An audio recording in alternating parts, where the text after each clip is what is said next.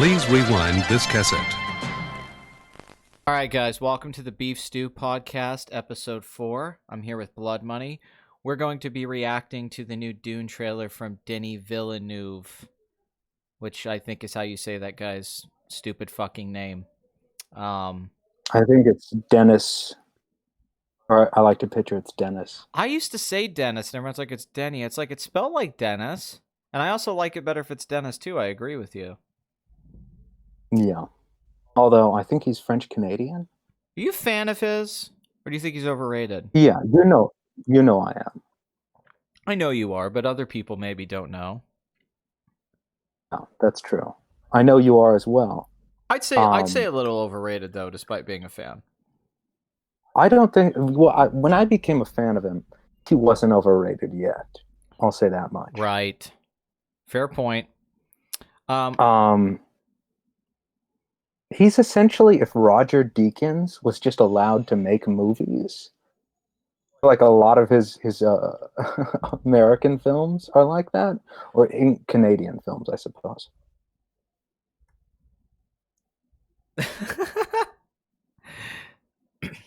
Well, my thing is like Blade Runner 2049.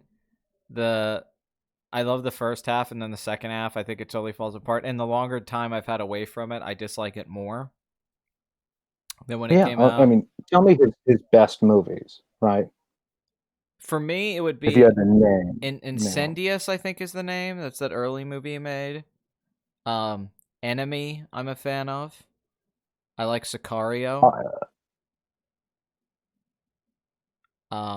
Those ones. And then I would probably go like Prisoners, Blade Runner, Arrival, somewhere like that. Which I like all of those movies, by the way. I would say visually, if you look at Blade Runner, it's so sterile. Prisoners is also pretty sterile. Yeah. So Sicario, all Deakins up the ass. But, I mean, God, Blade Runner 2049, how sterile can you get? But Enemy, it looks dirty. It looks like a dirty... like a dirty Jake Gyllenhaal, covered in dust and tarantulas. Exactly. No, it is a dirty Jake. Well, that's the thing. I would like to see him do stuff without the Roger Deakins. You know, some of his movies haven't been shot by Roger Deakins, like Arrival, and this is... Yeah, Arrival and Prisoners aren't. No, Prisoners is Roger Deakins. Oh, yeah, Prisoners isn't. Sicario. No, Arrival isn't. Yeah, Arrival isn't. This isn't Roger Deakins either. So we've been drinking. Yeah, we've been drinking. We've had like a 3-hour conversation before we started this. And all of it was what you wanted to hear. Yeah. Not a fucking reaction video. Yeah, that is funny. It's like you're walking into a bar conversation and the guys are too drunk. But 2 hours ago, it was really fucking interesting. Yeah. And now we're doing a reaction video, which I hate, by the way. Because we're fucking hacks. Well, that's obvious. Yeah, I guess that goes without saying. All right, well, I have mine ready to play. If you have yours ready to play. I've seen this before. I do. I've also seen it before. So let's give it a whirl. Everyone's apparently loving it, so I guess I'll have some contrarian opinions on this. I disagree. I feel like it's a strong 60-40. So let's start on your cue. 1, 2, 3. Okay, the Warner Brothers. Warner Brothers. We want to make money. Legendary. What the fuck are you? Okay, so God, the font for me is so little. What's happening to him? There's a lot of women wanting to sleep with him. Yeah, they love the Paul Atreides, including Mary Jane. I feel like it should have been Jihad. Yeah, they changed it. No, that's immediately something I don't like, that it's not Jihad. Yeah. I mean, I get it. But still. So I gotta say right off the bat, the thing that I'm not... I hate that. What the thing? Like that spike would kill him. It's supposed to be kind of a poisonous extension, right? Yeah. I remember correctly. Well, because I thought that the sterile, clinical Denis Villeneuve style would suit Dune, because Dune as a book is sort of clinical and sterile. I mean, it's one of my all-time favorite books, but reading it, I think I've had a lot of friends who read it and they haven't dug it, because I get it. It's almost cold. Spoilers for a trailer. And I'll lose that one too. What the fuck? And I thought that his style would really suit it, but I'm very off-put by how this looks, that it does. It's more generic than I thought it would be. It's not as weird as I was hoping for it to look. Skarsgård looks great. Yeah, that scene where the guys are coming down on the ground looks pretty cool too. The best part, with the jumper suits, I believe. Mm-hmm. It's been a while. Aquaman, Jason Momoa. Actually, I think looks a lot of fun in this. Yeah, Chang Chen. Yeah. Which is awesome. The Chang Chen, the fucking guy from Well, just all the Happy Together. All the anticipation for this trailer. I was expecting to get like more just crazy shots, and not just the generic fear is the mind killer, all the stuff that everybody knows, and just stuff that, I mean, even if you've just seen David Lynch's Dune, this is stuff you saw in David Lynch's Dune. Like, and it was weirder and more surreal and crazy in David Lynch's Dune. Yeah, it looks, I mean, okay, they don't even get the sand right, in my opinion. You can tell that it's like, it's not the correct color of sand and consistency. Yeah. No, and I'm not like, I was hyped for this. I was really excited for this trailer. Like, I was too. I was like, dude, Denis Villeneuve's doing Dune, $200 million. Like, this is going to be fucking amazing. And I was completely and utterly disappointed with the trailer all the way. Like, as was I. Don't like the, and there's the worm. Don't like the tone of it. Don't like the fucking use of Pink Floyd to try to be all like Jodorowsky homage. Don't think it works. Would have preferred to hear the Hans Zimmer score, which was in the teaser, which sounds pretty fucking cool. Oh, so we're done with the trailer. Yeah. That's a quick. Well, I'm gonna go through some notes I have here. What do you think about the? You don't have any don't lie to them. Things I picked up when we were going through, like the shield suits as opposed to the David, very close visually to the Lynch movie. I mean, close visually, maybe. Well, okay. The idea that looks like shit in the Lynch movie. No, they look like they're made out of Lego. Yeah, but that's like a 1984 movie, you know. Yeah, in this, it just looks like they're out of focus. I can live with that. I mean, more like design, conceptual, sort of. Maybe we should start off with the cast and who looks right and who doesn't. Yeah, because that's what a lot of this. I was just saying, I was expecting more. I was expecting this to be an epic fucking trailer with some great stuff. I was not. I did not. I mean, okay, yeah, I was expecting it to be great, but not epic. I didn't think they would just show like, because I guess my biggest disappointment is it just looks like Dune. It looks like a generic interpretation of Dune that we've seen before. Like, I've seen all of this stuff before. There's nothing new in this. That's my biggest disappointment. This interpretation of this. It looks like the sci-fi original movies in parts. Yeah, it reminds me of that, like the miniseries and stuff. Although Children of Dune was good on sci-fi. I'll always stand up for Children of Dune. Well, let's cut to the chase with it. This movie is not finished.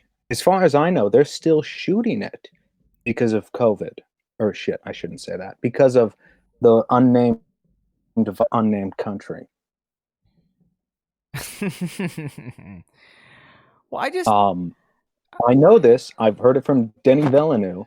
Not personally. He gave an interview where he talked about how he wasn't there with the editor. He wasn't there with the cinematographer for a good part of it. He wasn't there with the special effects people. He wasn't there with Hans Zimmer. And how this whole thing has been frustrating. Not the original shooting, but with COVID-19 and everything. But I can't imagine doing post-production right now on a fucking movie. They shot it, and he didn't do any reshoots until just now. Right. So, I mean, think about how long it's been since November. It's been a long fucking time, you know? Mm-hmm. Here we are, and it's it's almost a year later, and they're just now getting to do reshoots as of I think a month ago. And Well, this is late. in my This is opinion, late for a trailer too. You got to think this movie's supposed to be coming out in a couple they months. pushed it back further. Oh, is it 2021 now? I believe so, because Tenet did really poorly. Yeah, Tenet's not doing domestically, at least. Tenet's actually doing pretty well in China, but Ironically, yeah, um, it's really weird that so my thoughts on the trailer: it's a bad trailer, in my opinion. I agree. The That's Pink the biggest Floyd problem. Is Yeah, cringe. It's cringe, man. it really is. The editing's bad too. The way it's cut together is sloppy. Yeah, it's a bunch of generic-looking shots. There's one kind of iconic-looking shot with Paul Atreides, and that's Josh Brolin holding him. And part of that is just Josh Brolin holding him. Yeah, you could have Josh Brolin holding like a dog, a slice of pizza, and I'd be in. His own dick. Well, Another person's dick. It's weird that Roger Deakins didn't work on this, but it's kind of missing that visual flair in a sense too, though. Sort of like because I remember Arrival, I sort of had that right in like the lighting of that movie. I liked how it was shot. Like I liked the camera work and all that stuff, but I remember I had issues with the lighting. The same guy shot Solo, and I don't know. I just don't. I'm not like compared to like how Blade Runner 2049 looked visually. And the trailers, I was like, wow, that looks awesome. Like beautiful production design. And, I'm not blown away here, but like how the Harkonnens look, they just like, they're white. And the production, the sets and all that don't look that great to me. I mean, that doesn't mean it'll be a bad movie. An unfinished movie. I think the trailer's bad. Yeah, I agree. That doesn't mean it's because I think the source material is strong enough to make a good movie. And I know that apparently Villeneuve loves the book. So I think that's a bad sign. He said he was going to make adult Star Wars with this. He's also said that he wanted to make movies like Sicario in the desert and Enemy look like the desert because of Dune. I don't know if that shit's true. He might be bullshitting, but he seems like a pretty genuine guy in interviews. Yeah. And he does know quite a bit about Dune. Would he be your top choice, or would you pick someone else to direct a modern day Dune? Because it makes sense to make Dune today with special effects as opposed to when they tried to make Dune previously. I'd pick someone else. But who would you pick is my question. Although he'd be near my top list. But of course I'd want someone like Fincher. It's always that's the problem with Denis Villeneuve. Obviously. But if I had to go, Steve McQueen, because that's always my issue. Is another one I'd like to with Denis Villeneuve. A lot of these directors, I see their stuff, I just think about how they're all Fincher, and Fincher's better because visually, like Steve McQueen is not Fincher.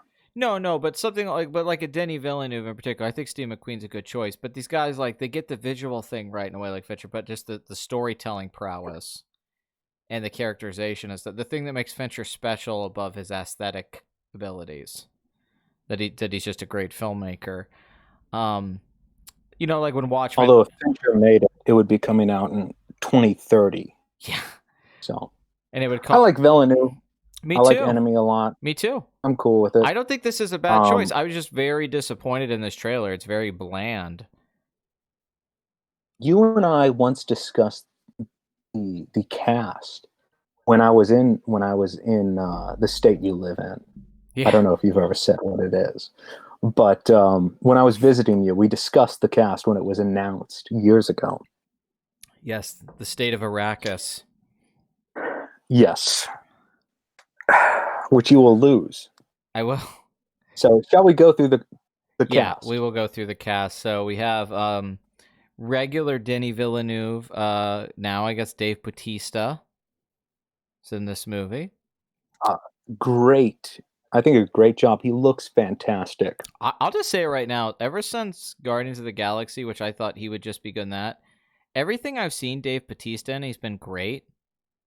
Like That opening of 2049 Yeah, is like one of the highlights of the entire film. yeah, no, it's true. And his acting, like he just became a good character actor out of the fuck nowhere. Because there was always argument Yeah. who's the best wrestler turned actor, and everyone always said The Rock. I'm gonna throw it out there, Dave Bautista. If you're just talking acting, maybe not charisma or what have you, but I think he's a good actor. Yeah. I mean, when Batista plays that scientist kind of, someone who's very intelligent, you believe it. Yeah, and he's this big I don't know fucking why. guy. Yeah, Yeah. I mean, a great director can make someone look small, even if they're huge. true. So I mean, overall, Look I'll at say, porn. I'll say I'm pretty happy with the cast for the most part. Okay, then we have Brolin, who was obviously in Sicario. James Brolin, I think, is a good choice as well. Or, no, not James. That would have been his father. James fucking Josh. Brolin. Holy shit. James. Let me remind you again, we've been drinking. Is James Brolin even alive? Is he still just getting those residuals from Amityville Horror in the mail? Yes. In fact, I think he still gets them in Telegram. So yeah, Josh Brolin plays Gurney Halleck. Iconic character. I picture him as a little bit younger, but apparently no one else does. Yeah, I know. He's always old. Fucking Patrick, was it a Patrick Stewart? Patrick Stewart Yeah. plays him in 84. Fucking Jean-Luc Picard. David Lynch's Dune. He was 84. Which is younger, which I think he looks 84. Yeah. I think that's younger. He was younger than Josh Brolin is now by quite a bit. I think so too. He just always looked old. Although, yeah, obviously, Picard looked old. Gurney is supposed to be like his best friend in a lot of ways too. I honestly would have liked to see the guy who plays God. I tried to block Game of Thrones out of my memory, but who plays? It's hard to go back. The golden hand guy. Oh, Jaime Lannister. Yeah. Yeah, Jaime Lannister. Good choice. I'd like to see Jaime Lannister as him. Why isn't that guy in movies? He was in that film. I don't know if you ever saw it, Headhunters. Oh yeah, I did see Headhunters. I liked it quite a bit. That guy's fucking awesome. Like straight up, could just be a movie star. Like has the chops, has the charisma. I mean, clearly on Game of Thrones he showed that, but I haven't seen many movies that he's in. I think he was in Mama, that movie, but I saw the movie Headhunters. If you haven't seen it, it's sort of like it's kind of a Chris Nolan. He's sort in of 300, movie. I believe. Wasn't everyone in 300? Yeah, it's a good point. Michael Fassbender. Headhunters, yeah, is a good movie. It's one of the better Norwegian films. I had the chance to actually meet the guy who wrote the book. That's interesting. Yeah, he's pretty famous, and there's a whole genre of Norwegian noir. I'm not joking. I feel like a big part of it is in the movie Insomnia, man. Right. But his main, Raymond Chandler had God, I'm too fucking drunk for this. Philip Marlowe, that's who's drunk. Philip Marlowe's too drunk for it. Joe Nesbo has Harry Hole, which is my favorite name for a detective. Harry Hole. Joe Nesbo wrote Headhunters. So do we call it Noir region? No, we don't. Okay, I thought we could coin that term. I like that choice though. I keep hearing an echo of me on your side. Do you not have headphones on? I actually have headphones on. I don't know why I keep myself as repeating on your side. I don't know why. Okay, it doesn't seem to be doing it right now. Wait, there it is happening. What the fuck? Headhunters, also a great Herbie Hancock album. I'm scared of talking because it's repeating on your side. Is it? Yeah, when I talk, it starts talking again on your thing. And I think that's your imagination, man. Because it's not. I'm wearing earbuds. I'm just saying it is. I have the setup on my side. It's doing it. We'll just go with it, man. Well, it's just if someone's listening to it and they hear me talking and then it repeats again, that's just going to be weird. But okay, fuck it. Yeah. We're not professionals. Okay. Paul Atreides, man. Timothy Chalamet. How do you feel about it? I've come around to your way of thinking a little bit more on the whole Timothy Chalamet thing because I remember the Timothy Chalamet blow-up year of Lady Bird and Call Me By Your Name with every girl on the internet wanted to fuck this guy over like night, and older women too. Like he was the kid that you wish was your son's friend that you could seduce in a high school sort of thing. And yeah. And then him and Saoirse Ronan when they were in Little Women together, it's like all the hipsters just exploded. You know, they were also in Lady Bird, obviously, but Greta Gerwig. I really liked him in Call Me By Your Name. He plays the ultimate Chad in Lady Bird. But I mean, he's quite the Chad in that movie. He plays a piece of shit in Lady Bird. I love that fucking scene where like he fucks her and she's like, we lost our virginities, and he's like, I lost my virginity already. And she's like, what the hell? And then he dumps her, and then he tells her, hey, you're gonna have a lot of meaningless sex. Don't worry about it. And they just blow. He was also in The King, which is one of my least favorite adaptations of Shakespeare in recent history. Some people forget too. He's in Interstellar. He plays the young Casey Affleck character before Matthew McConaughey leaves. Really? Yeah, I didn't know that. He's the brother, with Murph in that. He's the younger brother because I don't think he says anything, but that's him. I like how he looks on camera. Like I do get the appeal. I mean, I'm not totally into this whole weighs 100 pounds goth kid thing that every girl seems to dig, but I'm not a woman, so I can't go into that. But he was a terrible Henry V, and he was a bad Laurie. If you can't be Laurie, yeah, from Little Women, I mean, he reminds me of. I'll argue that the casting decision of him as Laurie was clever, though, for financial benefits. Yeah, for financial reasons, and with this. Yeah, it makes. I don't think the whole sense. Timothy Chalamet thing has blown over, but yeah. Well, it's tough for me because Paul Atreides is a very important character to me. He reminds me of Keanu Reeves in The Matrix, where he's just not suited for it. He has kind of a whoa, dude voice. I'll say this: I like that he looks young. That he doesn't look like he's like in his 30s, which would be an issue if they cast maybe some other people, because Paul should look young. And that's one of my only minor issues with because I love Kyle MacLachlan playing Paul Atreides, but he looks younger in Blue Velvet than he does in Dune. I don't know if it's the hair. Right, he has that white makeup on. Yeah, in Dune. He looks older in Dune than he should look. He wasn't that old in Dune, but he could definitely pass for like a late 20s, early 30s in that movie. Although when I watched that movie, I think in my head, could Kyle MacLachlan have played Superman?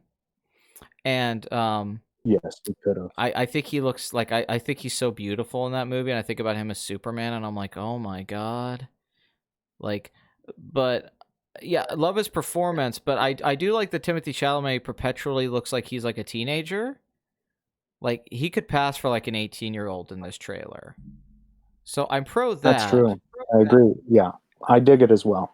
And that might play into the strength of his casting, and that even if his performance isn't great, the big issue. Although Kyle MacLachlan was like the exact same age when he was in Dune. I just don't think he looks as young as Timothy. I just don't think he looks as young as Timothy Chalamet does. It's like that Paul Rudd thing. Chalamet's got some good genes, man. He's got some. I just don't see the whole like he's a rock star, James Dean kind of guy. It happened overnight too. Well, Call Me by Your Name. I like him in that movie, but I don't think it was good enough to warrant that whole fucking wave of like he's the next great actor. Because that was just. I think he was good at playing a young bisexual gay kid in that movie. I think that was well suited for him. because he looks the part for that sort of role. That doesn't mean that because I don't know how I feel about Paul being so scrawny either. Like he's he's supposed to be like the pinnacle of a human being in a lot of ways. And Timothée Chalamet's face is too small for his head. Like I get that to women. Just gonna say it. I get to women that he's beautiful, so he's going for that he's supposed to be beautiful, so whatever. But like, what, he couldn't work out for the movie? Put some muscle on? I think he tried to. Yeah, it's weird because he does. Because I think about Christian Bale played Laurie in the '90s Little Women, and I think about like yeah, he was really good too. I think about like 18-year-old Christian Bale playing Paul Atreides. I think I would dig quite a bit. I don't know who else I would choose, and that's a problem. It is tough if you have to pick a mainstream actor in Hollywood right now to play this role in this movie. I don't know who else plays this part. Yeah, because there's a tough situation here. Is this movie going to make any fucking money? Even if COVID didn't happen, like let's take away COVID, I still think it was questionable or not if this movie was going to make money. Just because it's that Blade Runner 2049 thing. I don't know how many people want to go see a Dune movie, even though it's one of the highest selling books of all. Like it sold like 40 million copies or something.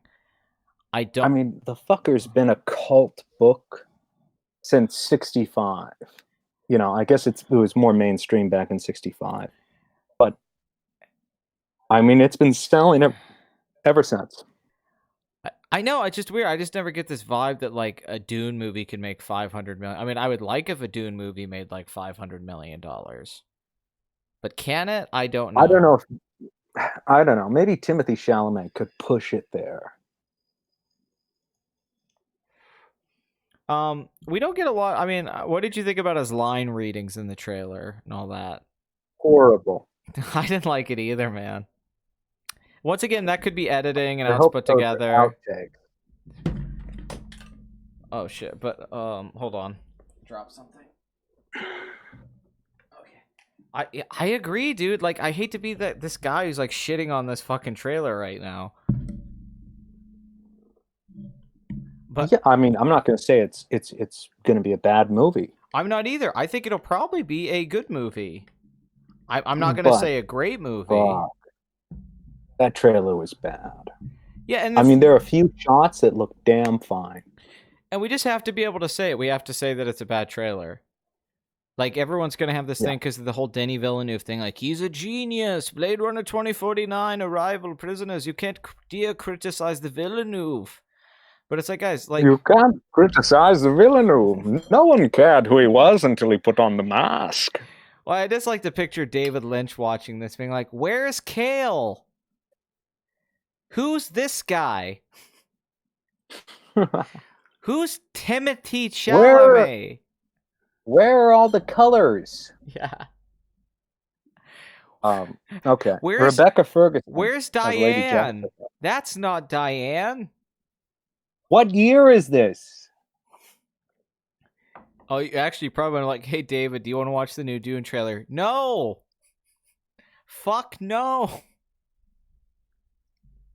Worst moment of my life. Yeah. 4 years so bad. I'm writing music. Let me write my music and dream. I don't know why they didn't bring Brian Eno and Toto back to do the soundtrack. Dude, I would lose my shit if fucking Toto worked on the soundtrack for this movie. I would like, if this trailer had a fucking Toto soundtrack. Well, because the reason the Pink Floyd thing doesn't work, before we get into Rebecca Ferguson, is because they this last like decade they've been doing this bullshit where they play like famous songs over movie trailers, and it's just cringy now. It worked like when it first happened, or like a Guardians of the Galaxy, and I get why they're doing it. They're trying to do the Jodorowsky Dune reference. I get it, but it doesn't fucking work. Those songs are way too like.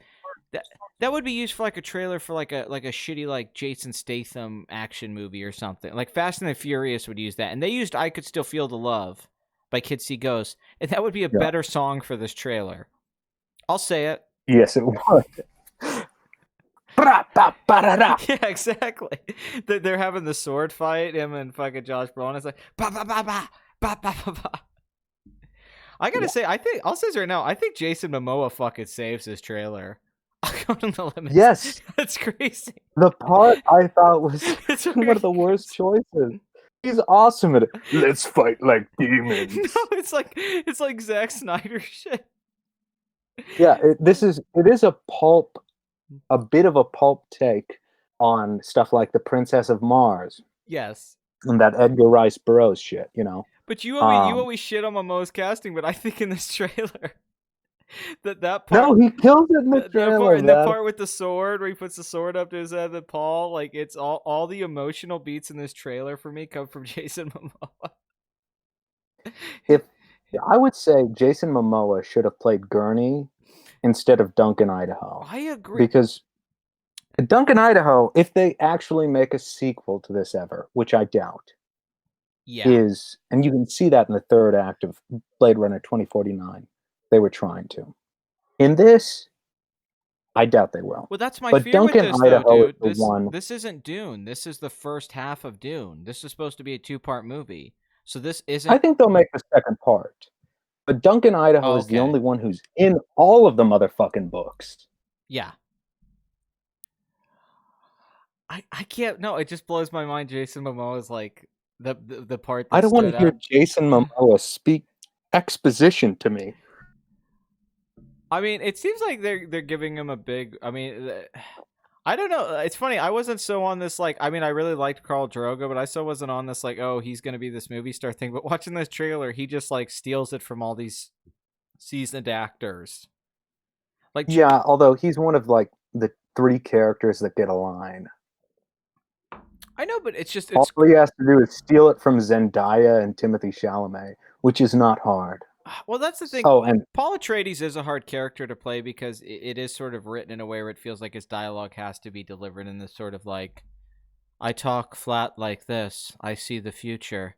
I think about Charlotte everything. Rampling definitely steals it. You know, of course, she gets all the dialogue. I have to think about the world like this. You know, that is. Although he shouldn't really sound like that until, you know, the second movie. Well, to be fair, but yeah, he is the guy who can see the past and future to some degree. I'll say this too. I also just don't like how stripped down everything is. This is minimalist to a point of like that I don't dig it. It looks like things need to be CGI'd in. Yeah, which I would never. Which is awkward to me. Because it's awkward. 2049 had minimalism too, and like Villeneuve, and I like that about it. But this just feels like, yeah, it feels like it's so stripped down that the outfits they wear to stay hydrated and the sandworm and everything, it just nothing really stands out about it. It just look like I don't like the sandworm does not look right. The costume design I don't dig either. Yeah, the sandworm's like a jet engine. I think the costume design in the David Lynch film is like underrated and should have gotten Oscar nomination. I mean, it's great. I think the suits look better in that movie. Based off this trailer, I agree. And that was 1984. I kind of like him walking around like a Victorian, in his black suit when he's touching the coffin. But yeah, even the suits take quite a bit from Lynch's stuff. But we could go back to Rebecca Ferguson. Obviously, we got notoriety for the Mission Impossible movies, and then I remember talking to you once, being like, "Why isn't she a big movie star after those movies?" Good. I think a good casting. I agree. I'll say this. I think her playing in the mother, and then Duke Leto being Oscar Isaac. I think are both really strong. I mean, if Kyle MacLachlan was Oscar Isaac's character, if he was Duke Leto, oh dude, that would be hype. Yeah, I'd be losing my mind. Well, I mean, Oscar Isaac could have played a lot of characters here. I know. If Kyle MacLachlan was Duke Leto. You could switch a lot of these actors around. Like Josh Brolin playing Duke Leto. Yeah. You really could like flip a lot of the... Well, because also I remember Kyle MacLachlan, and a lot of us thought for years, like, if they're going to do Dune again, it's going to be a TV show like Game of Thrones on Netflix or something, or HBO, because it could be a TV show like Game of Thrones. You could do and it. Martin took a a lot from Game of Thrones, as so many people did. I mean, yeah, Or exactly. Martin took a lot from Dune. Yeah, no, I should say. a lot of things that people love about Game of Thrones, that was like the especially the whole scheming and overthrowing and all that. That's very much the Harkonnen plot line. A lot of the stuff the Lannisters do, and the King's Landing stuff, I think is very Dune. I notice a lot of movies that people call Shakespearean just take from Dune. I think they have a weird concept of what Shakespearean really means, in that I there's agree. plots and overthrowing. Like, it's like Richard III is not really about that. Othello's not really about that. We also Those plots are kind of secondary. But I'm not going to get into that. I'm going to throw a recasting out here because he's worked with. It's fine casting. I'm going to throw this out here, Duncan, Ida, or no, Gurney. I throw this out there. Somebody should have been in this movie before. Where's Gyllenhaal, man? And I'll throw this out here as the ultimate casting. Donnie Darko era Gyllenhaal as Paul Atreides. Well, that's hypothetical. Let's just say that would be fucking awesome. And you're directing it? Because we're talking alternate universe here for a sec, but 21-year-old Jake Gyllenhaal's Paul.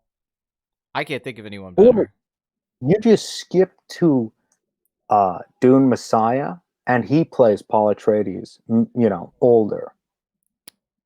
Yeah, because I'm thinking about Jake Gyllenhaal, and I'm like, fuck, he would. That's a bold move. I would have liked that. But Jake Gyllenhaal, I feel like he should be in this movie somewhere. I like him as a lot of characters in this. I'm Jake Gyllenhaal for everything. Metaphor doesn't quite look like it should in the movie. Like, these people are strung out on fucking drugs. They're strung out on spice. Things should be, the spice. I don't know if you've ever done heroin. I'm doing it right now. Spice. I don't know if you've ever done spice. I don't know if in my opinion, I like things to look a little weird. I had bath salts once. My eyes glowed blue. You ate that guy's face, right? Well, why? That's the thing. I don't like how this isn't weird. I know that's a weird complaint, but Dune is a weird fucking book. And the world building and all that, it all ties in. Like, Herbert's mind is just sort of weird reading it. And Paul's kind of an odd character, too. There's something a little off about Paul Atreides. That's what makes him interesting. And I don't get... Now, that doesn't mean this isn't in the movie. Once again, I'm just not getting that from the trailer. This looks like a generic hero action story. That's the vibes I'm getting. Like, this is the most generic kind of trailer I would have expected, where it's like, Father, I have to, something happens, I have to avenge my family going out. And they also, just, if you didn't know what Dune was, like, let's say you're not like us and your fans, this doesn't really sell you on what the fuck the movie's about either. Yeah. It's like really bad at selling the movie. I'm like, no, you need to see this movie. It's trying to sell you on the visuals and not on the story. There should have been more Javier Bardem. I mean, Dune is one of those things that have been ripped off so many times and rips off so much stuff that it's hard to tell without, people comparing it to other science fiction stories. Yeah, but what's the hook of Dune? The hook of Dune for me is the plot. The plot's really good. Like, if you're trying to sell this movie, you have to sell people on, like, this is a good plot. This isn't just come see it for this visual wonder. Like, I really like the plotting in Dune quite a bit. And yeah, it kind of has that thing where autistics love it. I will say and I don't mean that in a bad way. I just mean it brings out the fanatic in all of us, I should say. I have a lot of friends who were on the spectrum. In fact, all of my friends. And they love Dune. I'll say this: if there's something I like with Timothée Chalamet, which I don't even know it's him. I just like something in this trailer that stands. Things I like about it, which maybe we should get to. Besides Jason Momoa fucking stealing it, I like the shot where the door is rising on Arrakis and Paul looks over at his father, because I like what I know with that, because he knows the future. I like that moment in the trailer. That seems like that could be a really cinematic moment. That's the only sense of I get kind of like what the movie might actually be like in the trailer. Because there's this ominous feeling in the first half of the story, and because Paul's our protagonist, but he really isn't in the focus as a protagonist for a little while. It gradually happens. It's it's the Luke Skywalker thing. He becomes the character you want him to be. I like the idea, because that's what I really want this to get right, is obviously the Harkonnen and the Emperor overthrowing the Atreides and the betrayal. Like, I want that to kick this has to totally work. I could forgive a lot in this movie if that works. The whole tragedy, the betrayal works. But this does raise an interesting question when you say so much stuff ripped off. Maybe a Dune movie, even if it's good, maybe it's just that so many things have taken from it, and we've had Game of Thrones, like the Ned Stark thing and all the things that happened. Maybe this just can't have the impact that it would have had before because we've seen a lot of this stuff. I mean, that's what happened to Ender's Game. Yeah, but exactly. I think that Dune is so original in what it pulls from, and I think a lot of that, obviously, it's from, it's from Kabbalah, it's from Gnostic Judaism, which is, and it's obviously from the Muslim religion. And there you have all of the recent news articles about how this is cultural and religious appropriation that Frank Herbert did in 1965. Well, that's my which I think is a joke. Well, that's my fear with this, though, because I feel like and even though the Star Wars movies were bad, the new ones, it's just like, it's hard to make something special anymore. Because you bringing that up really did make me think, like, shit, it's just, is there a way to make a Dune movie if you're actually very loyal to the book in a lot of ways, but how it says, like, it might be hard to not make this generic. I could see it being difficult. Because visually it doesn't have to be. No, I agree with you on that, but the story beats, because the thing that I don't think David Lynch gets nearly enough credit for, and he doesn't give himself enough credit for this, is the tone of that movie, and how and why he was such a good choice for it, because Ridley Scott was going to direct it at one point, and I think it would have been a better looking movie had Ridley Scott directed it. But I think that Lynch really captured the experience of what it's like to read Dune, and how it almost becomes a hypnotizing experience that's really for the people who like the book a lot. There's that scene and there's the part in the book where, they send that knife in to kill Paul, and he grabs it and he realizes what's happening. And when you're reading that and you're in his head and you're getting his inner thoughts, there's just something sort of strange about it. And the way Lynch directs those scenes in the movie, if you've watched like that 3-hour version, and a lot of stuff that was cut out, I think he just gets it, and because I overall just think that's I think it's an underrated movie that, yeah, it has some flaws, but I don't think it's a bad movie at all, and I don't know why critics hated on it so much and said like the special effects were bad and it was terrible, because I don't agree with a lot of that stuff. I get that it's fucking weird. The Harkonnen stuff, the Sting thing, it's a gross ass movie. I really am disgusted by it. I don't like how Baron Harkonnen. It's like it reminds me of the Nightmare on Elm Street sequels, like the fourth and fifth one, like the Dream Child. It's this thing that we don't see in a lot of movies anymore, or something like Naked Lunch, the movie where they used to make movies that they were hard to fucking look at. Meet the Applegates. Did you ever see that movie? Yeah, it's a fucking family, and there's a scene where like this guy's raping one of the girls. It's a movie about a family that are basically like praying mantises that put on human suits. It's a weird fucking movie, people, and they go to like web people up to put people in cocoons, but then they realize they love people. And my family had this on VHS and we watch it all the time. And there's a scene where this guy's like raping the daughter, because they usually trap these people with sex. And what is great about it is that these bugs who like start getting the vices of humanity. But he's like raping this girl on a trampoline, and she's like, stop. And he's like, too late for that. It's a really creepy scene. But then like she crawls out of her skin and comes out as like a giant praying mantis. And then it comes up from behind him, and I think he starts saying like mommy or something like that. It's some weird fucking scene. Like, there used to be shit like that in movies. Like a lot of movies are coming to mind like that, but like I think about The Dream Well, Child. Blue Velvet, has a lot of people say the movie's fucked up. I don't think it's that I actually fucked think up. But Blue Velvet like has an artistry to it where I don't feel that way when I watch Blue Velvet. I just think it's like beautiful. there's the one moment where Dennis Hopper says, "It's Daddy, shithead," Yeah. like he's Jack Nicholson. There's also, I guess, what recently because you know that movie Mysterious Skin.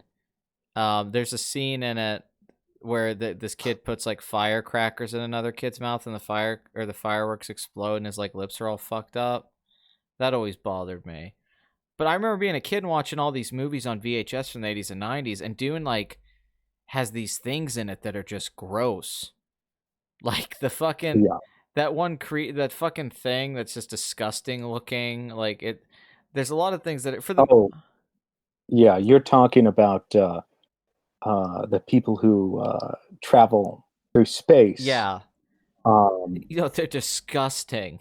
Like it's like, and for the most part, I don't think it's a gross looking movie. I think all the stuff with Kyle MacLachlan and the people, all the stuff, the sandworms, the dead, that all looks fine. That all looks like how it should look. But there's parts of it that are like everything with the Harkonnens is fucking weird. Sting comes out in like a speedo. yeah, Sting wasn't even famous at the time. Oh, the Spacing Guild. Yeah. The people, because there's not really aliens in the Dune series. No, but it's gross in that it's movie. people who have made themselves into aliens. Lynch made it seem like an alien experience, being around these futuristic humans that don't even know where Earth is anymore. And the Spacing Guild in their machines, the engines that fold space and let them travel. Which is a very cool although concept. in the movie, it kind of makes it out like the Spacing Guild, which are pretty much, these Lynchian fetuses. Yeah, no, it's fucking insane. The Spacing Guild doesn't actually fold space. They just use the machines. And man has to attain this higher intellect through the spice melange after the banning of all computers, which because there was a war with robots, a right? good thing for us all. Yeah, and there was the Butlerian Jihad, right? And then I believe, humans had to evolve biologically, and we didn't use technology, which is it's an interesting concept. Which I think completely this is where George Lucas stole the Force from. People always bring up Kurosawa, but the Force to me is, I think the Kwisatz Haderach stuff. Yeah, with the whole Bene Gesserit is straight Force. I agree, and it's funny how iconic and big the Force is, and you got to think about that. Essentially, Herbert came up with that because it's the same fucking thing. It's the fucking Force. I mean, it's like you live in a world of advanced technology, but there's this mythical, fantastical, religious element at the center of it, and the lead character is the chosen one in it. And it's just insane how close it is. And I actually prefer the Bene Gesserit and like Kwisatz Haderach things to the Force in Star Wars. It kind of lacks the Darth Vader element. Darth Vader definitely elevates Star Wars, the OT, in a lot of ways. And I'll say if there's a weakness in Dune for me as a book and overall is I don't think consistently that the Harkonnens stayed great throughout the whole story. In the first book, at least. I think that they're pretty great in the early part, but a big issue with Dune in the book is once Paul goes out on his journey and starts to rise to become the Kwisatz Haderach, he just seems so powerful, and it's so much about his journey. It's almost like a lack of tension because I mean, what you do have, you have the awesome fucking knife fight at the end, which that's gonna be cool to fucking see. Because how is Dave Bautista just not gonna fucking Sting and Kyle MacLachlan, that was somewhat believable of a fight. I'm going to be like, that is something I like, I think, about the stature, like Timothée Chalamet being so small and Dave Bautista being so big. I may not think I like, but that might actually work to the benefit of the movie. That's not the character who has the end fight with him. Oh, that's not who Dave Bautista's playing? Dave Bautista is playing the, the bigger brother, Oh, I should okay. I'm say. sorry. I thought he was playing that He's role. playing like, I don't know why I want to say glucose. It's like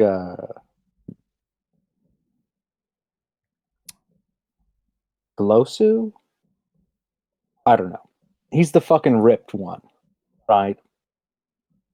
And uh the Sting character is Fade. Is he even in the trailer?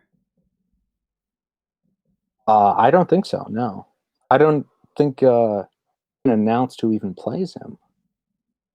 I wonder if they did something with cutting or combining, because I think it's very odd that that character wouldn't be in the trailer at all. We haven't heard. That seems odd. Unless there's some secret, they have some big name actor playing that part. I don't know. There's Gyllenhaal.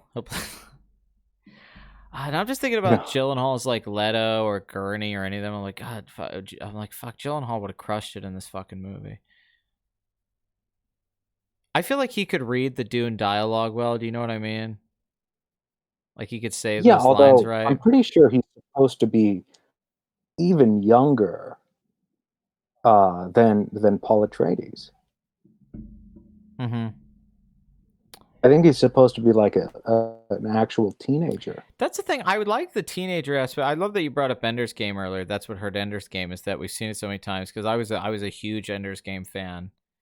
And then I saw that movie and I just remember thinking to myself, like, yeah, even if somebody had done a good job with this story just doesn't have enough oomph as, because you can read the book and be like, cool, this came out when it did and it's really fun read. It doesn't necessarily mean it's going to be great as the movie. Like, because it's that gut punch of the ending of Ender's Game. Yeah, And it's just I don't think you could do it. And then that's kind of my fear with Dune. Like, can you make the moment with the sandworm, and can you make the journey of Paul and the betrayal? Can all of that? Also, just being fans of it, knowing all the story beats is a little weird too. Because the also, well, the casting of Zendaya as Shani yeah, that I don't know doesn't what. really. I wouldn't have done it since she's Mary Jane. That's what she's known for. Um, in Spider-Man, obviously. Yeah, But Tom Holland plays Paul. that would be weird. That would be really fucking Although weird. maybe it would work. Who knows? All I'm saying is that Zendaya obviously uh, makes it more racially inclusive.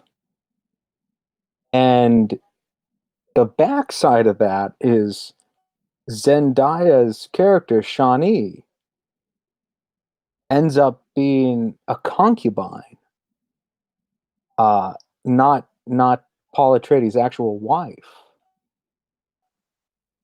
I mean, they changed Jihad over, so I'm thinking there's going to be a few You think they're changes. going to change Jihad over every time?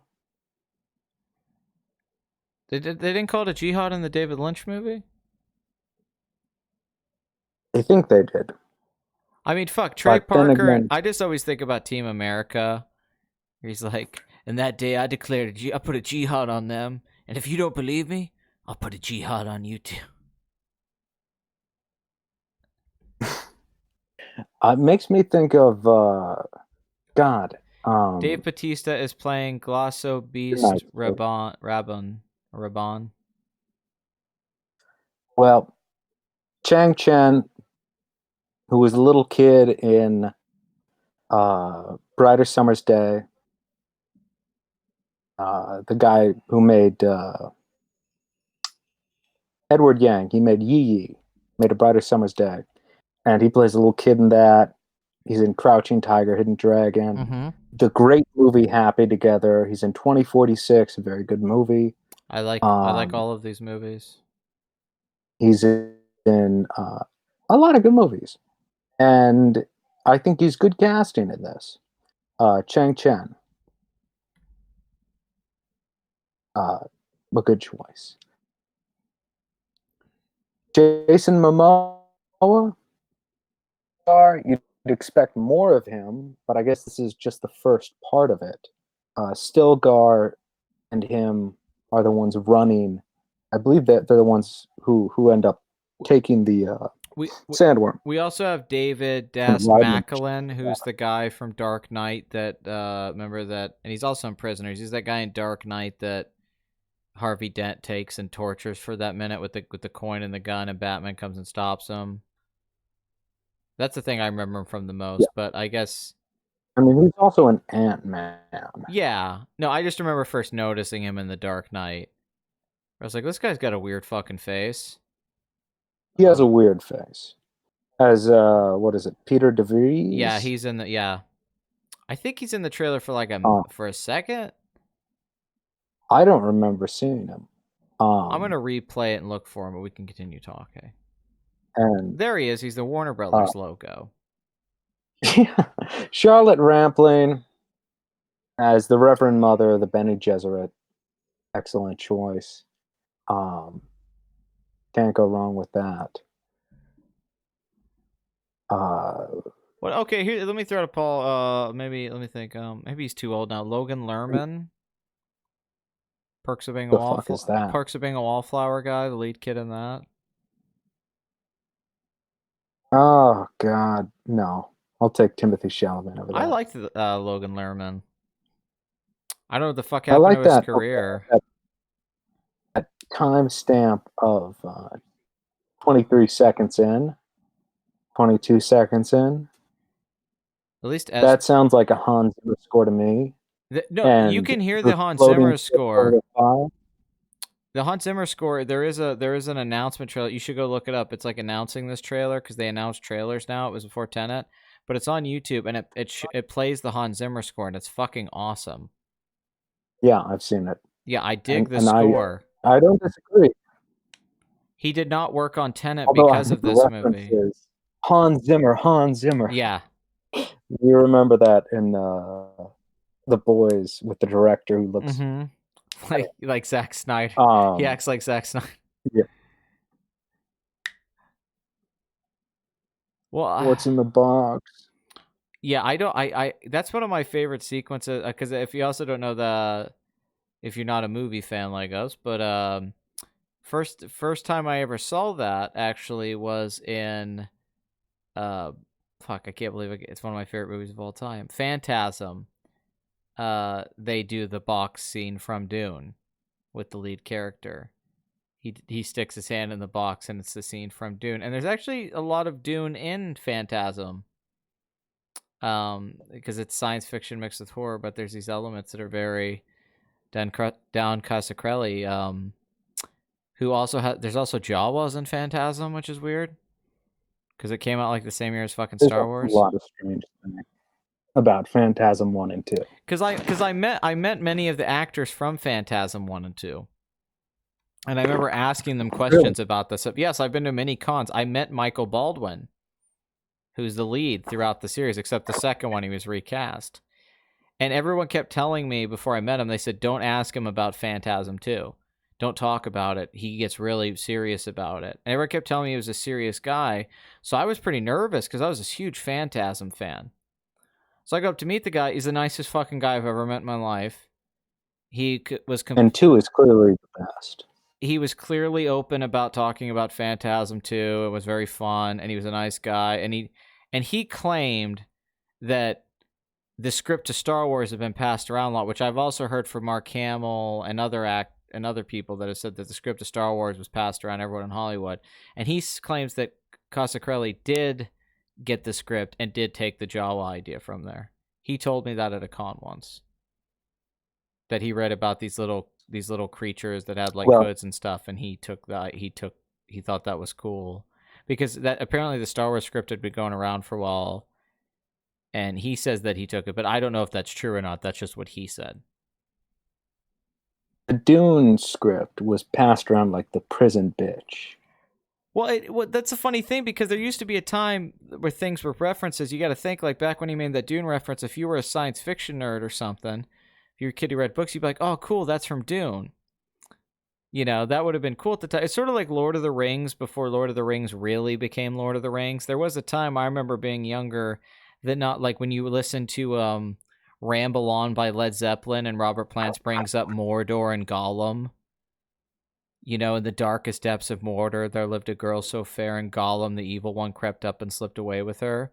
And that was like really cool. It was like, oh my god, he's talking about Lord of the Rings. You know, now that would be like, fuck this shit. But there was a time if somebody brought up like, hey man, Aragorn, you know, or stuff from Lord of the Rings, it would have been like, you know, you didn't get a lot of references to it. Not everyone had read Lord of the Rings. There's an episode of Friends where they talk about like Gandalf the party wizard. So there was kind of that thing with Dune for a while, where, you know, if you saw, Yeah, it's kind of that same thing where it's famous yet not. yeah, people have heard of it. Or you have like people spray paint Frodo Lives back in the 60s, you know. And I remember, you know, walking around Seattle and seeing things with you know, like coffee shops that had like the spices power, spices line. Yeah, exactly. Like Dune's super famous, and people have heard of it. Like it's rare you meet people someone hasn't heard of Dune. They're like, oh yeah, I know Dune, but they wouldn't necessarily, or they may know it's the Kwisatz Haderach and stuff like that. They know, let's face it, they know the giant space worm. Yeah, which Tim Burton, Beetlejuice, I would say that's where that came from. And it's not a bad version. No, of the sandworms. I like Beetlejuice quite a bit, actually. It's like one of Tim Burton's one good movies. Alec Baldwin as Baron Harkonnen. Oh, don't tease. But Val Kilmer's already fat enough. But that's the thing. I just don't know if these things are as cool anymore. Like, I don't know, seeing Timothée Chalamet stick his fucking hand in the box and being like, "What's in the box?" You know. I don't know if that's as cool as it would have been like 30 years ago. You know what I mean? It's Gwyneth Paltrow's head, or from Videodrome, where he goes, "What's in the box? Your head." Well, I would kind of like if they did. One thing I would be, I know, sacrilege to people to be like, how dare you change the book? But I actually would have liked if a director, if Villeneuve had changed things and added his own spin on it and not just done the things directly. You know, David Lynch essentially did that and everybody fucking hated it. He just made it's a pretty fucking loyal adaptation of Dune. Like if like it's almost, there's things in it that are almost directly like lines of dialogue and descriptions. And I think it would have been nice to see somebody creatively come in and like change the box scene, like, you know, keep the idea of the scene, but maybe do something different with it. Maybe he has to like walk into something else, like some kind of room thing and something. Maybe there's a test. I don't know. I would have liked to have seen some creative license with this. I know people are gonna say, what that's fucked up. I'm like, no, I think that's what it needed. Because if it's just gonna be Dune, I don't know if I'll have a fresh enough experience with it for it to. Because that was my biggest issue with Blade Runner 2049. I love the first half where it's about Kay and Ryan Gosling, you know, and it's all new and different. And then once they bring Deckard back in and it starts doing shit from the old Blade Runner, that's when it falls apart. You know, and that was the issue with a lot of the new Star Wars movies. It's like they didn't want to do anything different. You know, if I'm sitting there and I know all the beats of the story, even though they're well executed, or well acted, I worry about being engaged with this movie. And I thought, well, the trailer will show me stuff that'll make me engaged. But this trailer makes me feel the way I was worried about that. I thought this trailer was going to be like, okay, this is going to be badass, and I'm like, I can't wait to see that. Now this trailer has me like really worried, even though it's like, don't judge a movie by its trailer, but I don't like the footage I'm seeing either. I don't like how Arrakis looks.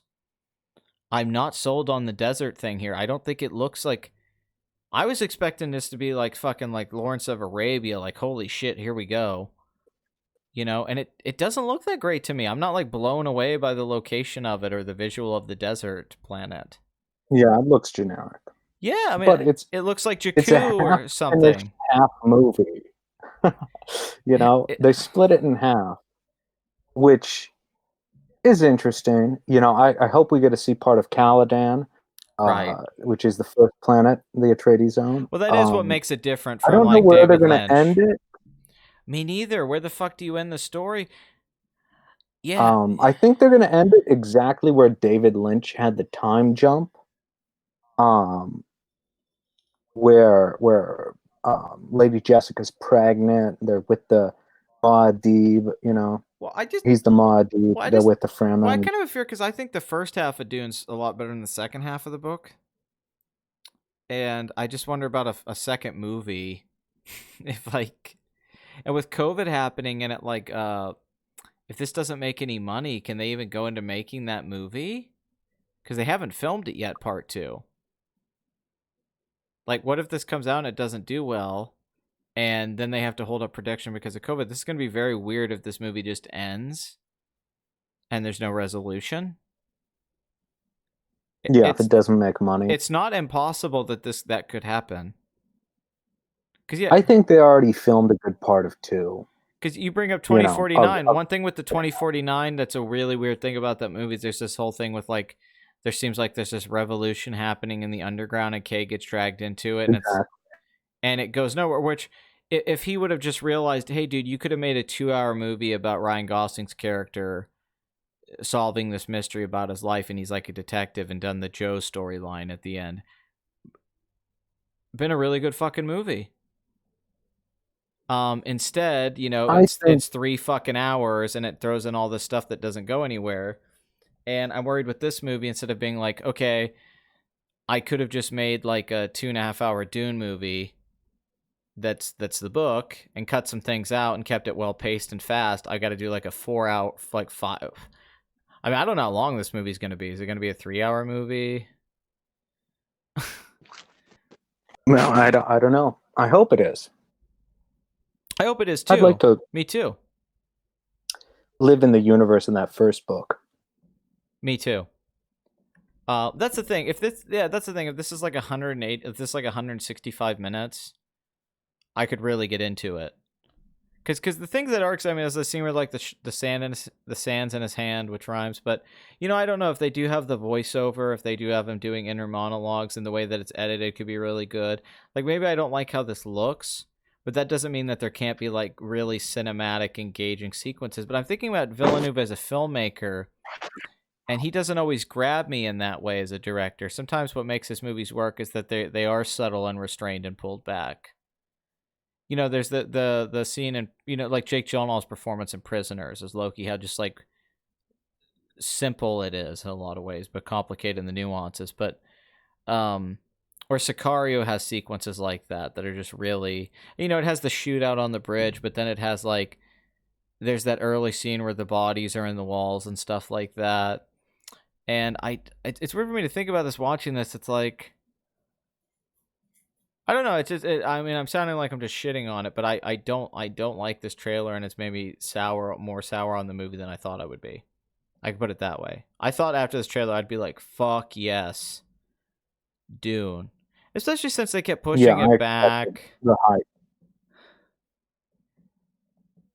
You know, because even if it was like generic as a trailer, but the visuals, like the body shield thing, it looks okay, but it doesn't look amazing. The sandworm, the CGI is decent, but it's not like awe-inspiring. The costumes they're cool, but they're not great. The sets aren't like, I'm just shocked that there isn't. I thought they would like even the shots and stuff. I thought there'd be shots in this trailer where I'm like, wow, that's a beautiful shot, and I really don't feel that way. Like the composition, even I'm not that impressed with. Yeah, I'm more worried about the screenplay. Yeah, I know you got the guy who did Forrest Gump. yeah, Eric Roth, and then John Saptes or whatever, who wrote the original script to Prometheus. Yeah, the Prometheus guy. And God, what else did he write? He's worked on a lot of movies. He's written on a lot of movies. I mean, I don't think, personally for me, I don't think it would be that hard to write a script for Dune. I think if you sat down with that book and went through it and you had like 6 months to write it, I think you could come up with something. Like, I feel like if me and you sat down and we could write a Dune fucking movie, I feel like we could write a pretty good script. If we got paid to do it. Whoever wrote it probably didn't know how long the movie was going to be. I mean, that was the case with the 84 Dune, right? One of the few things where the director's cut is shorter, because the director's cut's the original version. Lynch, Alan Smith, the longer version. I guess you just have to trust Villeneuve on this. This is a real testing movie.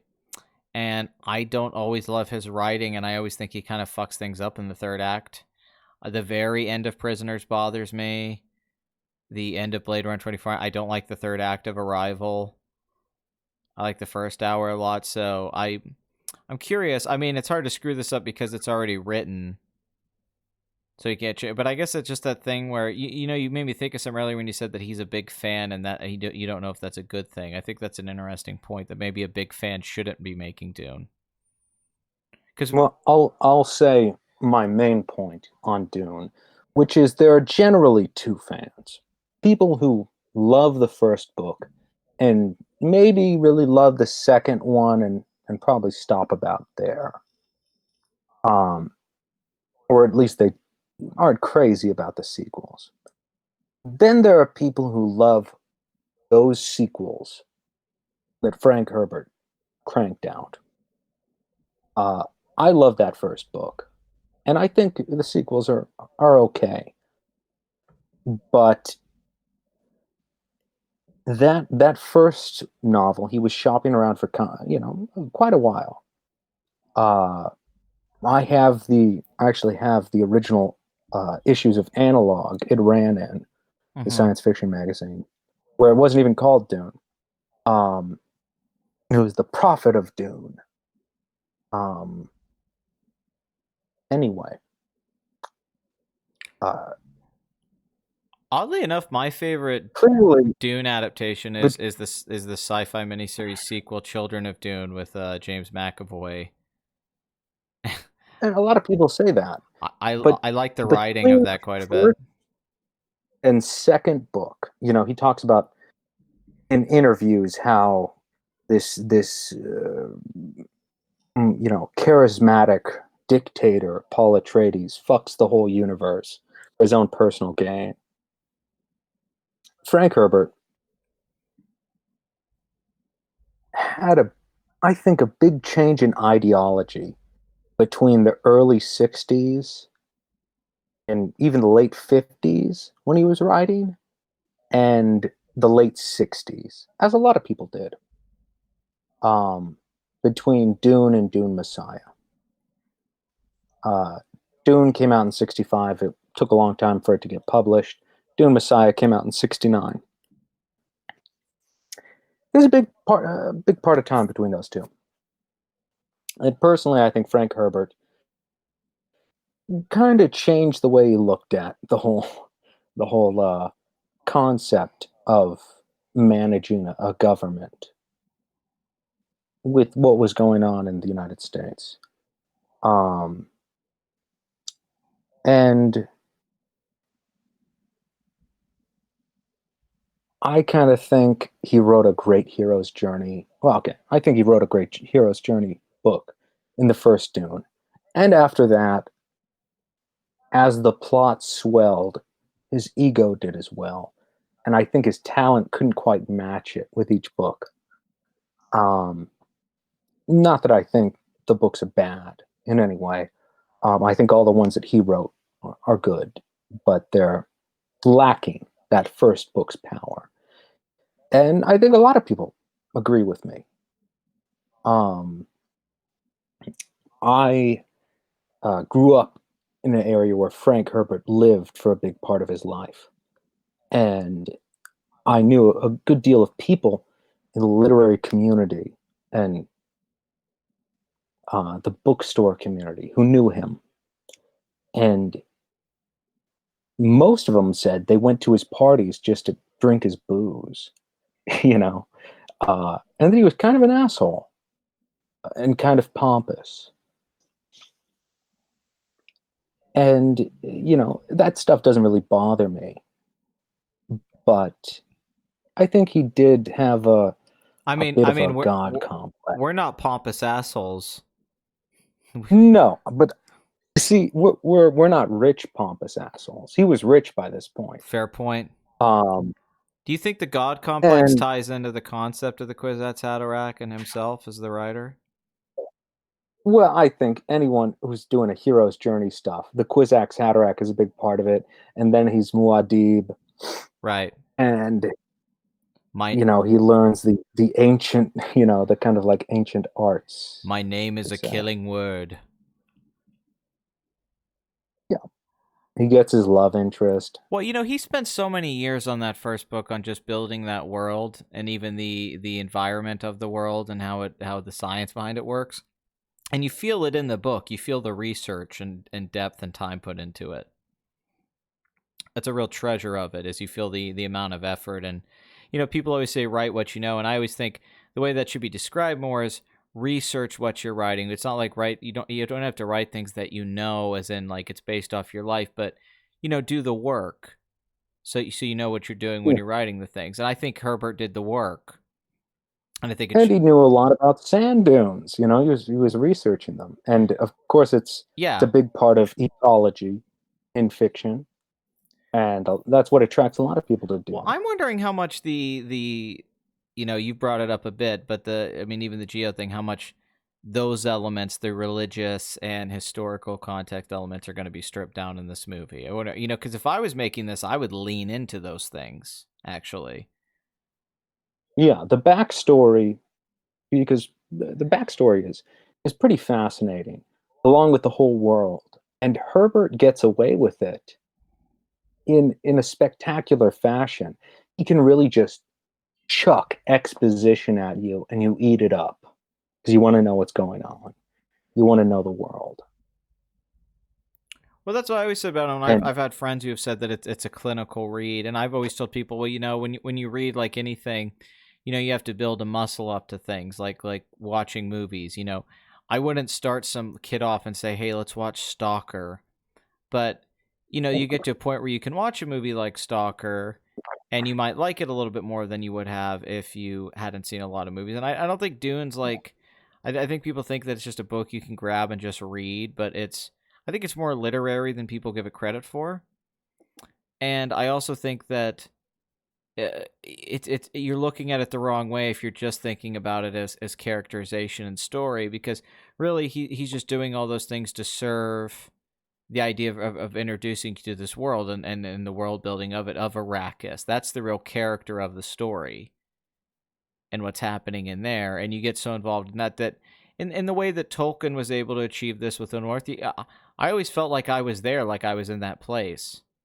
Not that I was just in that place, but that I understood that place the way that I understand living in my life. Which also is what George Lucas pulled off with Star Wars.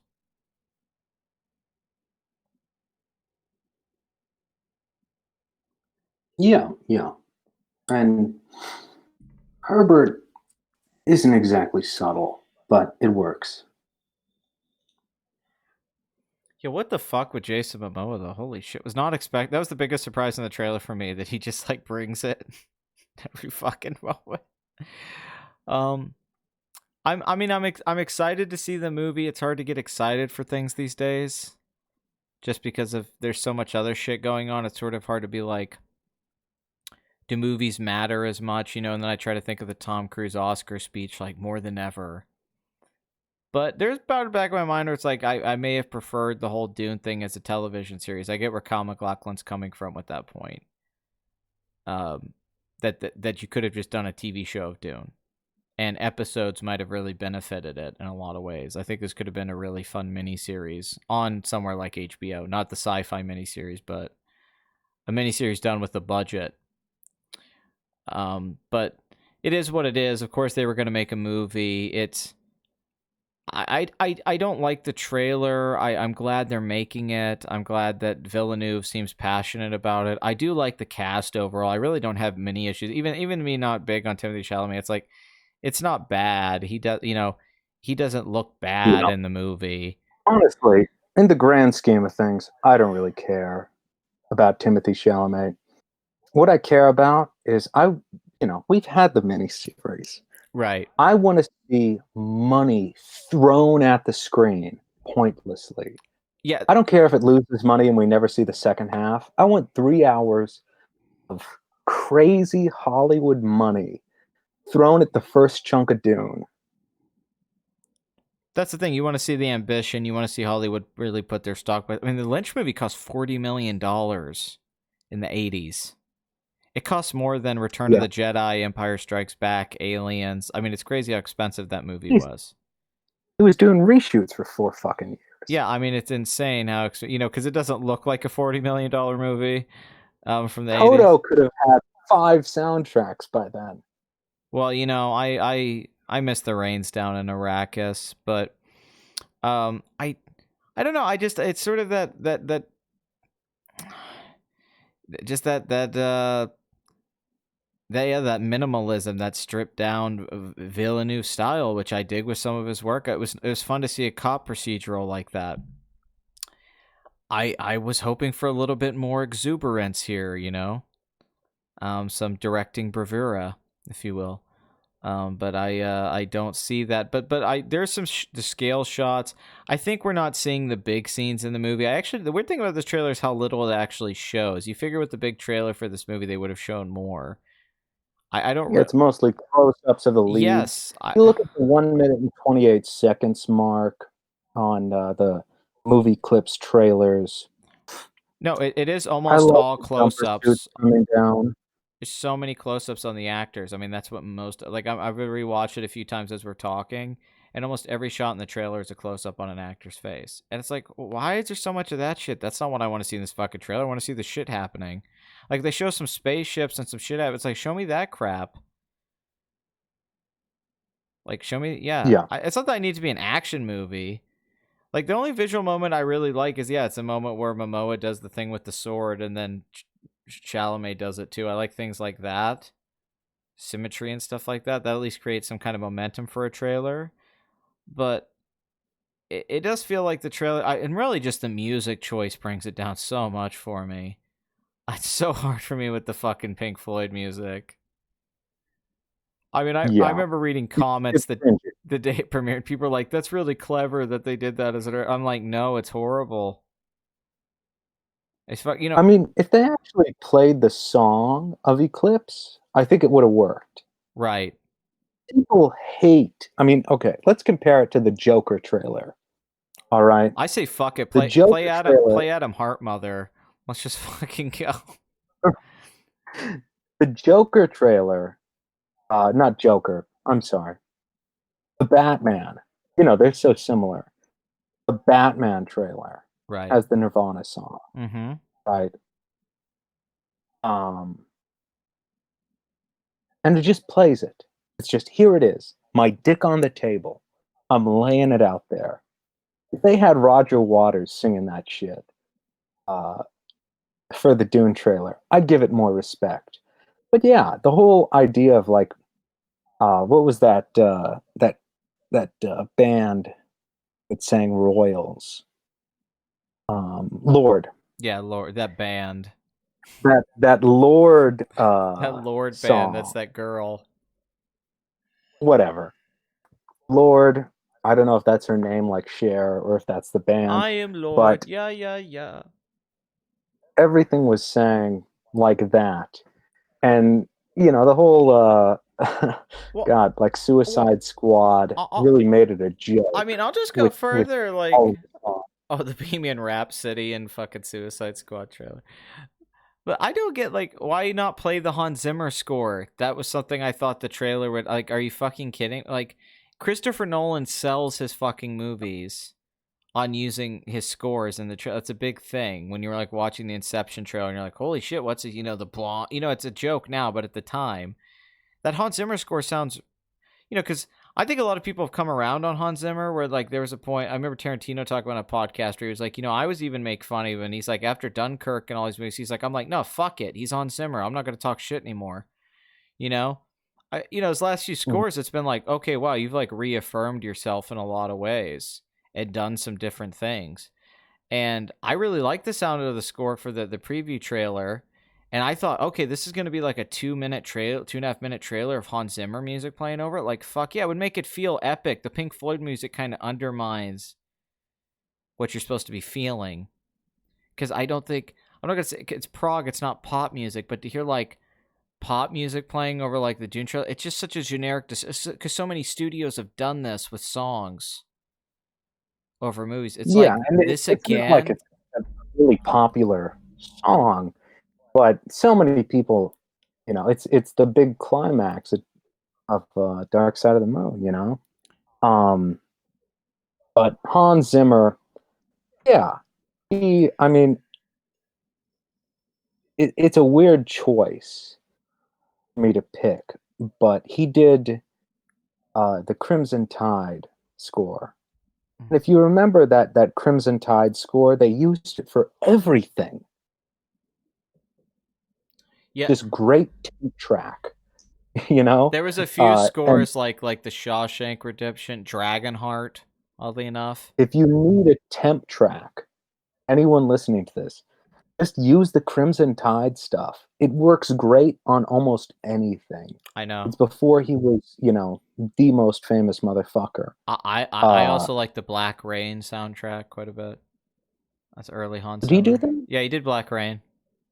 I know he did Rain Man. No, it's Did he do Black yeah, Rain Man? Black Rain Man. Holy shit, I want that movie. Dustin Hoffman and Michael Douglas. No, Black Rain Man would be like Eddie Murphy plays the Tom Cruise role. Bill Arsenio Hall. Yeah, Arsenio Hall. Black Rain Man. No, that score in Black Rain, that's Hans Zimmer. Really? Yeah. Because he worked with the Scott brothers. That was his start too. Also, I mean, the Rain Man score is really famous. But yeah, he worked with the Scott brothers because the Crimson Tide connection. I think he did more than that score because he also did Gladiator. Yeah, he did. He only won. It's weird. He's only won one Oscar for Lion King, which is a great score. It's funny, you forget how good the Lion King score is because I'm not the world's biggest Lion King fan, and then sometimes I go listen to the score by itself, not thinking about the movie, and I'm like, fuck, this is a really good score. He only won that one time. You'd feel like Hans Zimmer would have won like 3 or 4 Oscars, like the Pirates of the Caribbean score. You think that would have won an Oscar?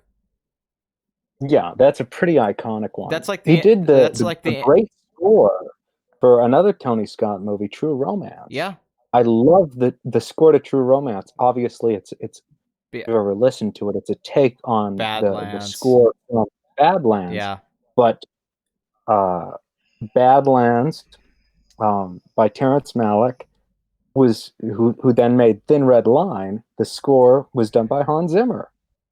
It all ties together. It's like poetry. It rhymes. Yeah, because it's exciting to have Hans Zimmer doing the score for this. I know like Hans Zimmer came in, but I think it's actually a very good choice. What I've liked somebody who did like a Junkie XL or something like that. I could get into that, but is it Toto and Brian Eno? Is it the Toto and Eno? I'm up for Toto and fucking Zimmer working together. Yeah, like let's go down that fucking thing. I mean, Brian Eno's still alive. He's still getting all of that sweet train spotting money. So okay, so here we go. We're gonna go through some of Hans Zimmer's music. Oh, okay, crazy early one.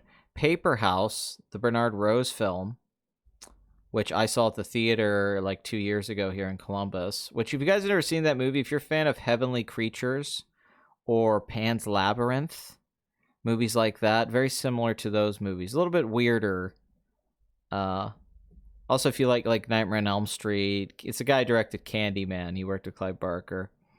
Then in 1980... Also, can I say Candyman has one of the best fucking horror soundtracks you'll ever hear. I mean, obviously, you have Philip Glass, who's on kind of a level above Hans Zimmer, in my opinion. My favorite composers of all time are Ennio Morricone and Philip Glass, actually, music and movie composers. So I agree with you. Really? Not Mozart. Movie. Not composers ever. Just movie soundtracks. No, I'm a Bach guy myself. But Philip Glass, I think all of his score, I listen to them all. The one for Kundun is very underrated. Yeah, I agree with that. People always focus on Koyaanisqatsi. Yeah. All the stuff he did with Errol Morris is like the most famous Just to remind you, I've been drinking. Oh fuck! If you were sober, that's just a fucking dumb title. It's such. It is. It's just. Uh, It's like the most pretentious title for a movie ever. Do you remember Scrubs had that great gag with the janitor where he would look at yes. JD and the Koyaanisqatsi score would go off? So Rain Man in 1988, great score. Phenomenal. Black Rain 1989. Driving Miss Daisy, I always forget about that one. That's I always thought that was like Randy Newman. Randy Newman actually did a lot of good scores too. The Pleasantville scores in a lot of trailers. Randy Newman's father and uncle, I believe, both did movie scores. And of course, better than probably anything Hans Zimmer's done, or more iconic, I should say, except for maybe the Wham, is Randy Newman did the Natural. Yeah. Where he hits that ball. Well, I don't know if that's as famous now with young people. I feel like with people the last 20 years, the is like an Indiana Jones type famous score nowadays. Yeah, that's true. With young people, I mean, I agree. The Natural score's famous, but we know movies. I don't know if somebody 20 knows what the fuck. Write in the comment. Write in the comments. Yeah, what's your favorite? What's more popular, The Natural or Pirates of the Caribbean? What's more popular? Make sure to John listen Lovitz. to the Natural score. What's more popular, John Lovitz or Phil Hartman? Who the fuck is John Lovitz? Okay, so then we have Bird on a Wire, Fools of Fortune, Days of Motherfucking Thunder. Days of Thunder. This dude's a fucking workhorse. 1990, he did the score for like 4 fucking movies. Yeah, man. His orchestra, they're sweating. Pacific Heights, which is one of my favorite, like, so bad it's good movies. Green Card. Awful. Although great cast. Yeah, Pacific Heights is so bad. Thelma and Louise, Backdraft. Green Card. Oh my God, what a disappointment. Backdraft, I like that score quite a bit. Oh no, Backdraft. A very forgotten 90s That's film. my brother, god damn it. Old Ron Howard. You know that scene in Backdraft where De Niro's got the cigarette and he like lights the fucking wall and he's telling the fucking story? It's fucking... No, Backdraft has like a JFK cast. There's so many famous actors. No, it is forgotten about totally. That's actually in a lot of ways, I think, besides after Cocoon, the movie that like really solidified Ron Howard in a lot of ways. That because he had the Cocoon, Parenthood, and that were all such big hits. That all leads to the Apollo 13. Regarding Henry, which is a good title for a movie. That's the most creative thing J.J. Abrams has ever done, is come up with that title. Radio Flyer. He did Thelma and Louise. Yeah. Right? The Power of One, A League of Their Own. I remember that score. God, talk about forgotten 90s movies. Toys. Very fucking... Oh, wow. Yeah, that's got some of the best production design I've ever seen in my life in a movie. It's a weird fucking movie. But if you want to see a movie with like... Go ahead and don't watch that. But has like brilliant, like I'm talking Terry Gilliam Brazil level kind of like set design. It's, I mean, really like brilliant, but a weird fucking mess of a movie. But genius like production design. Spies Inc. I don't know what the fuck that is.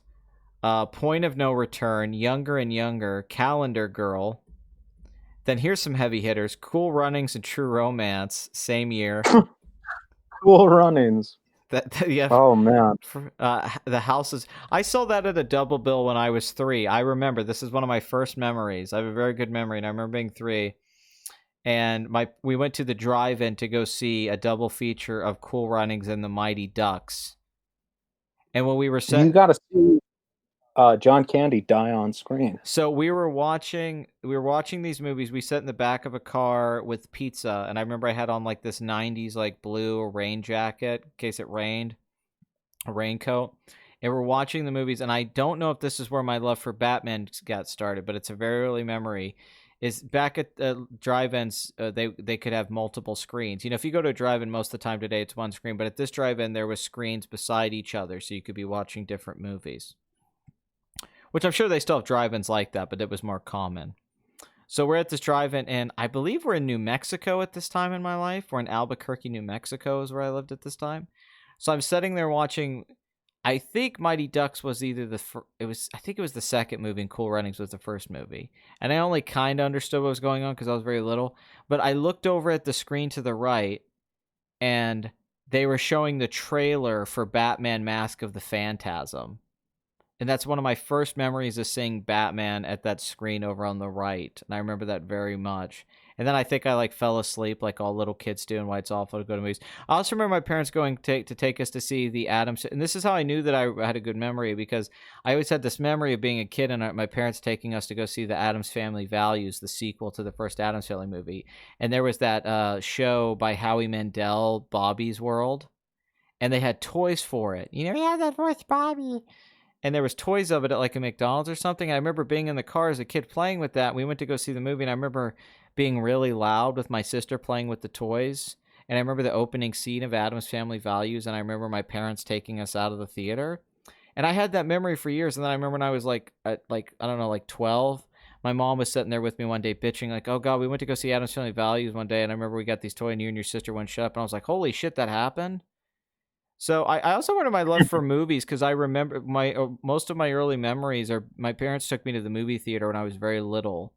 And I'm not just talking the kids movies like that. We went to go see Jason Goes to Hell, the Friday the 13th movie, when I was very little. We went to horror movies. My dad took me to go see Species 2 when I was 6. My parents' belief was content doesn't affect. They didn't care if I watched, not just R-rated movies, but movies with, sexual content in them. Which, I could be wrong. Maybe it has a negative effect on you. I don't know. Maybe I'm fucked up. But, I feel... Similar to me, I would say. But I feel And moving around, if you don't know this, right. His father was a general, so they moved around a lot. Yeah. Of course, it was General Qasem Soleimani in Yeah. Iran. Is his father? He was stationed in Albuquerque for a while. Yeah.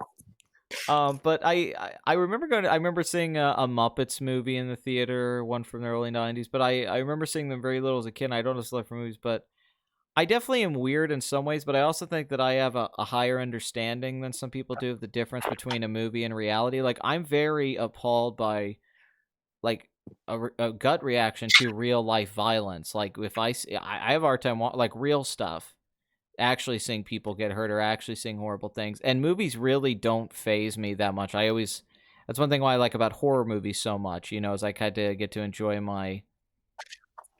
I get to enjoy seeing these fucked up things, but I know it's fake. That's what I like about movies, is that they are fake. That's a magic trick. It's the make-believe. That's what gets me off about movies, or even when I've made movies, is that you're trying to trick people into thinking things are real that aren't real. And I think it's very moral to do that too, because you're showing harm and negativity, but you're not actually harming anyone or negatively affecting anyone in doing it. And I think that's a very healthy thing. And I think it's very good to teach your children that distinction when they're young. But it's not for everybody. But the kids I've met that parents wouldn't let them watch R-rated movies until they were way older, I always thought they were more fucked up than me.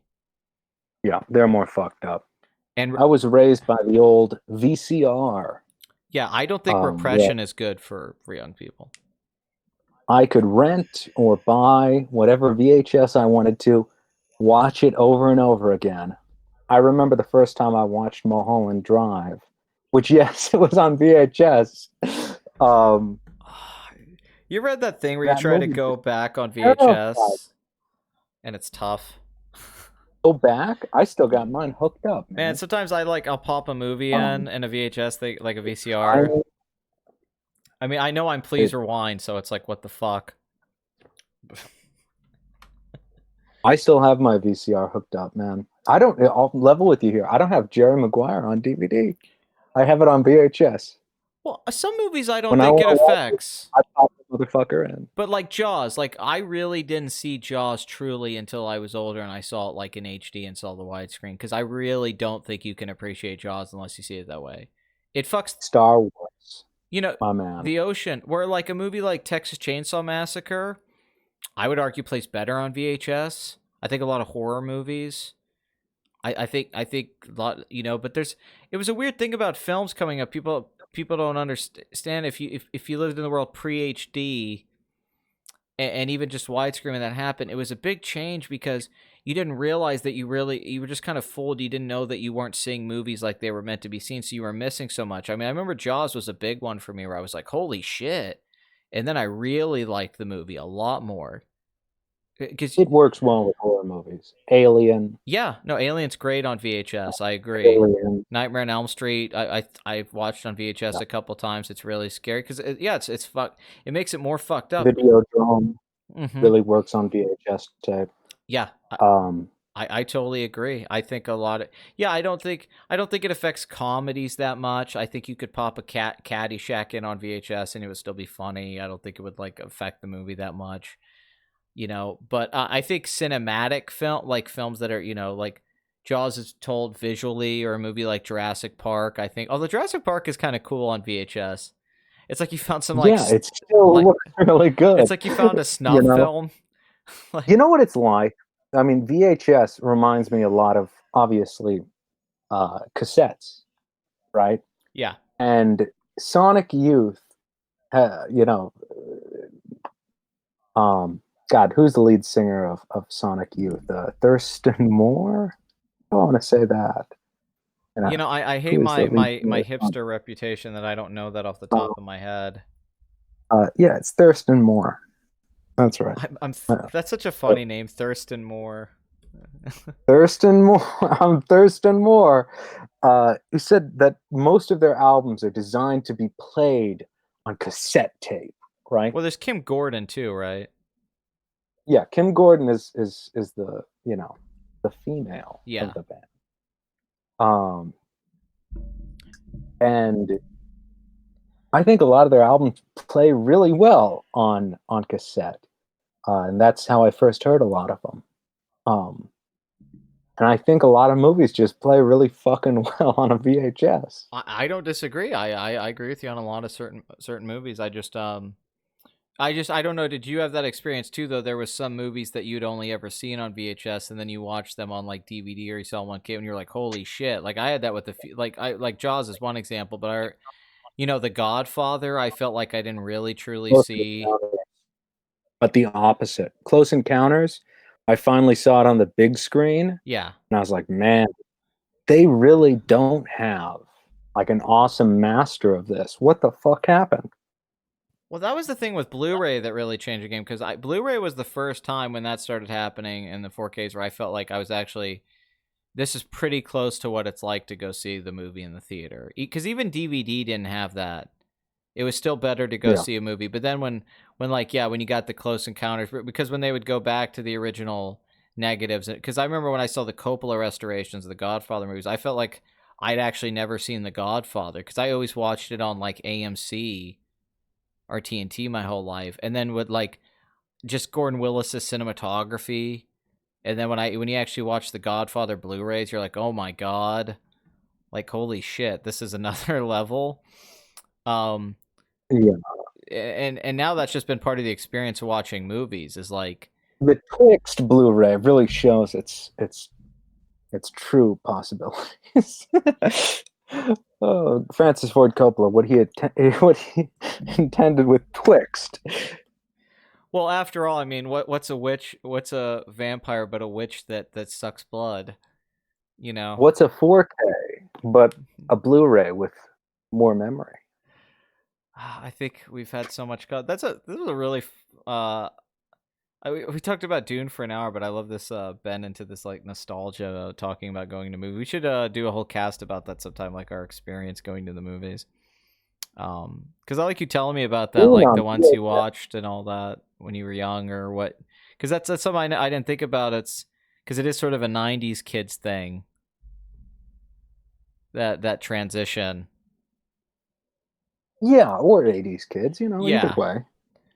The Lion King, obviously, he did in 1994. Drop Zone, Crimson Tide, Beyond Rangoon, 9 Months, which is a movie I actually like quite a bit. Something to Talk About, Two Deaths, Broken Fucking Arrow. That scene in the beginning where John Travolta's just punching Christian Slater in the face over and over again and giving that speech to him is fucking amazing. I have dreams like that.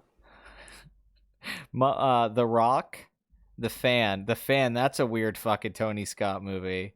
Now, De The Niro. Rock also has. I'm gonna be honest, a pretty good score. Oh yeah. Uh,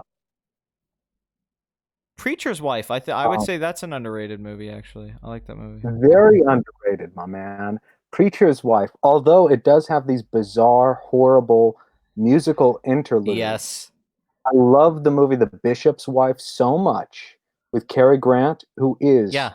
pretty much the closest we ever had to a living angel. But man, one of those remakes that's like really, I mean, really like It's it. okay, yeah. Yeah, not bad. I feel like, I don't know what Penny Marshall was doing with all of the big gospel musical segments on there.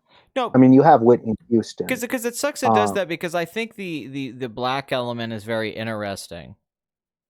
It's one of the things of like all black remakes. It's one of the films that really makes you think, wow, you could do that with pretty much any Christmas movie. I want to see an all black remake of It's a Wonderful Life. Yeah. Oh God, that's actually a great idea. I agree with you on that. Now that I'm thinking about it, I personally love an all black remake, but it has to be right. all black on a formerly all white movie. No, I agree. I think no, because Preacher's That's how you do it. Christmas Story. Yeah, Christmas Story. You do the Black Christmas Story. That'd be fucking insane. Okay, The Peacemaker. I think that's a Sylvester Stallone movie. Also, The Fan makes you relate with. It's essentially a male version of Misery. Yeah. I kind of recommend it if you want to. Oh, I think it's a fun one. I think there's no Tony Scott movie that's not worth watching. I'll just say that. I kind of agree with you there, man. Here's some heavy hitter. Yeah, I think his filmography is much better than Ridley Scott's. I'll say it. I'd rather Crimson watch Tide, Last Boy Scout, True Romance. Those are three really good ones there. Well, but the thing about Tony Scott is supposed to Ridley Scott, And all in a row. I guess. Like a bad Ridley Scott movie is like, that horrible Russell Crowe movie, like A Good Year or Robin Hood, and all that. A bad Tony Scott movie is still fucking It's Top Gun. Yeah, exactly, or Beverly Hills Cop 2. Days of Thunder. They're still actually those are pretty good. Man on Fire. That's a bad one. That's good. No, like that's the thing. I can't think of a Tony Scott movie I wouldn't enjoy watching. Yeah, that's a good point. He should have done one of the Mission Impossibles. Why didn't that shitty train movie with fucking Denzel and Chris Pine? Yeah, Tarantino had that in his best of the decade list. Unstoppable. Tarantino. He also did another train movie, the remake of of Pelham 1, 2, 3, which is god awful. All of those movies great are highly watchable bad movies. The original has Robert Shaw from Jaws, as well as Martin Landau. I recommend it to anyone who's listening. If you want to watch a fucking good, 70s action heist film. Actually, two of my favorite movies that I think are overlooked is The Taking Pelham 1, 2, 3, and Failsafe, the Sidney Lumet film with Jack Lemmon and Walter Matthau, are two movies that I love, actually. Failsafe, in my opinion, I feel like it's gonna have a big comeback. Like, I actually really love The Taking Pelham 1, 2, 3. I think it's great, the original. It should be on the Criterion Collection, honestly. Then we have As Good as It Gets, which I totally know that score. The Prince of Egypt's a pretty epic big one. That's a famous score. I don't know that. You know the music, you probably just don't know it's associated with Prince of Egypt. The Thin Red Line. Oh my god, he did that movie Chill Factor. You ever seen that movie? What's it about? If it's a movie I'm thinking of with Cuba Gooding Jr. and Skeet Ulrich, who from Scream, it is that movie. Yeah, so it's this biological chemical weapon that's like that explodes up to temperatures over 50 degrees. It's a great bad movie if you haven't seen it, dude. Like Skeet Ulrich just gets dragged in it with Cuba Gooding Jr. It's just great bad generic 90s action movie, like Chain Reaction, a Keanu movie. There's all these great bad 90s action movies. Okay. Look up Chill Factor, bro. You will not be disappointed. You'll just be pissed off. Well, it took you so. Yeah, I mean Johnny Depp 2.0. Then we get to The Road to El Dorado, Gladiator. Also, The Thin Red Line Yeah, Thin Red Line. is a very good score.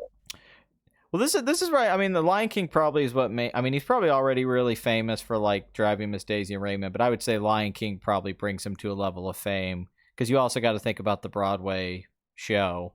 Yeah. Although everyone in Lion King, helped bring it to that Well, level. I'm not of arguing. fame. I'm assuming. I'm just assuming that's where he got the "fuck you" money. Was when Lion King came out. I don't know. Disney can be really stingy with the people who do the score. That's true. But God, I mean, they made so much money though. That and the Broadway show. I mean, he had to made Although, some. did he get a flat rate or a percentage? That's the question. I'd like to know that. Then we have the Road to El Dorado Gladiator. That's a famous score. Mission Impossible 2. I would say right now, Ooh, Tony. fire a rocket launcher at me and let me get those sunglasses. Let me throw this out 'Cause I wanna right now. watch Tony Scott's Mission Impossible 2, replacing John Woo. I'm down for that movie. for Mission Impossible 2. 2 specifically. 2000s Tony Scott, early 2000s. He does it instead of John Woo. Because that's my least favorite Mission Impossible film, and I think a lot of people feel that way. But I feel like, and don't get me wrong, it's a great bad movie. There's the fucking scene where Tom Cruise has the mask on as like the dude's brother and he kills him. It's one of the weirdest scenes ever, in the classical music playing and Cruise is running in the doves and he takes the mask off. It's the most cold-blooded thing Ethan Hunt does in the entire series. Chimera. It's fucking brutal. Yeah. Tony Scott, like the motorcycle scene where they jump up. If that was a Tony Scott scene, It's weird. The writer, Robert Towne did that. He did Last Detail, Shampoo, Chinatown.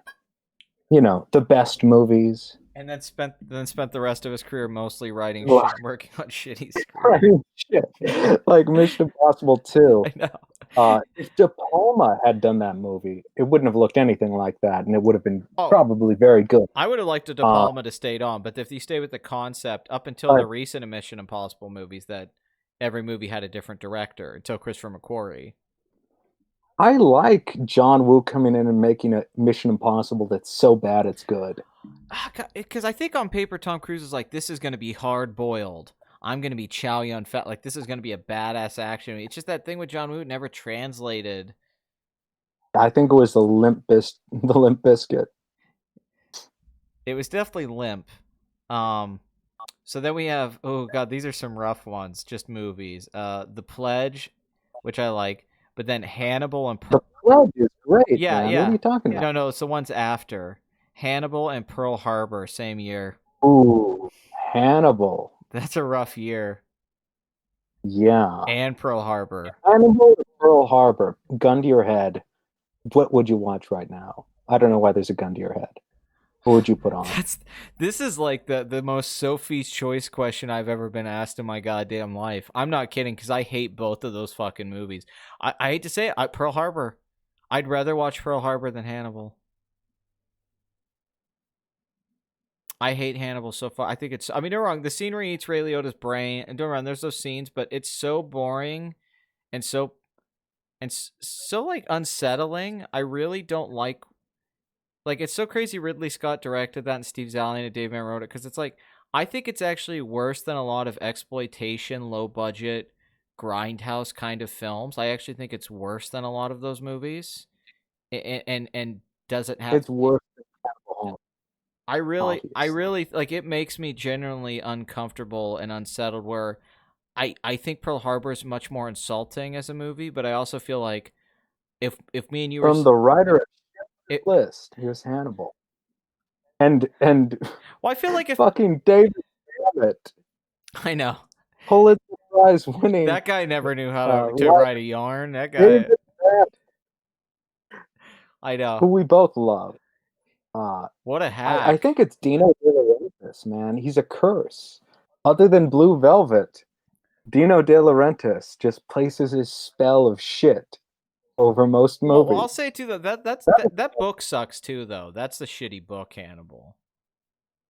Yeah. A lot of the stuff that's Honestly, not good in the movie is from the book. Like the idea, just turning Hannibal Lecter into like a superhero, where you just like yeah. that. After reading the book, Demi turned it down. Yeah, I don't blame him. And It was obviously, Demi doesn't like money, but well. The thing that sucks is I'm not against like if somebody said, "Hey, let's do an original screenplay, let's do a franchise," like and I would even argue not having Hannibal Lecter in it, like continuing the stories of Clarice Starling dealing with other things. I would have liked to have seen, because I think bringing in Hannibal kind of kills the believability of it for me in a little ways, like that he's even around anymore. Like, and it kind of ruins the ending of Silence of the Lambs. I like the idea that he's just out there and she doesn't know what happens. But I would have watched the sequel to Silence of the Lambs by Jonathan Demme with Clarice doing another case and being a different movie. I'm into that idea. Jodie Foster dropped out. They shouldn't have cast Julianne Moore, Oh. and just changed it. I agree. Make something different, or just why not just make a movie? Well, because the whole premise of that movie, the whole selling of it, what everyone went to go see was to see Hannibal Lecter again. I mean, at one time, that was the highest opening weekend for an R-rated movie. It was $58 million. Why not just make it about Hannibal Lecter traveling around Europe and shit? Why even bring Clarice Starling back into it? Yeah, just have him and Gary Oldman go at it. I agree. I think that's like the entertaining idea in the movie, that Gary Oldman wants revenge on him and Hannibal wins, because even though Hannibal's evil, this guy's somehow even more of a fucking, like, he's such a schmuck that you want Hannibal to win. And there's that scene. Yeah. There's that scene with the detective where he cuts his cut. I think if Polanski had made that movie, you know what I mean, like something like that. If it kind of had that Polanski feel, I feel like Ridley Scott's going for that in parts. I think it could be a cool movie, because that's what I want to see. I would have liked to have seen, Hannibal Lecter versus another evil guy, and just keep because then it doesn't have to be a sequel to Silence of the Lambs. It could just be a Hannibal Lecter movie. I'll say this: the book is a Humpty Dumpty. You know, take your Ridley Scott and your Hans Zimmer, Anthony Hopkins, Gary Oldman, David Mamet, Zalian. They can't put the pieces back together again. You know, the book is a Humpty Dumpty. That's the You thing. stay true. It's fucked. The project's fucked. That's the issue You with don't have it.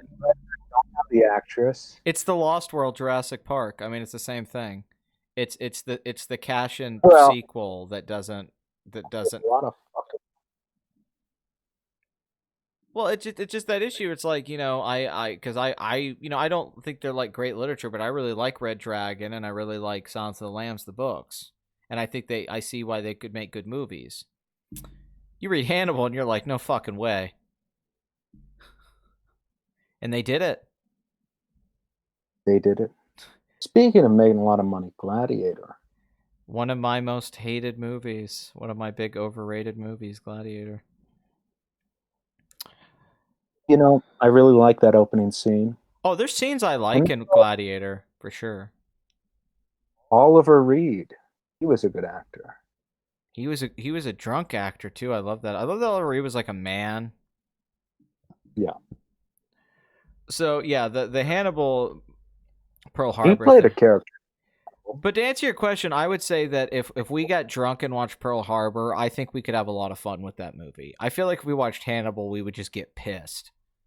We would fall asleep. Yeah, it's in each other. It's fucking boring, man. I don't think Pearl Harbor's. I think it's bad, but it's like Pearl Harbor is an hour longer, but I feel like they would feel the same length. I completely agree with you, dude. No, that's what blew my mind about Hannibal, because all everyone talked about when I was like 12 when it came out was the scene where he slices the guy's guts and he falls in the tape and the brain. That's all anyone talked about, which lets you know it was is what I heard. Which lets you know it's a bad movie, because that's all anyone fucking talked about were those scenes. Okay, we got to do a Hannibal podcast sometime. I don't want to go down that rabbit hole, but I think we should. Invincible, Riding in Cars with Boys, Black Hawk Down, Spirits, Stallion of the Cimarron. Riding Cars with Boys, underrated. I agree with you. Movie. I agree. The Ring, the Gore Verbinski Ring. Tears of the Sun. You didn't do Ringo. Yeah, it turns out. You know, that remake of The Ring is all right. It gets a I lot of think shit. it's aged, or I think at the time it was really good and people loved it. I remember the time when it came out, that was a really popular fucking movie. I think it's just aged. It's very early 2000s. Although Gore Verbinski was just a man of his time, you know? Mouse Hunt, man. We're talking underrated movies. Oh, that's great. Mouse Hunt's like fucking, and Rango. He made Rango. It's really good. Yeah, Rango's fine. The Weatherman, that's all right. I dig I that. like Gore Verbinski actually quite a bit. I think he's like really good director. Secret Life of Walter Mitty. Actually, Walter shit. visually, Gore Verbinski's like one of the more talented directors of his time.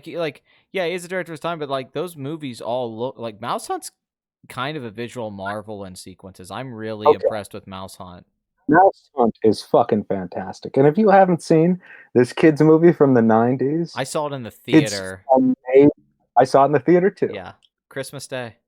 It's amazing. It is Nathan Lane and the guy from There's something about Mary. He's the pizza guy. plays British, the fake British guy with the canes. My name's Norman. I'm a pizza delivery boy.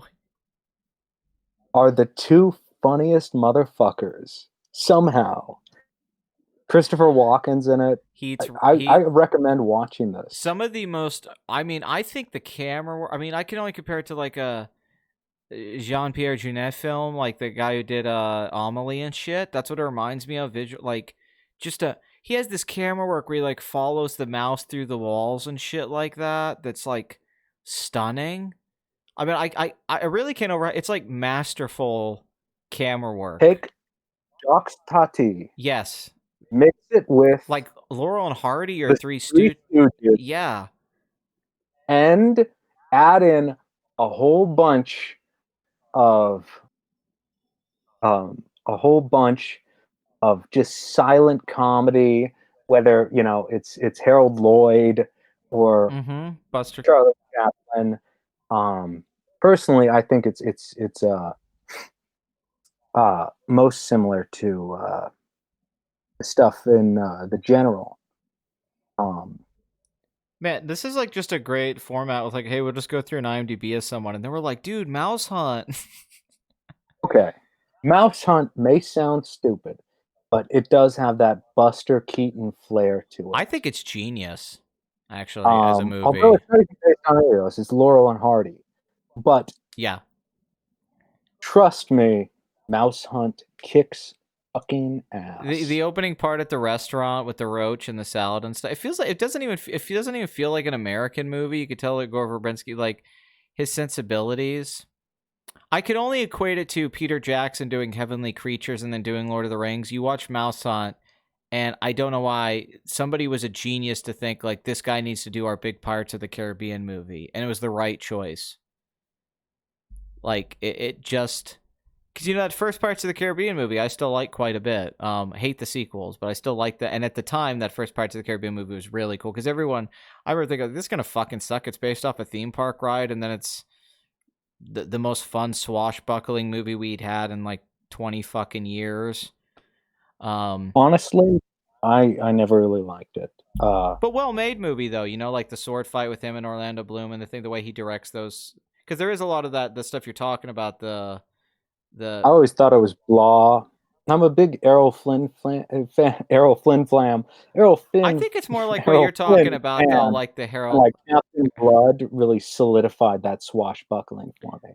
I think it's more similar, though, to the stuff you're talking about. I think Pirates of the Caribbean has more DNA with the Buster Keaton, Harold Lloyd. So I think the set pieces are more like those old movies, with the way that he does those. That's He's a very visual director, which is a question of why he made the fucking Weatherman. I know. Yeah, it sucks with Gore Verbinski, man. Lone Ranger and all that. He just hasn't had that like bounce back movie. Because when Rango came out, I was like, oh, well, this is good. Maybe like, and that was the only Johnny Depp movie I liked in a while. So you should have stuck with animation, man. Secret Life of Walter Shitty, really and A good. Cure for Wellness. Rango has terrific animation, and I also like how he did the voice Lone Ranger acting. pretty much destroyed his career. It really did. It's weird because man, that guy was like a big director at one point. Like he was a big he fucking didn't even name. direct Walter Shitty. Ben Stiller did. But Cure for Wellness. He was going to do BioShock for a long time. And then A Cure for Wellness was a lot of his ideas he had for the BioShock movie. I remember. Because he actually, they had the BioShock movie was greenlit and he was working on it. And there's concept art for the movie. And then it got canceled because the studio didn't want it to be rated R and he would not make it if it wasn't rated R. Which is funny because now I think you could make a $150 million movie that's rated R, but back then you couldn't really make a $150 million movie that was rated R. If it wasn't like The Matrix Reloaded or something. Nowadays you can make R-rated movies that make like $1 billion, like Joker and stuff. I'm hoping... He did Mexican. That's a pretty generic movie. Yeah. The movie made money just on the cast. Brad Pitt, Julia Roberts, J.K. Simmons, Bob Balaban, James David Gandolfini, Gene Hackman, and Tony Soprano himself. Yeah. James Gandolfini. But that is one hell of a fucking cast. But Mouse Hunt makes a very good argument for where his career may have went if he had kept making movies like that. Because I'm such a fan. You know, Peter Jackson's similar that way. Where like, you may not dig Lord of the Rings. Like I like Fellowship quite a bit, but he did make Heavenly fucking Creatures. So you're like, okay, this guy's really talented. It's sometimes you can't keep doing it. Who knows? Maybe Gore Verbinski one day will make a really good movie again. I hope he does. Mouse Hunt 2. Yeah. I hope he makes a good movie. Just because I want to see it. So then we go into King Arthur, that shitty King Arthur movie they made in like 2004. Thunderbirds, Shark Tale, Laura Starr, Spanglish. Oh my god, James Brooks is Spanglish. He did Matchstick Man. That's a good score. Oh, I'm sorry, I missed Matchstick. I've skipped ahead because there's The Ring, Tears of the Sun, Matchstick Men, and Something's Gotta Give. Oh, and Last Samurai. That's a really famous score. Edward Zwick. Something's Gotta Give. That's, man. I'll just say Jack Nicholson plays a hip hop producer, and that's the high point of it. Yeah, I love that era. Like after As Good as It Gets, where Jack Nicholson just pretty much just was in movies like that until like The Departed. What are you talking about, man? You mean after I don't think after Terms of Endearment, because he was the Joker after that. No. And Wolf. After About Schmidt. Well, As Good as It Gets is before About Schmidt, though. But I agree. Exactly. Although out of those movies, I'm saying after The Pledge, and About Schmidt, he does fucking Anger Management, Something's Gotta Give, a shitty chick flick. Yeah, there's a lot of those bucket list kind of movies. He did The Departed, The Bucket List, and that movie I forgot about already. That James Brooke movie that cost $100 million. And made nothing. And it's Jack Nicholson's last fucking movie. Yeah, that was 10 years ago, too. I know. His retirement's been very because I don't feel like outside of About Schmidt, because I don't think he's very... I mean, I love him in The Departed, but I don't think it's great. I think it's actually... It's more Joker Jack Nicholson than I would like it to be. I wish he could have worked with Scorsese like 15, 20 years before that. It's hilarious. The scene with him blowing the cocaine, it's great, but like his Boston accent's fucking horrible. I love it. I know. I mean, he makes that movie great. Don't get me wrong. I mean, don't get me wrong. He's fucking hysterically bad in some That's points. what makes it so good. Marky Mark's turning it up to 11. I mean, He's turning it up to 100, motherfucker. no, I love that every line is like a fucking insult. Like, it's just the biggest ball busting movie. Every line is basically like, "What? Go fuck your mother." Well, fuck you, motherfucker. Well, fuck you. I was fucking your mother last night, motherfucker. I already ate my ass, cocksucker. I already ate your ass, cocksucker. Now go fuck yourself, motherfucker. Who said that? Who said that? Hawthorne. I know. That's my favorite. He just responds to it instantly. Hawthorne. Hawthorne. I know. Hey, though, that early cut, though, till this day, one of my favorites ever in the last few years is that fucking being in the theater, being all hyped, the 20-minute prologue, and then somebody's like, shit, we forgot to put the opening title into this movie, and then the Dropkick Murphys is in the background, and then you see the camera scroll. We should do a Departed beef stew. There's so much. We should. And the camera scrolling, and then it kicks in the Departed. I'm a say pig. That was fucking badass at the time. About Schmidt. What a brave fucking choice. Which reminds you that Jack Nicholson doesn't give a fuck, and he'll play whoever he wants. Dude, I had it You surreal. go back to, like, Postman Always Rings Twice, where he should be like 40 years younger, or I know. 5 Easy Pieces. Hello? Yeah, Oh, okay. The audio went out for a second. I just said it with 5 Easy Pieces. I had a weird thing the other day. I was doing my Little Shop of Horrors video, and in part of it, Yeah. I was adding clips from the Roger Corman film, and there's the Jack Nicholson scene, and it was very odd. He's basically, iDubbbz looks exactly like him and sounds exactly like him in that scene. I don't know if you remember it, but go watch that scene and the YouTube. Oh no, I remember it very well, and I've thought that for a long time. I wouldn't say that about later Jack Nicholson. Like anything else, I wouldn't say like a One Flew Over the Cuckoo's Nest. I wouldn't say that's iDubbbz, but the way he looks in that movie, and they're like, I'm in a lot of pain. Like, it's the way iDubbbz. It is surreal. It freaked me the fuck out, dude. He looks just like him. The face and the voice, and I was like, what the fuck? The Raven, by the way. Huh? The Raven. Oh yeah. Which might be my favorite of the like big Roger Corman directed films. That part though, it's like, oh my god, because it would be one thing if he looked like iDubbbz in that movie, if iDubbbz looked like him actually, but the voice too is it's his voice. He's like reading a magazine that it's like Pain. Yeah, and like Time magazine, it's Pain. Because it's the way iDubbbz does his delivery of a lot of his jokes is that voice, that like, I'm gay. It's the same voice. It makes me wonder if he watched that. Didn't Nicholson grow up partially in Texas? I think so.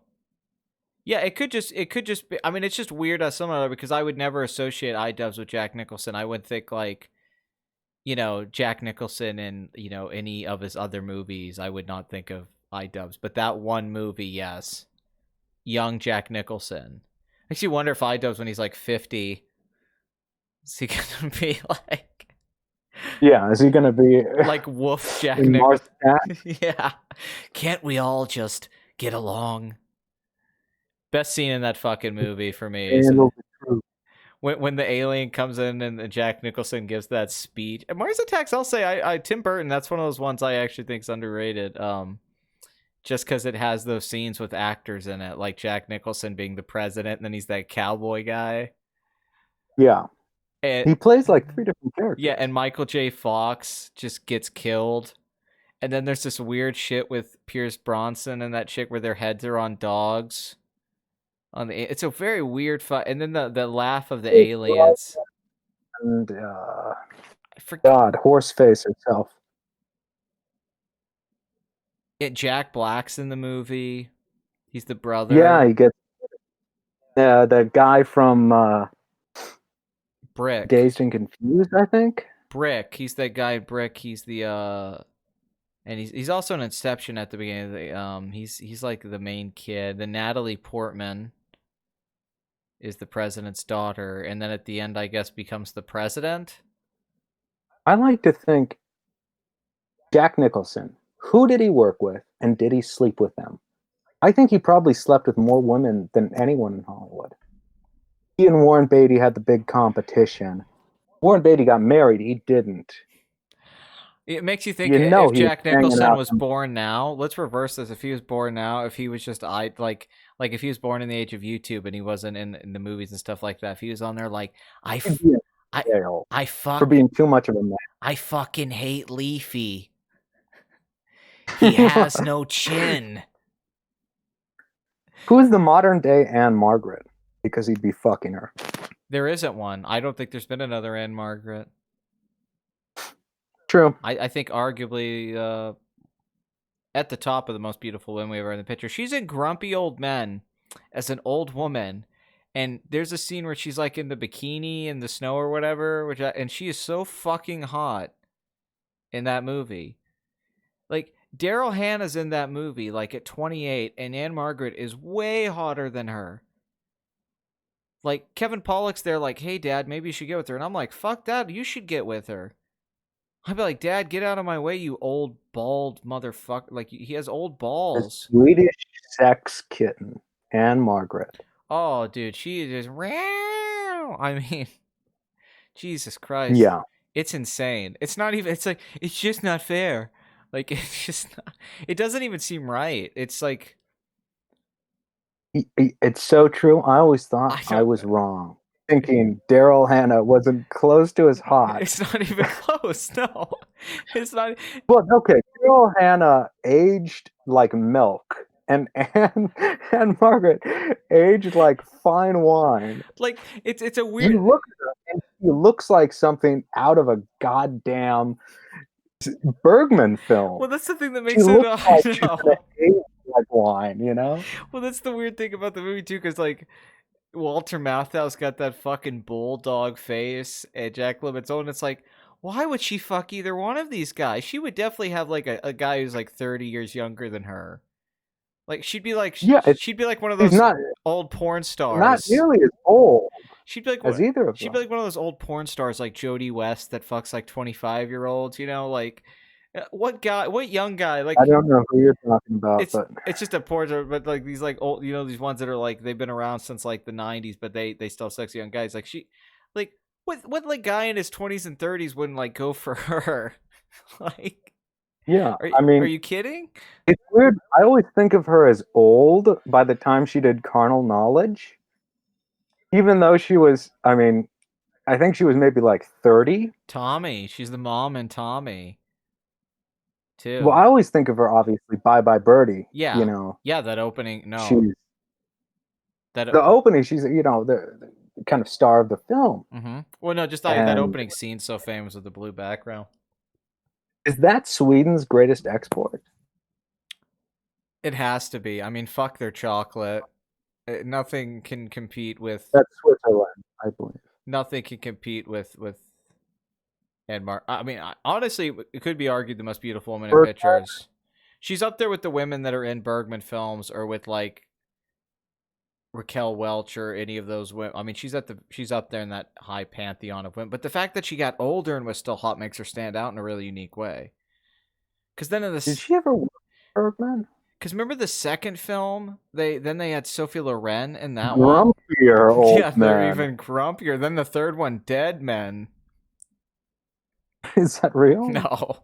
They're skeletons. Might as well be. It's like, oh God, you devil. Yeah. I assume no one here the Oh God movies watching this video will ever get the Oh God movies. John Denver is in the first one. John Denver.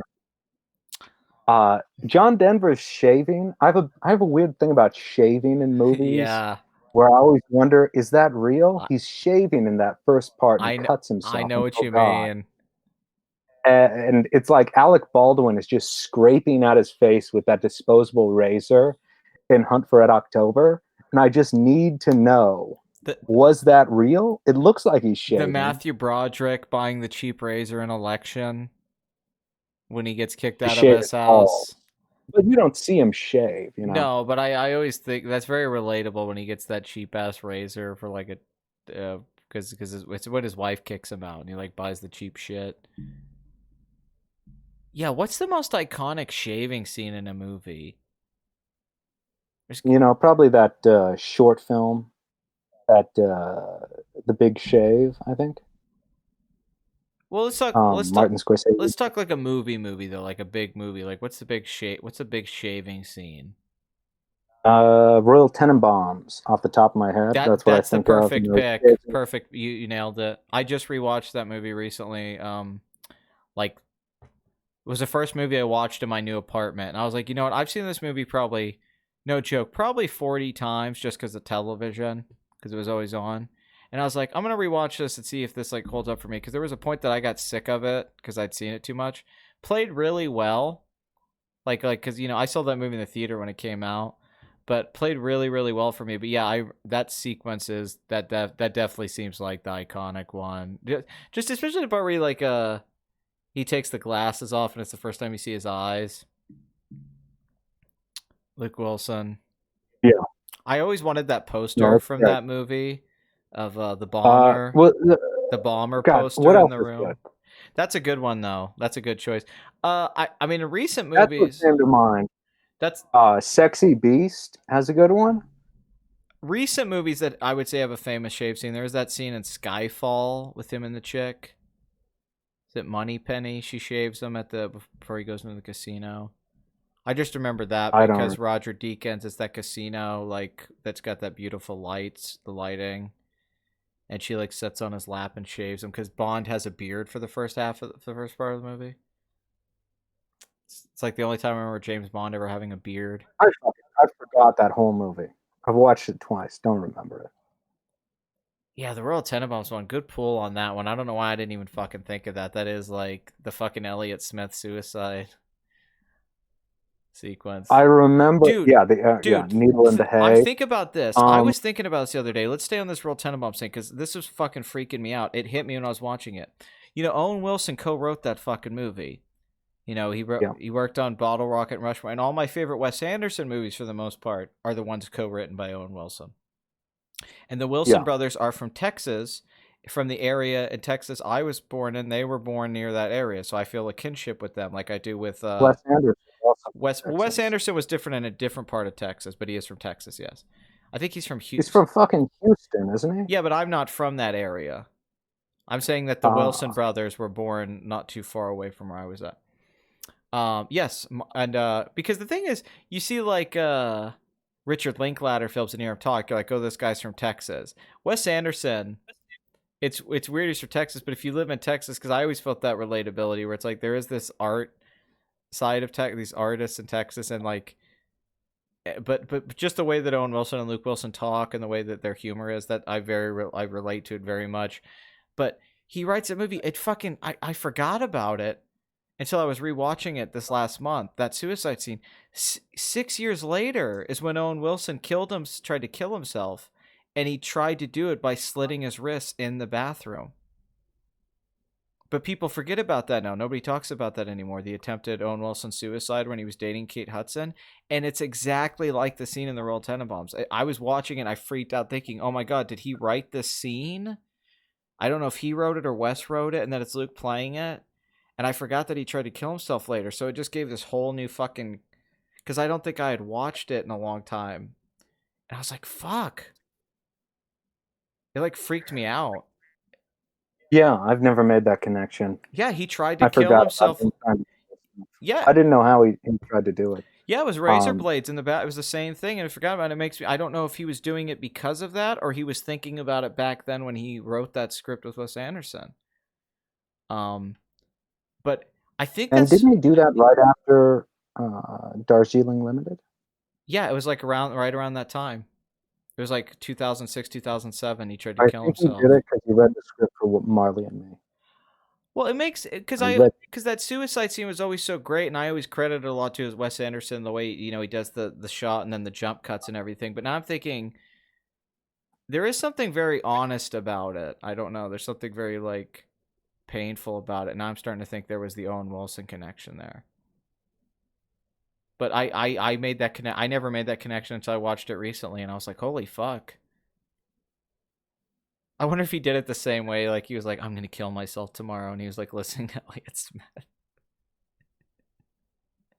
Yeah, no, I really see what you mean about the best movies being written with Owen Wilson. I think Owen Wilson's the key. I think underrated, dark humor, the meanness in those movies, the grit in those movies. his performances in all of those movies too. I mean, it's just the first three. Although, But those are the kind of the classic Wes Anderson movies. His whole career's built on that foundation. I feel like he's had a kind of new career. I agree with you.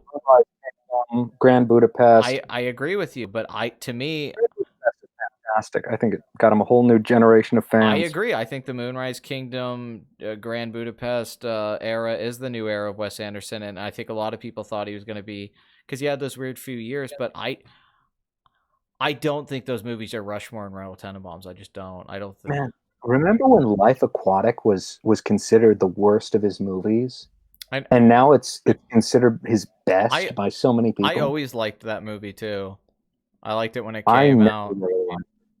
I thought it was okay. Yeah, I mean, I don't think it's his best movie, but I didn't get it at the time when everyone was like, "This is shit." Yeah, because I mean, he did write it with Noah Baumbach. Well, that's the weird thing is when he collaborates, because now it's like Roman Coppola's his writer, and I think that's really helped him. But then some of the movies he's just been writing, but I think like Grand Budapest he just wrote himself. I don't think he had a co-writer. And yeah, if he did, I don't know. And Isle of Dogs, the recent one, he didn't have a co-writer. I think Noah Baumbach worked on. No, he wrote that with Isle of Dogs. Who do you write? Roman Coppola. Isle of Dogs. Yeah. Oh, I think he uses Roman Coppola for all of them. I don't think Grand Budapest has Roman Coppola credited. Okay, maybe I could be wrong. You know, he should have won Best Picture for that movie too. I think about that all the time. Because that was the movie he should have won like picture director for, was Grand Budapest. But then Noah Baumbach, I think Squid and the Whale, not Squid and the Whale, which is the great Noah Baumbach movie, but I think he wrote, I think he also co-wrote Fantastic Mr. Fox with them. I think those are the two Noah Baumbach worked on. You know Squid and the Whale, right? One of my favorites. It's a great movie. Validates Noah Baumbach's career. I remember when it first came out and loving that movie, and I think any kid from divorce, right, can love that movie.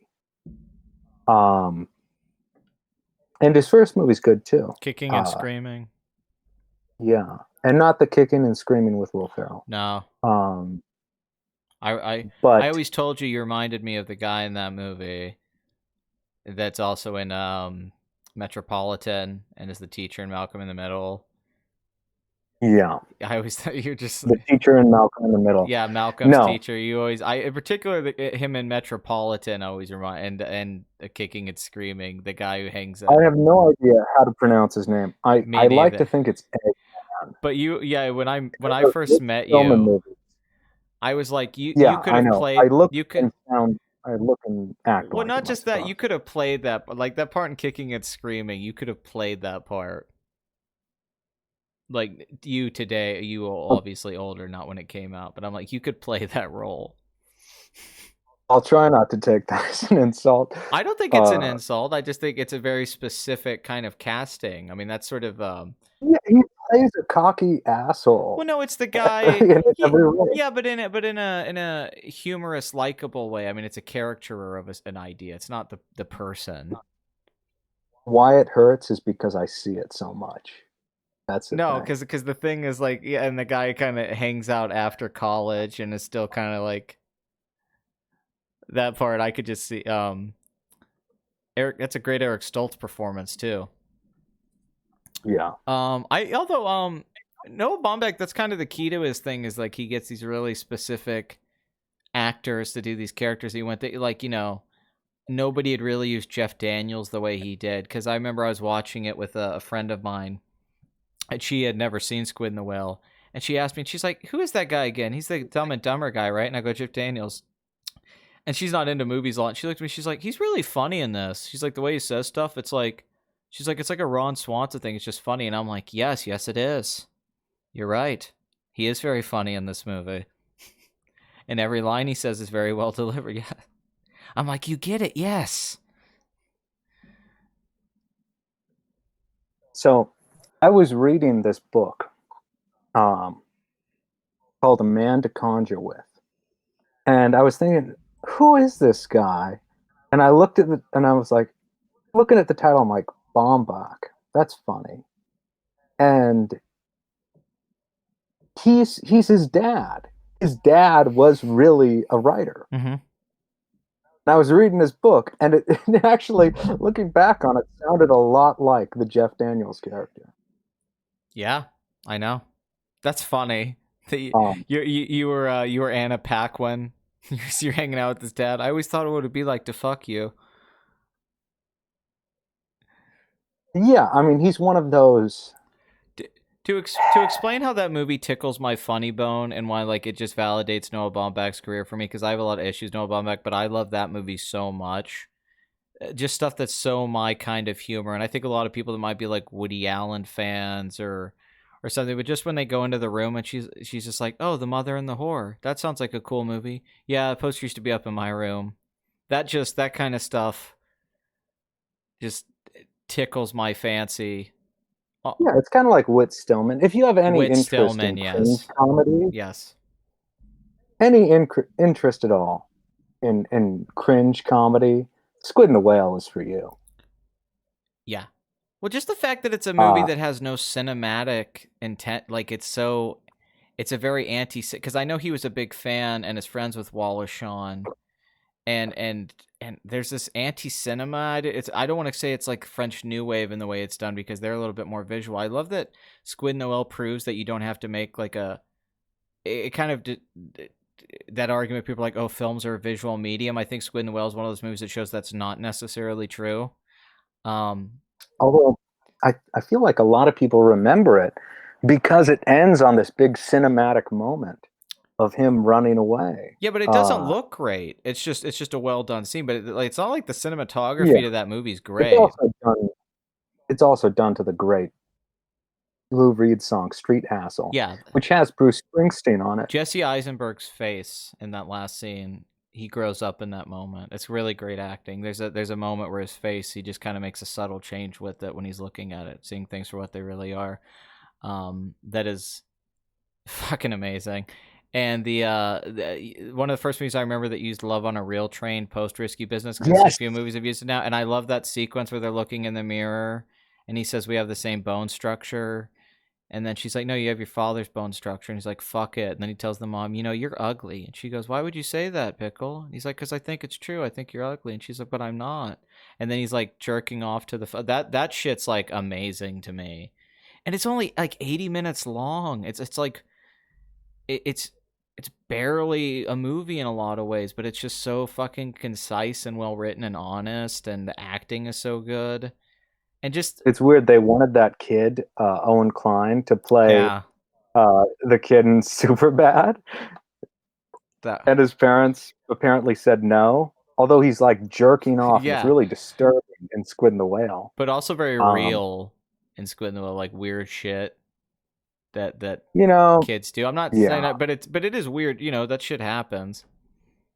it looks great for a movie that's shot on 16 millimeter. Yeah, and the I love the visual metaphors too. That it starts with the tennis match, setting up the dynamics of the mother with the younger brother and Jesse Eisenberg with Jeff Daniels, and then the ping pong games too, and how that ties into it's that line. It's hard to beat your father. Yeah, That he says to him. God, that movie. and God. there's obviously the whole tennis instructor. Mm-hmm. Fucking Billy Baldwin, man.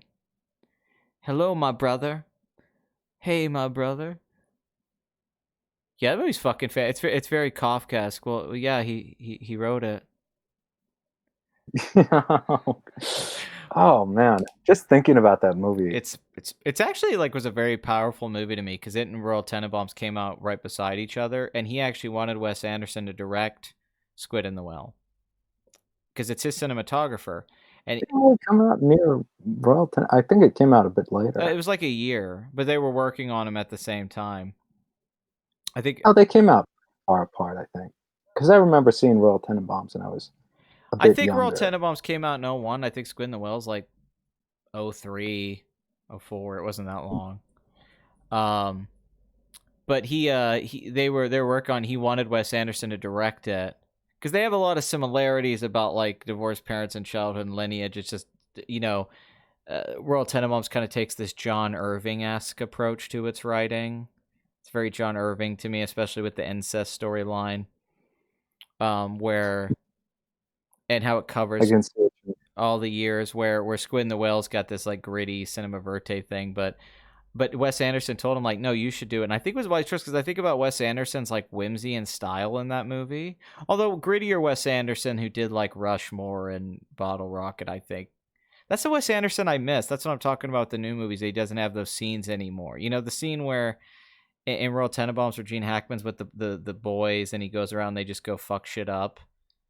And he like takes him to the, Yeah. you know, just Wes. Well, it's based on J.D. Salinger stories, right? You know, all those gifted kids Mm-hmm. Yeah. Well, it's just a great idea to have a movie about like child prodigies and they grow up and their lives all fell apart. yeah, it's like what is it? Perfect Day for Banana Fish and Yeah. Raise High the Roof Beams, Franny and Zoe, all those, right?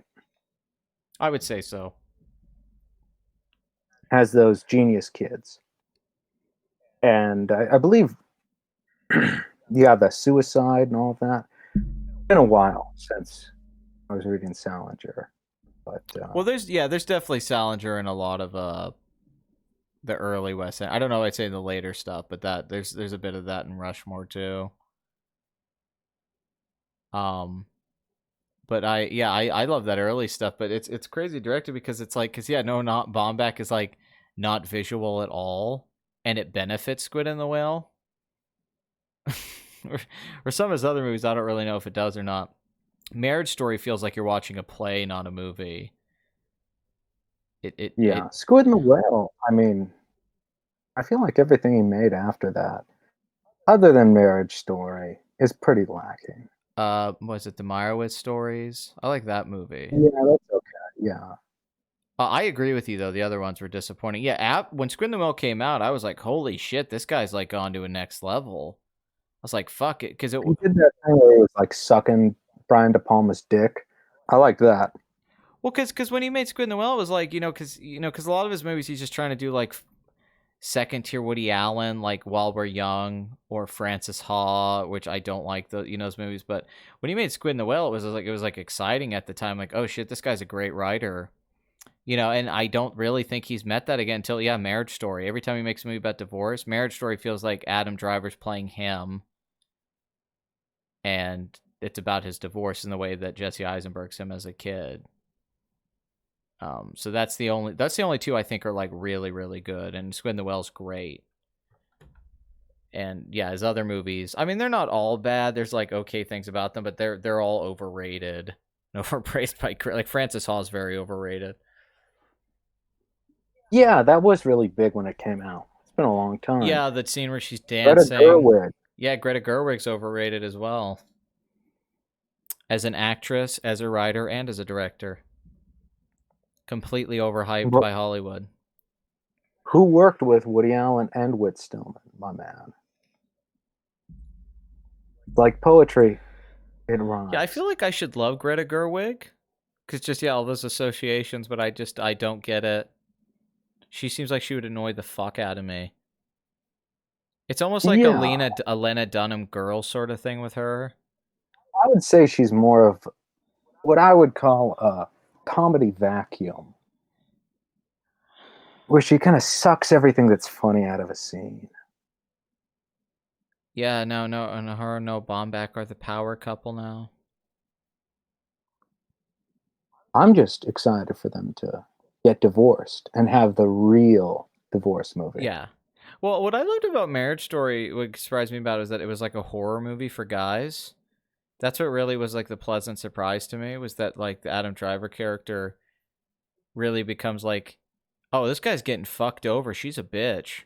Like they try to make you sympathetic for Scarlett Johansson, but at the end I just got the message. It was sort of that Ex Machina thing with me where it's like, yeah, women are evil. Cool.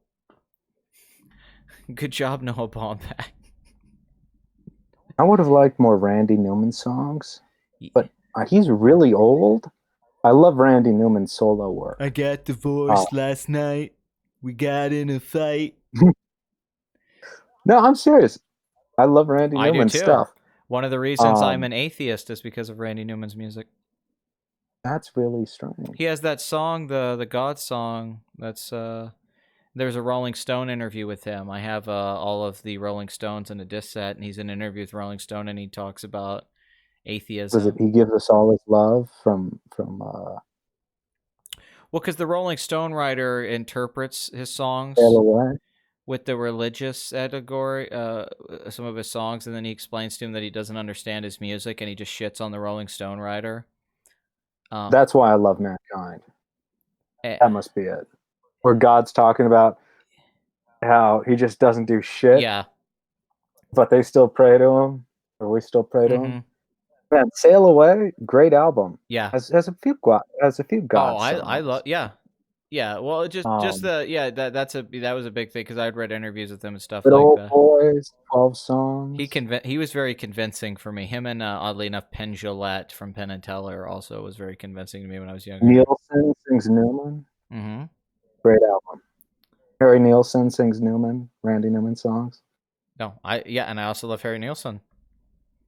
Yeah. Big fan. And early Kenny Loggins stuff. People think of like the Footloose stuff, the 80s stuff, but the 70s stuff, like Please Celebrate Me Home. Celebrate Me Home is one of like little album I'm a big fan of. But yeah, Randy Newman's definitely one of my favorite songwriters. Also, yeah, with Christopher Cross, big fan of. Will always defend Christopher Cross. But yeah, I'm with you on the Randy Newman thing. I used to do a parody of Short People, but I don't want to do it on here and get banned on YouTube. Yeah. I had a different version of that song. I feel like people need to appreciate Randy Newman. I agree. I think he's thought of as like the fucking Toy Story guy, and people don't know that he has this huge music catalog. I mean, he has a few albums, but they're mostly great. Yeah. He even had like that Leonard Cohen "I'm Gonna Die" album. Well, not just that, the scores. He's written great movie scores. Like truly great scores. Yeah. Like all-time score. Like that Pleasantville score is fucking amazing. Natural, man. No, exactly. No, like beautiful scores that you've heard for years afterwards. I don't think a lot of people know it's Randy Newman. The Paper. I love The Paper. Yeah, I know. Ragtime. Did the underrated classics on that. Based on a good book, though. You know, I feel like, wasn't this all about, at one point, Hans Zimmer? Yeah, no, we were going through Hans Zimmer's... Well, fuck that shit. We're on to Randy Newman. Well, it gets less exciting because it's like Da Vinci Code... Kung Fu Panda, the Batman movies, obviously. I mean, really, for a while here, some of the Hans Zimmer stuff's kind of like, fuck it. It's not really till you get to, like... I like that 12 Years a Slave score quite a bit. Okay, let's just discuss it. Hans Zimmer, when do you think... Was he in the shower and he just came up with a... Wham, this kind of like... the most iconic sound of the last 10... I mean, honestly, too, it really is. Yeah. It was parody from the beginning that it came out. I mean, it was already like... I'm gonna look up Inception sound. The Interstellar score was pretty good. The one on the organ. I don't remember it. And then the Dunkirk, I don't remember score, but the way he did the music with the movie was like brilliant from a technical standpoint. Although some of that feels like Christopher Nolan more than... Okay, so with Randy Newman, we got Ragtime, The Natural, Parenthood, Avalon. Love Avalon, by the way. Awakenings, The Paper, Maverick. Talk about an underrated fucking movie, Maverick, which is it's Richard Donner, right, from the old TV show, Mel Gibson. I dig that fucking movie. I do as well, actually. Yeah. I like the TV show. It was a big hit too. Maverick made like $100 million. It was like this big movie. But like it's like it doesn't exist anymore. Yeah, I mean, I'll just say, in the current climate, it has not thrived well. Then of course Toy Story, James and the Giant Peach, Michael. Go that John Travolta movie where he's an angel, Michael. Andy McDowell. Remember that weird late 90s John Travolta period, like that movie, the one where he has like superpowers? We're No Angels? No, not that's the David Mamet thing with I know, yeah. Isn't that him and Sean Penn? Yeah, Sean Penn and De Niro. Oh, De Niro. I think it's called Premonition or something. It's John Travolta like lives in the farm town, and he gets like superpowers. It is like that and Michael, and then he did Broken Arrow. There's like this like 4 or 5 year run of Get Shorty. That was really good. Yeah, no, yeah, that's good. I agree. But there's this weird era of like John Travolta films that all made a lot of money, like the post Pulp Fiction John Travolta career. And they're all very No, Michael, I remember he's got like wing and he's like in the kitchen with like he's like in overalls making eggs or something. I remember everyone's mom wanted to fuck John Travolta then a lot. Yeah, because they grew up with him being sexy as fuck, man. The fucking Welcome back, Vinny Barbarino and Saturday Night. I mean, don't get me wrong, Saturday Night Fever is like my third favorite movie of all time. My parents' age, you were born like the same year as Travolta. No, it's true. And like grew up with Travolta. The boy in the plastic bubble. You made a comeback in the 90s? You were making a comeback in the 90s. No, because you remember that, right? Where like your mom just fucking loved John Travolta. Like that's how it was with my like. I feel like all those movies, like, I feel like all those movies did well because of like Michael and all that. I think women just went to go see those movies. What was his last big one? Hairspray, where he was the mom. I don't think that counts. I was just top of my head. Kind of ironic. Wild Hogs. Yep, I think it's Wild Hogs. I like Wild Hogs.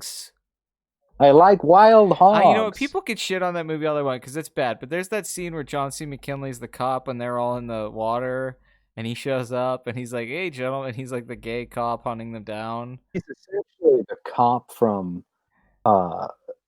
from fucking. But that scene's great. Fear and Loathing in Las Vegas. It's also got ELO in one scene. They play Showdown. Really? Yeah, there's a scene where William H. Macy. I'll be honest, I haven't seen that in a long time. I went to go see it in the theater with my mother because she loved John Travolta, and I would go see movies with my mom. Now, I was 16, mind you, going to see movies with my mother. Yeah, hey man, I was there too. You were at the theater when I saw that movie? Holy shit. Hey man, who was fucking your mother? I was that guy jerking off. Yep. I was. Wait, no, that was during The Punisher. I was fucking my mother. Someone's gonna fuck my mother. It's gonna be me, okay? It's like fucking Wolf of Wall Street. You know, my cousin got really fucking hot. I'm not gonna let these guys fuck her. Someone's gonna be fucking my cousin. It's gonna be me. Oh, I think I remember Phenomenon. That's what it was. Yeah, he gets like the superpower. I need to do a whole series on this on the channel. John Travolta movies. The Travolta-thon. That 90s resurgence. The Travolta-thon. He wasn't really in a lot in the 80s. After Blowout. Yeah, no, his career and then Look Who's Talking was a big hit. And then it was like, oh, he's done. And then Pulp Fiction. And after that, he's in like People. It's like these late Primary Colors. Plays Bill Clinton. Oh my God! Remember the one about like it's reversed and all whites are slaves? Yeah, I forgot about that movie. You remember that one with fucking Harry Belafonte? It's fucking crazy. White Man's Burden. White Man's Burden, Lloyd. White Man's Burden. Yeah, he does say that, you know. Yeah. White Man's Burden. Yeah. I've always kind of wondered why Nicholson says that, and of course, there's a million Shining theories about it. You think he's just a big Kipling fan? Yeah, I don't know. Or it heard praise? I know. Or you think someone told him to say it? It feels random as fuck when he says it. White Man's Burden, Lloyd. No, when I saw that in the theater, White Man's Burden. When I saw it in the theater a couple years ago, I was laughing my ass off at that scene. The scene in the bathroom with the old The scene in the bathroom. Yeah. Oh my god. when I saw it in the theater as well. When he says the N-word and then Jack says it back to him, I started laughing in a filled up theater. And the person with me was like, "Stop fucking laughing." I'm like, "Are you kidding?" It's the funniest shit. Because it's one of those things that like comes out of nowhere. And then he's bringing an N-word, and Nicholson just goes, "An N-word?" Yeah. Simultaneously disgusted by him saying that, questioning it, and maybe disgusted himself. The fact that it's Scatman Crothers, who's like got that poster on his fucking wall behind his bed of the woman. Not a poster, it's a painting. Yeah. With a giant afro, and then in front of him is an even bigger painting of a naked Nubian black, just a black woman. Clearly, this is all tied to the Illuminati and the moon landing and an Indian burial ground, but I don't know how.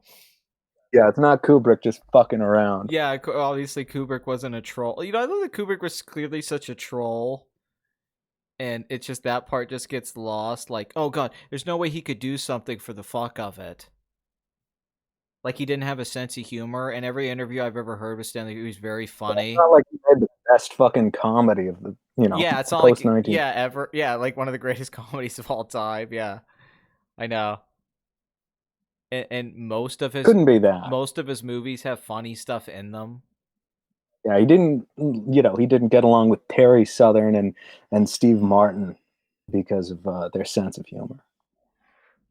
No, him and Steve Martin probably talked about paintings with Martin Mull. I love the and then the other one that got me really bad was when she comes into the bedroom and then she's like, someone was choking Danny, and just being a guy and being in relationships, when he looks at her and he does that, "What the fuck are you talking about?" I've done that look so many times. I can't tell you, man. Most relatable fucking thing ever as a dude. Like, just what the fuck are you talking about? What is this rubbish you're speaking?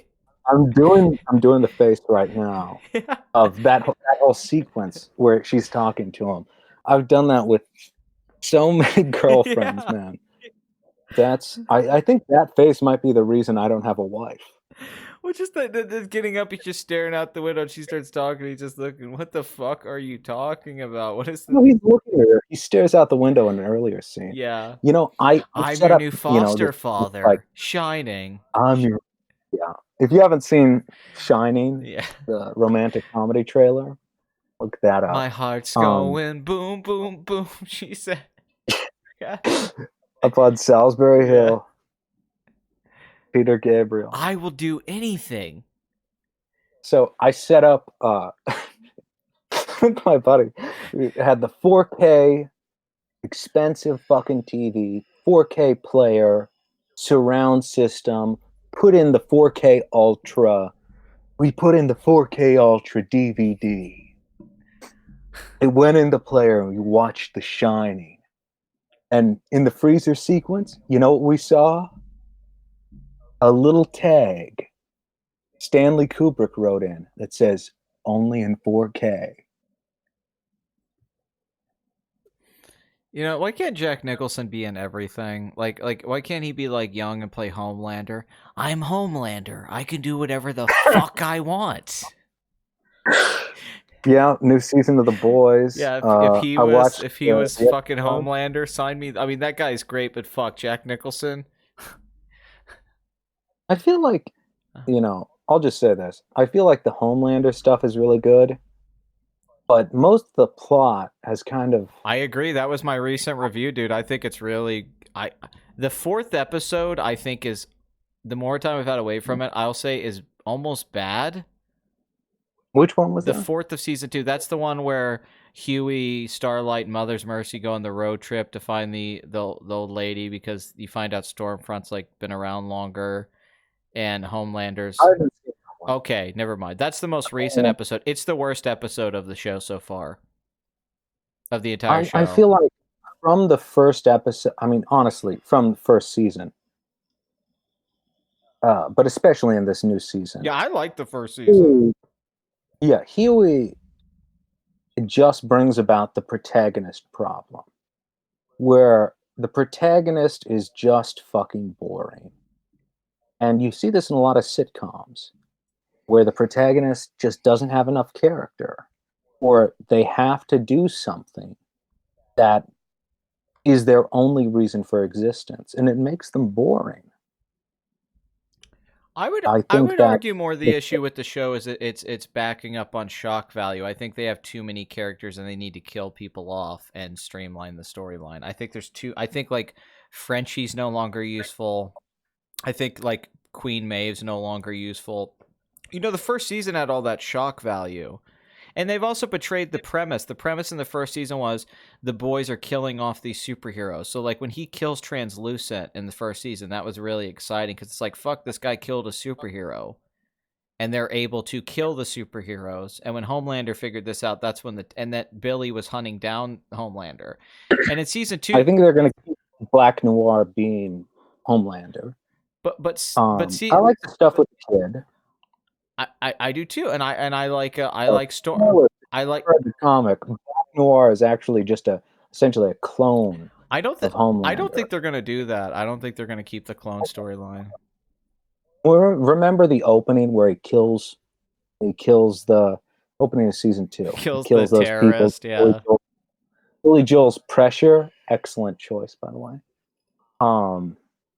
That's the stuff I like in the show. Is that stuff like Huey calling about the song and being like, I need my second wind. Have you ever seen that video? No, that stuff. Well, that song Pressure, but then later when he calls her on the phone, I already dislike, or the main character dislikes, Billy, the butcher. We're supposed to like him. He's supposed to be that charismatic villain. Although he's not really the villain, he's kind of the what would Joseph Campbell call it, the not wizard, the you're a wizard, Billy, the medicine man, archetype, the teacher, the guide, and at the end he fucks him over with his big plan.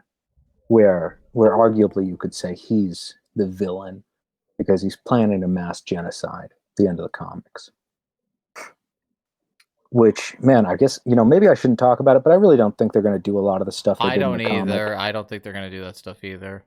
I don't think the comic was that great. We both said I don't really like Garth Ennis that much. I think that has I don't think I think that's all the worst parts of Garth Ennis are in particular in The Boys.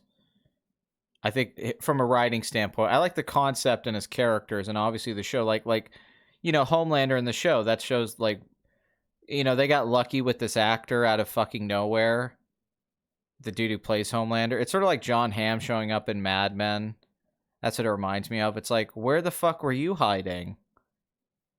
The dude who plays Homelander, that guy's got chops, like real chops, not like bullshit. You're good on a TV show sort of thing. Like, who the fuck is this guy? Like, just fucking kick ass. The stuff with his son this season has been very entertaining. But yeah, there's too many fucking characters, too many plots. They need the Game of Thrones thing. You got to kill people. What's wrong with shock value? It would be great if that fuck Game of Thrones too. They stopped killing people the right way, like that. Like I could have dealt with Game of Thrones writing getting worse, but for an episode, I'd be fine with not seeing the Deep for an episode. I'm with you. I mean, Patton Oswalt as the Gills when he was tripping on shrooms. Was that sequence? Yeah. Which I gotta say those gills are gross to me. I love how Homelander says like your gills are showing they're disgusting. Cover them up. Yeah. They are legitimately gross. Yeah, it's a weird hair on them. Yeah, the hair. That's what makes it gross. A whale. The whale doesn't look real enough when it's alive. Looks real when it's dead. Oh yeah, I like the whale scene. I like them coming out of the whale guts. That's the stuff I want in the show. Is that crazy? And of course, it's a sperm whale, and he's a Captain Ahab. Yeah, no, 100%. Well, yeah, pretty much anytime it's like Butcher gets a lot to do and Homelander gets a lot to do, I dig the show. Whenever Carl Urban or that guy Anthony Starr get to do shit in the show, I think it works. I mean, fucking the first episode ending with "Daddy's home" should have led to the show. No, because that's the thing. Like, I mean, you just don't. Because the first season there was so much Carl Urban. If it isn't the invisible cunt, the Spice Girls speech. It's like, dude, give me some Carl Urban chewing the scenery here, please. Like, that's, I mean, are you fucking kidding me? I want this shit. Like, please, just let Carl Urban ham this shit up. Although everyone I know is very entertained by the Nazi from Portland. Yes, she's like a 4chan white supremacist. I will say I love that they updated it from the comic to where she's like a Twitch streamer. White nationalist. She's just on Snapchat, but I mean that she's from Portland and is a Nazi with that haircut. Yes, yeah, is fantastic. No, that is funny. Well, the fact that they hide the Nazi thing until like the third episode, she's like, "You yellow bow." She kills all the black people in the building. She's like pissed off they're black. That's insane. I love it. She kills the dad, and they're like, "Dad," and then she's like, "Oh my god." I fucking hate. No, that. Yeah, I feel like they're trying to set up something where Stormfront's going to be the new big bad, as opposed to Homelander, which I don't know how I feel about because I really like Homelander, but I'm worried. I'm worried they're going towards like Stormfront versus Homelander is kind of where they're going. Well, they've just kind of ruined The Boys, that idea. I really liked The Boys in the first season. I liked Frenchie and Mother's Mercy, and Huey even was a lot better, and all that stuff. And I don't think they have anything to fucking do this season. The Boys aren't really doing anything. I mean, what are you going to do with their arc? Yeah. What is their arc? That's the thing. I'm much more interested in the Vought stuff with the Seven. I like that stuff. The corporate America stuff. Let's look at it. They are having a huge impact. Huey, gave her the idea for the Compound V, right? Mm-hmm. But it's like, and we can go back to Paul Atreides with this. Bring it all back around. It's like poetry. Yeah, it's like as Dan Auerbach, I believe, Eric Auerbach, in his famous book Mimesis. It's all about mimesis, right? In a superhero story, who's really interesting? The fucking superheroes. If you aren't having an effect in the plot or the world, it's not very interesting. And with Paul Atreides, at the beginning of the book, he really he's a low mimesis character, mimetic. Mm-hmm. By the middle of the book, he becomes who he needs to be. By the end of the book, he's powerful and a character with the highest mimetic character. He's achieved almost that mythic status as God, was it Northrop Frye delineated them all as? I don't know. But you get what I'm saying. It's how much they can affect the world around them. And most of modern literature is based around low mimesis characters, realism. But you're making a superhero show. Even though these guys don't have superhero powers, they can still be, superheroes in a way. I agree. That was the whole. The season one, I would have thought. I mean, I have the unfortunate thinkers. We've talked about this before. It's that like cable show, critically acclaimed, good show. It's that season 2 thing, and it happens with a lot of shows. The sophomore slump. It does, because you spend so much time developing the storylines and the characters and building the world in the first season. Sometimes writers spend years on those sort of things. And then you have to do the follow-up season. This used to happen with HBO all the fucking time. Like The Wire season 2, where it's the stuff about the docks and all that shit. The Sopranos season 2. I mean, I remember it was so many shows, like back in the day, where it'd be like, oh man, season 1, that was really good. Breaking Bad had a second season that was pretty shitty. and you come in and you're like, oh crap, they have to continue this, and they don't really know what to do now. Sometimes that isn't true. Like Mad Men has a really good second season, and I think Although that's a different kind of writing. yes, If you get Game of Thrones had a know. pretty good second season, but they had the books. But I remember, a lot of us were worried about season 2 of Game of Thrones. I mean, obviously later we didn't know what would happen, but those first 3 seasons, like, oh, it's really solid. Game of Thrones. What do you say? I think season two is the best season. Yeah, it's great. No, it's one of those. I mean, no, it is great. It's I love seasons 1 through 3 are all really good, but yeah, you could just pick one. You could be like, I like season 1, I like season 2, I like season 3. But yeah, I think season 2 could definitely be argued as the best one. That was definitely where I felt the hype the most too, was season 2.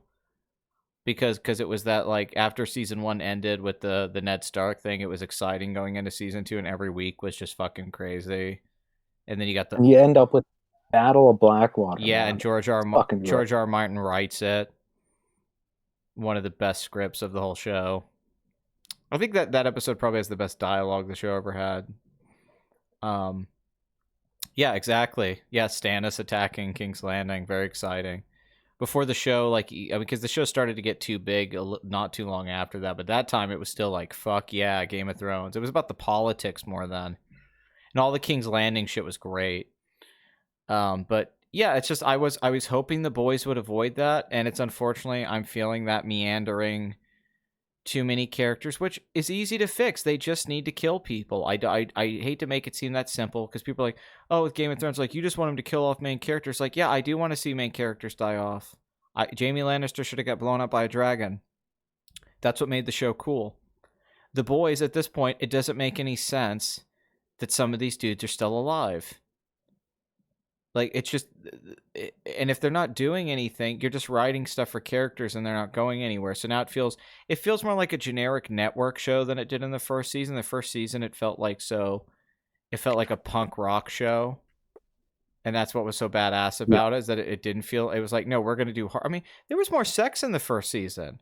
I was thinking about that recently, the lack of sexual content. All the stuff with Elizabeth Shue in the first season was fucking awesome. And just all the, the Starlight sucking the deep stick, the religious festival they go to. There's just none of that shit in the second season so far. The only thing is that thing with the guy, I forget his name, Gecko or something, where the guy cuts his arm off and he's like, for another $1,000, you can cut my dick off. I want more stuff like that. Yeah. Just that fucking, gory, fucked up shit. Or like when Daredevil shows up basically and Homelander smashes his ears in. Or the thing where he keeps like drinking the milk. He's obsessed with the breast milk. I'm into all that. But I have a kind of fear, not a fear of milk, but I'm horribly disgusted by it. So yeah, I love the whole milk thing. No, me too. But it really makes you hate it. But I really think they need to, like, like you said, I kind of be over the deep too. I like the deep in the first season. Now I'm like, I don't know what the fuck you're doing with this character. I like the actor playing. I like Chase Crawford playing it, but it's just the jokes kind of wore off already with him being pathetic. So I'm like, yeah, kill him, kill Queen Maeve, kill Frenchie. Fuck it, kill Huey. Like, just fuck it. Like, well, I mean, I feel like they're probably building up to the ending of the comics or something similar. Well, I know, but how long can you drag this shit out? Yeah, okay. Yeah, I like to ask this when people talk about a TV show. I don't watch a lot of TV shows, really. What's interesting about anime, as I've found out, is that usually a one-season anime tells the story. Not always. It does make me wonder if The Boys should have just ended with that one season. Like, we'd have got like 2 more episodes, like 10, and that's all it was. It's sort of that Stranger Things thing. I'm like, would I have liked this better if it just ended? I like miniseries. Me too.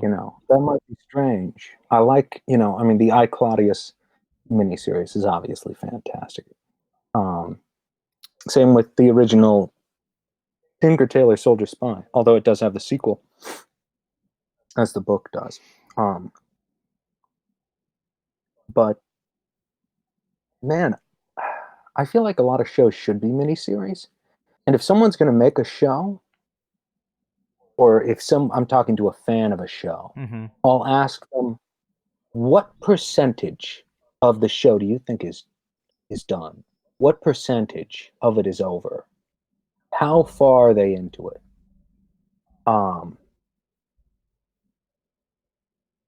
And I'll ask you this: what percentage do you think there is of the boys left? How far? What percent are they at with season 2, episode 3? I haven't seen 4. You mean percent of how close they are to getting to the ending? If the ending's like 100%?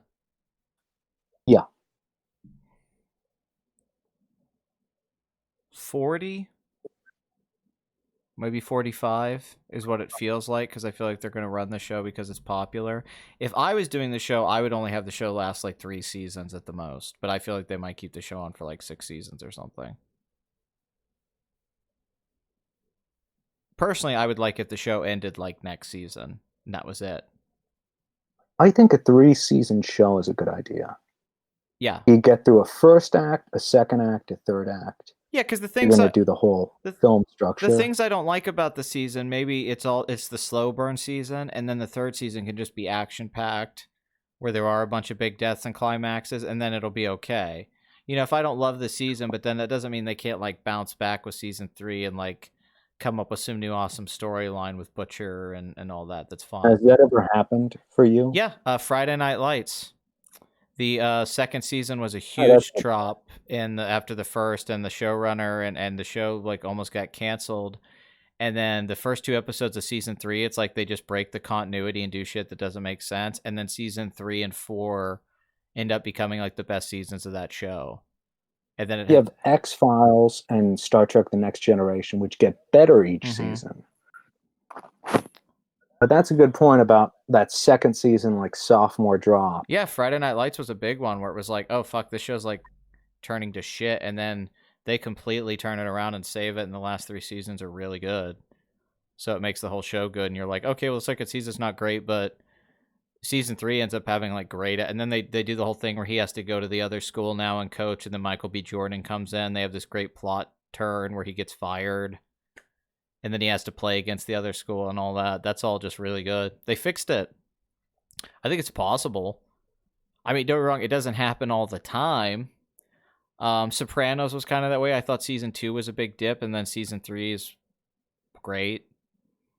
That's got Pine Barrens and all that stuff in it. That's a great season. But those other ones. But that's my thinking. Is like I could see that this season of The Boys, it's that second season slump, and then they're setting up because if this season, because really it's going to be the finale. If the last episode of season 2 has a lot of great shit happen, like the Stormfront stuff, all this stuff pays off. And we do get like big and they remove all the pieces. Then we could get a season 3 where like shit's happening. They basically need Mad Men used to do this every year. They would just like kind of reinvent the show, and it worked for a little while. I think with The Boys, they have to completely change the dynamics of the show, because the show is hurt by Elizabeth Shue not being there anymore. It really is. Her dynamic with Homelander and her working at Vought. I get why she died, and I get why those payoffs are there.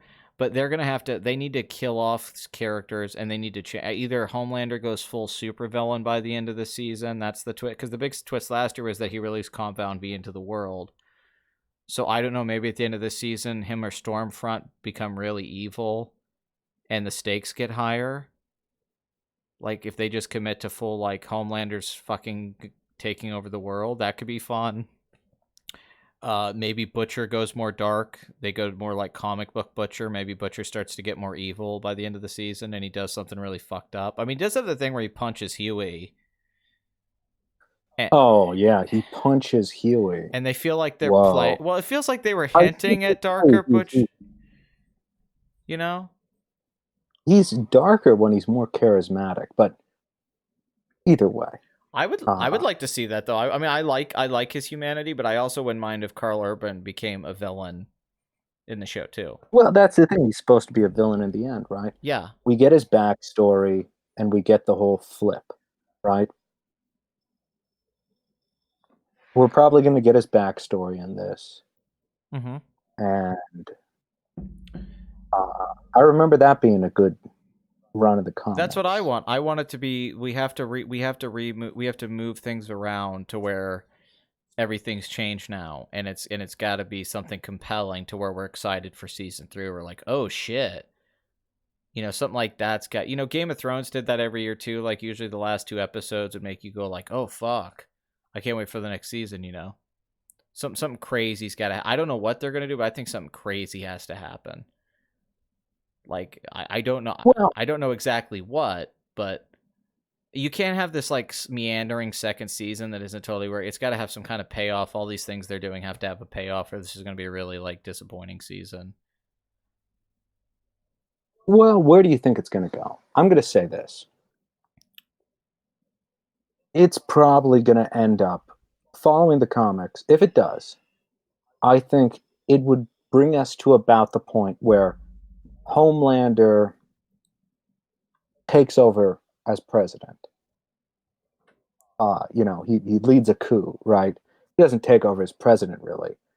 I also like that they're not doing too many Trump parallels or conservative stuff. The show's actually like very critical of PC culture, which is fun, and the media in particular. They're just shitting on the media. I'm glad that the show, it's just a nice thing that they're not doing like obvious stuff that a lot of other shows would do. I could see that, what you're saying, that like Homelander.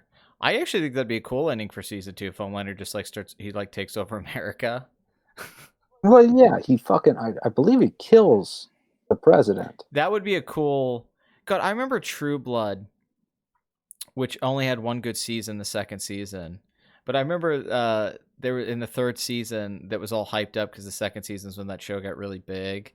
I remember the 3rd season being like, man, this show's not really going anywhere. And then they have this like the main bad vampire guy of that season, and he kills a guy on television, and it's like a game-changing scene. You're like, holy shit, this changes everything. And then they don't follow up on it.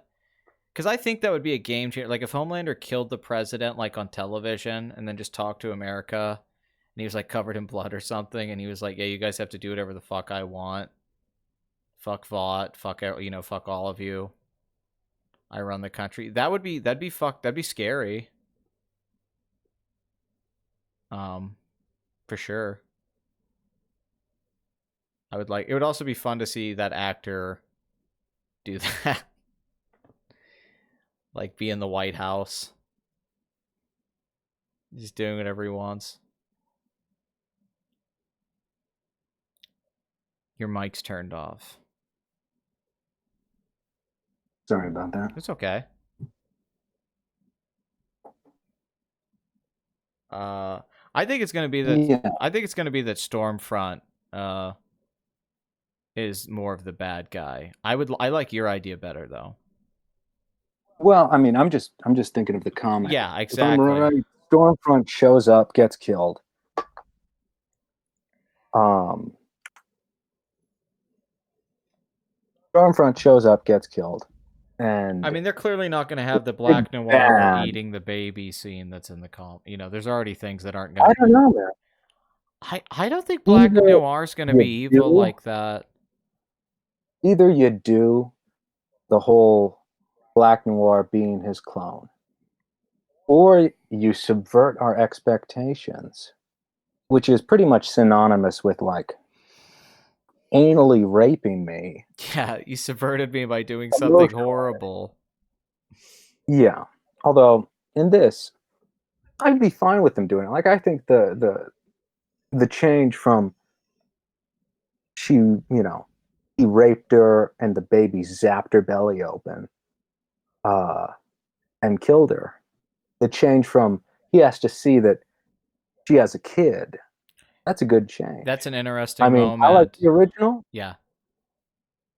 I like the new one. There's something almost more fucked up though. Like it's a visceral. That's like Garth Ennis thing. It's viscerally fucked up what happens in the comic. But for Billy to have to see that she has his son, and the way that Homelander wins at the end of the first season with that and that last shot, there's something more fucked up about that.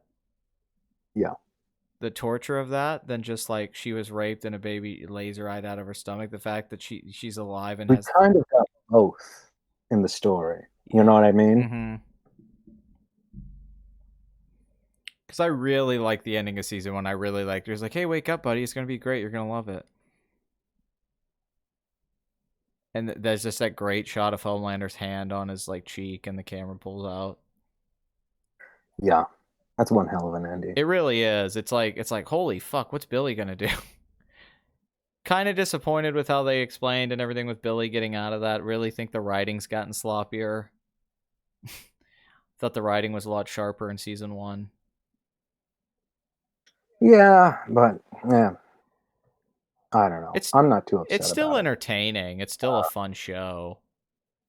Yeah. Like the actors are good. You know, I've watched some television recently. As you know, I'm not a big television fan. You only seem to watch shows when I ask you to watch shows, like Barry you or asked something. me to watch shows. I watched the new season of Castle Rock, which I was really disappointed with that first season. I'm not a big Stephen King fan. Isn't this the one where they bring in Annie? It's the Misery. Here's the plot. It pretty much has nothing to do with the first season, except for one minor like image. That's not a bad idea, though, right? Do it like anthology style. Essentially, it's kind of like a what if comic. The show is like an alternate universe, if you will. A modern day Annie Wilkes from Misery shows up in Castle Rock. She's stuck there with her and her daughter. That's interesting. And they do her backstory really well, I think. And it's surprisingly well done. And but in addition to that, where the first one is kind of this amalgamation of stuff from Dolores Claiborne and kind of these lesser novels like Needful Things, and where you have like Alan Pangborn, the sheriff in Castle Rock. This one, you've got three main things. Ace, the bad guy is Ace from Stand By Me, or The Body. Tim Robbins is in it as Pops Merrill, his uncle, and the local crime lord. And the plot around everything is a take on Salem's Lot, or Jerusalem's Lot, the short story. So you have this vampires taking over the town with Annie Wilkes. And I mean, the woman who plays her is that like one of the freak girls from Freaks and Geeks. Yeah. And I mean, I was so impressed by this second season. The first one, I thought, it was too sporadic. It had that one good episode with Sissy Spacek. Yeah, that's the one everyone talked about. Wasted all of this potential. And this second one, I didn't even, I wasn't meant for it. But seeing Tim Robbins walk into Shawshank Prison is fucking beautiful. I don't know what it is.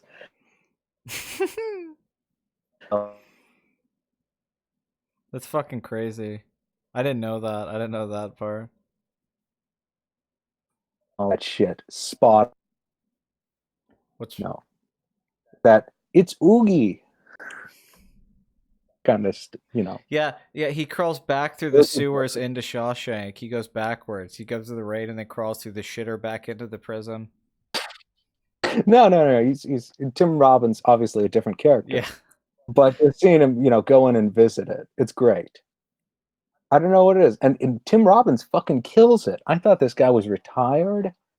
I like the idea of the Stephen King universe show. I do too. I'm telling you, man. The second season, the only thing that it has in common with it is it mentions this kind of like strange kid played by the guy who plays the Pennywise in It. Okay. Bill Skarsgård or Uh, something. yeah, one of the Skarsgårds, not Peter, not Alec, There's so many of them. But try it. Try the show. Season 2. I think you'll dig it. Honestly, I was so surprised. I thought that first season was just shitty and schlock, but this one, I mean, I'll just say this. Annie Wilkes kills someone with a fucking ice cream scoop. I mean, shit, bro. That's all you had to say. Yeah. I mean, it's campy and fun, and even if you just watch the first episode, it's funny. All right, well, we've been running like well over 3 hours, so I guess to end on this, I want to do this game I came up with earlier where we have to guess something with each other, because I think this will be fun. So, we're both big David Lynch fans, have been for a long time. I'd say that Blood Money is the David Lynch expert between the two of us. But I don't know about that. I, But yes, I am. well, I think you have more of a connection because of where you live and the Twin Peaks thing, and all that. I mean, I think we're probably. I don't know if one of us is a bigger fan than the other one or anything. I think we both like David Lynch a lot. I would say I'm more of a obsessive. Yeah, that's probably true. And I think there's things that I don't like that you do like, and vice versa. Probably, I think. I think I'm probably more negative on some David Lynch stuff than you are. But yeah, so I guess that. So I wanna guess here. We have to guess with each other. This is like a friendship game. Remember, there's like there used to be a board game I remember I'd play with friends where you'd like have to write things down, and you'd have to guess things off of each other information, and it was based off like how well you knew each other, and you won by that. So I want us to guess. We know our favorite David Lynch. We know we both like Blue Velvet. If you watched the Best of the '80s podcast 6 months ago. So here we are now, and now we have to guess each other's least favorite David Lynch movie. So this does not include the television work and any kind of short film, or because obviously my least favorite David Lynch stuff is like there's this music video he made that's fucking terrible, from like the 2000. I can't remember the band, but it's like fucking awful. And there's some some of his. I mean, I've seen his early shorts in the Criterion channel. I rewatched Lenny recently, the Bob Fosse film. And then I saw they had David Lynch's short films on there. Gotta say about Lenny, too, I used to love that movie, and I thought that it wouldn't hold up. Because I was like, I'm just going to be sucking. And for like the first 20 minutes, I was like, oh my God, Hoffman up there. This is like SAG bullshit, And then it's not like a great movie about stand-up comedy, but it's a great movie about a marriage. It's like one of the great like marriage movies. The more I get into it. And then the second... Yeah, he gives a good performance, man. Well, at the beginning, it's just that thing, like he's just talking on the stage and it's cutting back and forth. It was just sort of this thing. It just was kind of this. I don't know. I didn't really dig it, and I didn't say his performance was bad, but it was just it's an actor's movie sort of thing. But then it actually turns into a movie at some point. It really does get like a story, and it becomes about his relationship that he had with his off and on again wife and their drug addiction and fucked up. And then just the scenes in the comedy clubs get more compelling. And then this stuff, then by the end, I really like the movie. And then I was like, oh fuck, wow, I still love this movie. Cause I used to love that movie, and I love how the movie looks.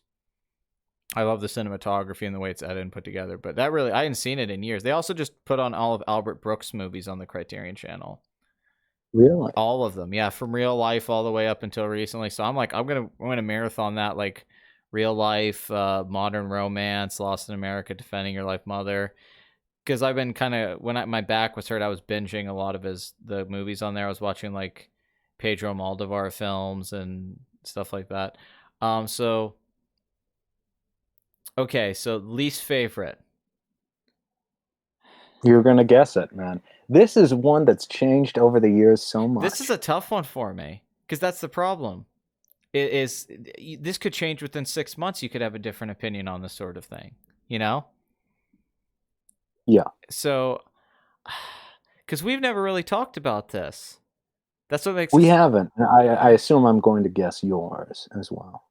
I think I'm gonna get yours wrong, and I think you're gonna get mine right. That's my theory. I think I have. I don't know. I think I have yours wrong, but knowing you, I don't know why you would like this movie more than some of the other ones. So it's tough. This really tough. I'm scared. I'm bizarrely nervous also. Yeah, this is like when we went to go see Cusack, our first podcast. I like them all. I really love I them don't dislike all. any of his movies. That's the thing. No, I don't really dislike any of them. But your least favorite, which is hard because when you don't outright dislike a movie, it's hard to pick. Well, which one do I like the less? Do I like the less? Do I like less? It's like if you're eating a bunch of food you like. It's like, okay, well the lobster's not quite as great as the steak tonight. Yeah, I don't think David Lynch has made a bad movie. I mean, if you're asking my least favorite thing overall, besides videos, like there's episodes of Twin Peaks: The Return. There's a couple of them that I don't think are very great, even on rewatch. There's like, Well, if we're really getting into it, I think it's probably there's a couple. God, like What'd you say? I'm sorry, I didn't hear you. some episodes of Twin Peaks. Yeah. But I would say closer to like Rabbits or Dumbland. Mm-hmm. Remember those? Yeah. Or some of exactly. Yeah, or if like even the David Lynch's Hotel, which I like, that would be at the bottom of David Lynch for me. I really like that show. Yeah. I like it too. Yeah, there's a few episodes of Twin Peaks that like season 3 that are like not a few, just like 2 or so that I'm like, yeah, I really don't dig these. And I went back and rewatched them and I didn't dig them either. I'm like, I like 90% of that season. The Return I love.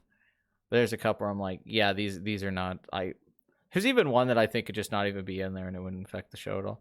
But I'd have to go back and rewatch it.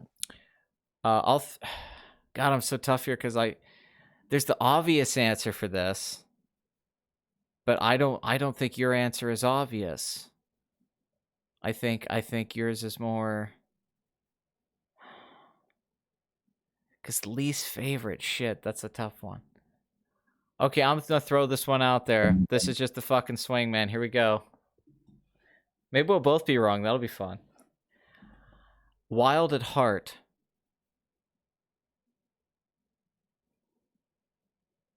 Why do you think that? I think you're a defender of Inland Empire. I think you actually like Dune a lot, unlike a lot of other people. I think we've talked about this. The one we've talked about the least is Wild at Heart. And I think out of that era, including I think you really like, I Know You Love Mulholland Drive, Blue Velvet. I don't know how anyone would have Eraserhead or Elephant Man on the bottom of their list. That doesn't make any sense to me. So I could just be wrong there. And I also think that you're like me where you're a big Lost Highway fan. And I like Lost Highway more than Wild at Heart. So I don't know. I feel in my heart, I feel Wild at Heart is the one you like the least. Because I've heard you talk about it the least too, and we haven't talked about it much. And I wonder if that's for a reason. Because you're not as interested in talking about it as you are the other movies. But I don't know. Those are good reasons. We have never But discussed you're that. wrong. We have never discussed that movie, I don't think. I think we've talked about pretty much Nicolas Cage's performance. Yeah, that's it. All the other ones we've talked about like a lot. We've talked about Straight Story a lot. You clearly didn't consider my love of Cage. I feel like we just haven't talked about it. That was my because thing. You're wrong. That's my thing. Is there a reason we haven't talked about it? That was my thinking. I'm a big fan of Barry Gifford, the guy who wrote that book, and he also wrote the script to Lost Highway. I like Wild Heart, but it is my second to least favorite. Not my least favorite. I love seeing, fucking Willem Dafoe as Bobby Prue with those fucking teeth in. Because also too, it is one of the lesser David Lynch films. I mean, I like it too, but it's not top tier Lynch. No, it's not top tier. I mean, that's Diane Ladd and Laura Dern together. Crispin Glover, man. But solely my love for Nicolas Cage. Yeah, if he wasn't in that goddamn movie. And The Wizard of Oz. I mean, it's. I'll tell you, my least favorite is actually Dune. See, wanted to say Dune, but I was like, that seems too obvious because we like Dune. I feel like you like Dune. I was gonna say Dune, but that felt safe. I should have went with that. I went out swinging. I went with the big one. I appreciate that. I mean, fuck, I've defended Dune for so long now, but yeah, it is my least favorite of his movies. Like, I feel like if we were And hanging out and you were like, let's watch Wild and Heart and Dune, I feel like we'd watch Dune. we would watch Dune for sure. You know? But when I think fondly on David Lynch's movies, I think of the strange kind of horrifying parts. Dune is the only one that really doesn't have that. Even Straight Story kind of has that. I know Although it's Dune's like different. actually the least David Lynch movie. Well, I remember the one time I told you, I was like, yeah, it's just a weird movie. And you're like, yeah, it's made by David fucking Lynch, and it's his most normal movie. He said, Yeah. what time? Like Straight Story is a completely straight story, right? It's just told. It was originally But called it's A this- Gay Story. It's this sad reality of life that he brings to it, and everything's I actually think that's one of his best movies, A Straight Story. yeah, me too. Everything's just off a little bit. One of Norm Macdonald's favorite movies. I love it, man. I love it. All right. You gotta guess mine now. I have to guess yours. My theory I'm gonna guess was- Dune. That's wrong. I was gonna guess you were gonna get mine right, and I was gonna get yours wrong. We were both wrong. What I feel like Dune fucked us up in this. The whole Dune conversation fucked this whole fucking thing up. oh shit, is it Inland Empire? It is Inland Empire, yes.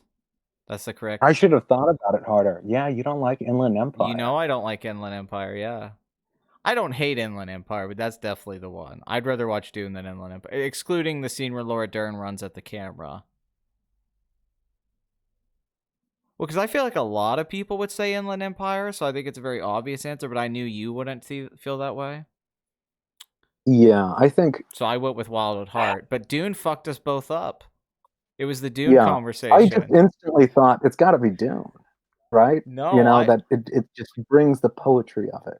No, that's the thing. Dune fucked us up because Dune. I didn't think of Dune because we were talking about it so much, and you thought Dune because we were talking. We both fucked up.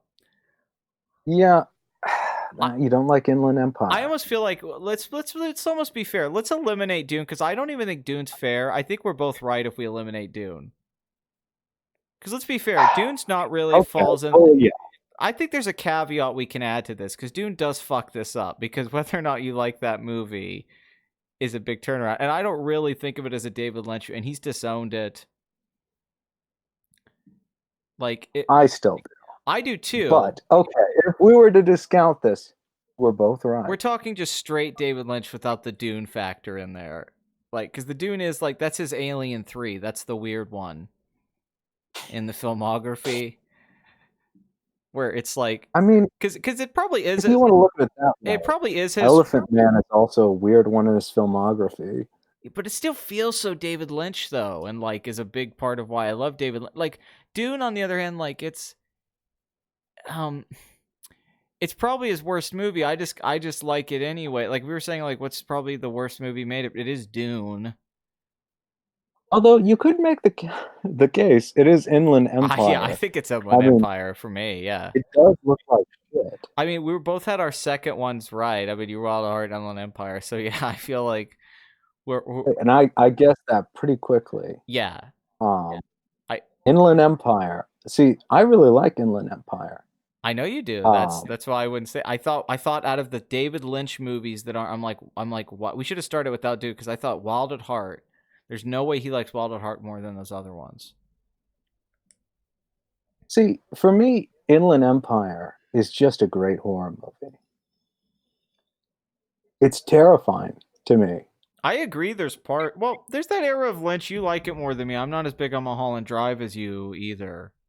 The 2000s Lynch. I don't love that as much, and I don't love Inland Empire. And I was worried about Twin Peaks: The Return because of Inland Empire. And because he was basing a lot of stuff off Twin Peaks: The Return off the stuff he wanted to do with the Mulholland Drive TV show.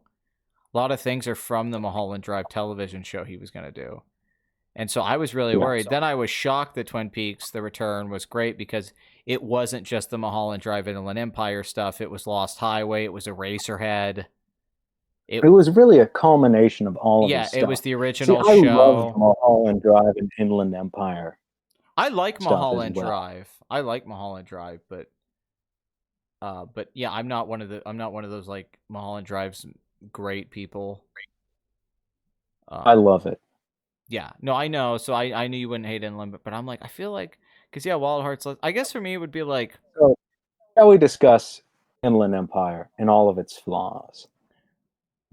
we have to. I'm thinking like, if I had to go like just like top of my head really fast, it would probably be like Blue Velvet.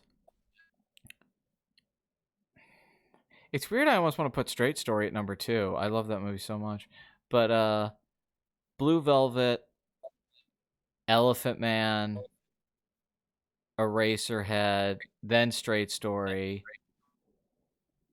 then Twin Peaks Fire Walk with Me, then I would do Mulholland Drive, then Lost Highway, then Dune, then Inland Empire. Something like that. Even though I think Lost Highway is the greatest music video ever made. It was one hell of a soundtrack. I think William Burroughs is on that soundtrack. Yeah, I love Lost Highway. Like, I've watched Lost Highway. It's one of those movies that I've like stayed up really late and watched like 2 or 3 times and got lost in it. Legitimately, like I love Lost Highway, but I don't think there's a David Lynch movie other than Dune that I haven't watched over and over again yeah, in one night. for sure. Possibly with drugs, non-psychedelic, mind you. The psychedelic drug you need is Lynch himself. It's transcendental. Inland Empire. So why do you think it's the worst? It's the worst looking David Lynch film, first of all, which really bothers me. Which he's very visual to me is one of the things I really like about him. I think it's also his longest film, too. I would probably guess so. And I think it's 3 hours. Yeah, as Mike was his boringest. He's the most boring one to me. I think if it was like 100 minutes, I would probably dig it. And if it looked better, but it looks like shit and it's 3 hours, so it's watching a bad look. Not that hurts it, because it is scary. It's just a lot of the criticisms people have of David Lynch I don't think are usually valid, and I think Inland Empire is actually a lot of the things he gets criticized for I think are in that movie and valid. I do think it is like that empty, weird for the sake of weird, surrealist, meaningless, there's not a good meaning behind it sort of thing. I think even if you interpret it and what he's, I don't think it's interesting.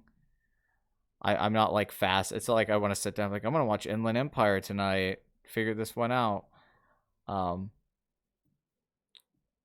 But I once again, I don't hate it though. I don't think it's like a bad movie. I mean, it's still a David Lynch movie, but it's weak David Lynch. I mean, I was very disappointed. When I was first reading about it, I was like, holy shit. And then I remember seeing it immediately. I was like, what the fuck? Why does this look this way? That just bothers me outright. Just how bad it looks. And what's that? Is that guy? Isn't that guy in it? It is shot on a fucking camcorder. Yeah, isn't it Justin Theroux? He's in that guy. Something about that guy I just fucking hate. Even though he's really talented, but like he shows up in 6 Feet Under for one season. He's in that show, The Leftovers. I don't know what it is with that guy. There's something about that guy I fucking hate. Jennifer Aniston him dated. I feel like we're gonna find out that guy like is a serial killer one day or something. I don't know. Doesn't pass the smell test for me. Something's wrong. Something's off with. I don't know. I like him. I dig him. I no. That's the thing. He's really talented and good and smart. Like he's a really talented guy and interesting. But something about his face just pisses me off. I don't. I think the movie's fun, man. I feel people read too much into it. You know. That's one of my criticisms of David. I think, well, not David Lynch, but people's. I think everybody reads too much into David Lynch films. I mean, I used to Inland Empire, he sat around fucking shooting it. I mean, I don't know for how long. Quite a while, at least a year, right? Mm-hmm. Of him with his fucking camcorder. I don't know what he actually shot it on. I mean, but it looks like a fucking camcorder. I think it was a It camcorder. looks like it, man. He's shooting it himself, and it's like 28 days later, but like way. I heard the story that the whole idea of the movie being shot was he moved in, or he lived in his house, and Laura Dern ended up moving in near him, like next to him, right? Right. And thus the movie began. You know, he was making a bunch of internet stuff around that time. Laura, and I'm making some chicken with tomatoes and cheese. Let's make a movie. I play the guitar on my lap. Yeah, I mean, it's got a crazy good cast. It talks to but me. Yeah, it's a bunch of. She's fucking amazing in it. Here's my best a friend, bunch of Russell weird Brand. Oh yeah, Russell Brand. Russell Brand gets to hang out with David Lynch, and I don't. I hate that. I hate it so much too, dude. All these people get to. I mean, is it really? Can you think of someone more you'd rather fucking go hang out at his house and hang out to do than David Lynch? It's hard to top that. Like, if you could go spend a week at his house and just, it's a sleepover every night. On the Kronos DVD, you ever see that special feature of Guillermo del Toro's house? Yes. Bleak House? Mm-hmm. I went to that house years ago in Austin. I think that house is in Austin. I saw it once. I didn't go inside, but I think it's... Because he used to live in Austin back in the 90s. He may still have a house in Austin, but I know he's shown movies and stuff at his house in Austin, so I don't know if it's the same house or not. But no, I don't think there's anyone who could top wanting to see David Lynch. Just talking to him for like, I made popcorn. I feel like talking to him would be, and I don't mean this in the way that I feel like most people would mean this, would be like being on LSD. Yeah. I'm not saying it would be psychedelic. I'm just saying I feel like I would learn more about me. I feel like it would any other time. I feel like it would be like tripping. I totally think it would be that like transcendence and like the death of the ego. You know, you kill the ego death that you have with tripping, and like I feel like it would be this profound, and you become childlike too. I feel like I could play with him without that sounding gay. Like playing like children. To me, it just sounded kind of murdery. I don't want to play Sorry again. Let's play Monopoly. Just you and David Lynch playing Twister. Yeah, he's really good. Yeah. God, David Lynch, you're so good at Twister. I know. I'm calling Jeremy Irons. Yeah. You all played fucking Twister. It's the scariest game of Twister ever. There's fucked up paintings on the wall. There's weird music playing. Someone's filming it. Nobody knows who it is. It's just some guy with sunglasses filming it. Who is that guy? I don't know. Yeah, I mean, what is the ending of Inland Empire mean? I'm more caught up in playing the Twister. Room 47. You've got the one-legged woman. Yeah. You got the monkey. You have the prostitute. You gotta have the monkey. You've got the lumberjack. You've got Nina Simone. You got everything you want in a movie. I mean, that's cool, but you know, Dune has a Toto soundtrack with Sting in it. So, and the end credits is everyone in the cast. The end credits have everyone's over the ocean with Toto playing. It's pretty great. So are you saying that if Inland Empire had a Toto and Brian Eno soundtrack, And you'd Sting. like it more? And if it had the Father I've Awakened sequence, which is the best scene in David Lynch's Dune, for me. It's a great scene. That's a good choice. That scene is what the movie could have been, and when people shit on the movie, they ignore that there's that. That's the thing where it's like, fuck, this is like great blockbuster filmmaking. The entire the sandworm when the music comes in when they take it, and then the scene the Father I Have Awakened sequence are both fucking perfect scenes in that movie.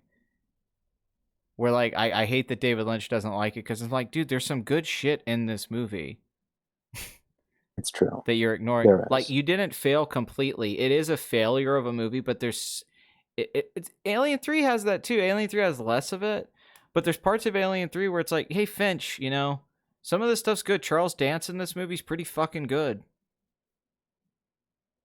And it's true. And the scene where the alien kills Charles Dance is pretty fucking. I mean, it sucks because then the most interesting characters out of the movie, but there's good shit in that movie.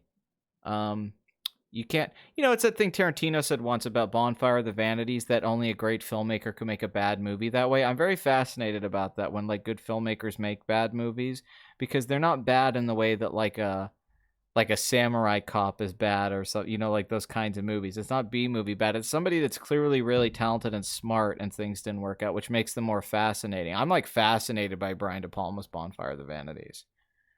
Oh yeah, I mean, he said at one point, like he said, "Fuck it." The studio gave him the actors to work with. He said, "This is going to be shit," and he essentially said, "Fuck it. I'm just going to make it and get paid." Cause yeah, that's the thing. You see the talent on screen, like the camera work, the way things are done. I mean, it's fucking insane. It's like clearly a guy making this knows how to make a movie. I love that Roger Ebert criticism of Lynch, even though I don't agree with, like, as he criticized Lost Highway, but I love that line he has where he's just like, you watch these David Lynch movies, and clearly this is such a talented guy, and I wish he would just sit down and make a movie. That's so funny. You know, I do wish he made more movies. I can't disagree with that. I don't argue that it would be nice if there was some more straight stories or Eraserheads, or I mean, not Eraserheads, Elephant Man, like movies with just a story, you know? Yeah. Because that's where I always struggle with Lost Highway. I fucking love. Dune has a story. I mean, I agree. I think Dune has a. Blue Velvet has a story. I agree. I think that's why Blue Velvet's his best movie. I think it's got the best storytelling and script. I think it's like Twin Peaks with the writing. It's great. I think that's. Every time I stumble upon an ear, I always think of that. I think that's why that one stands out. That's the one that has the narrative the whole way through. It and all the stuff that's David Lynch stuff just goes into the storytelling, and it's great. You can follow it. That's why that one always stands out to me, because that's my struggle with like Lost Highway. Like, I love it and I watch it and I obsess over it. There's always something in the back of my head. It's like, is this bullshit? Every time I watch it, and I'm loving it. Like, it's like when I'm watching Lost Highway, I think it's the best movie ever. When fucking This Magic Moment comes on, and Patricia Arquette's in it, when they're fucking in front of Bill Pullman's performance, the end of the movie, I think I'm watching I feel like I'm watching a Kubrick film. Like, I'm like, holy shit. And then every time Smashing Pumpkins comes on, you're just riding with it, man. Long scenes of night in the car, I think are just the greatest things ever. And then when it's over, I'm always in the back of my head, it's like, is this bullshit? Every time. I'll tell you what, man. The phone scene, soundtrack is bullshit. Oh yeah. I feel like it's a movie that you can solidly read into if you're obsessive and crazy. Like I am, I guess. Well, that's the thing. I was so that way, and my big issue with David Lynch was always felt like it was this by design thing. I didn't think meaning, but I will say, Twin Peaks: The Return did give me a lot of the things I always wanted, and did make me feel differently about a lot of those things. Where I'm like, oh, it wasn't bullshit.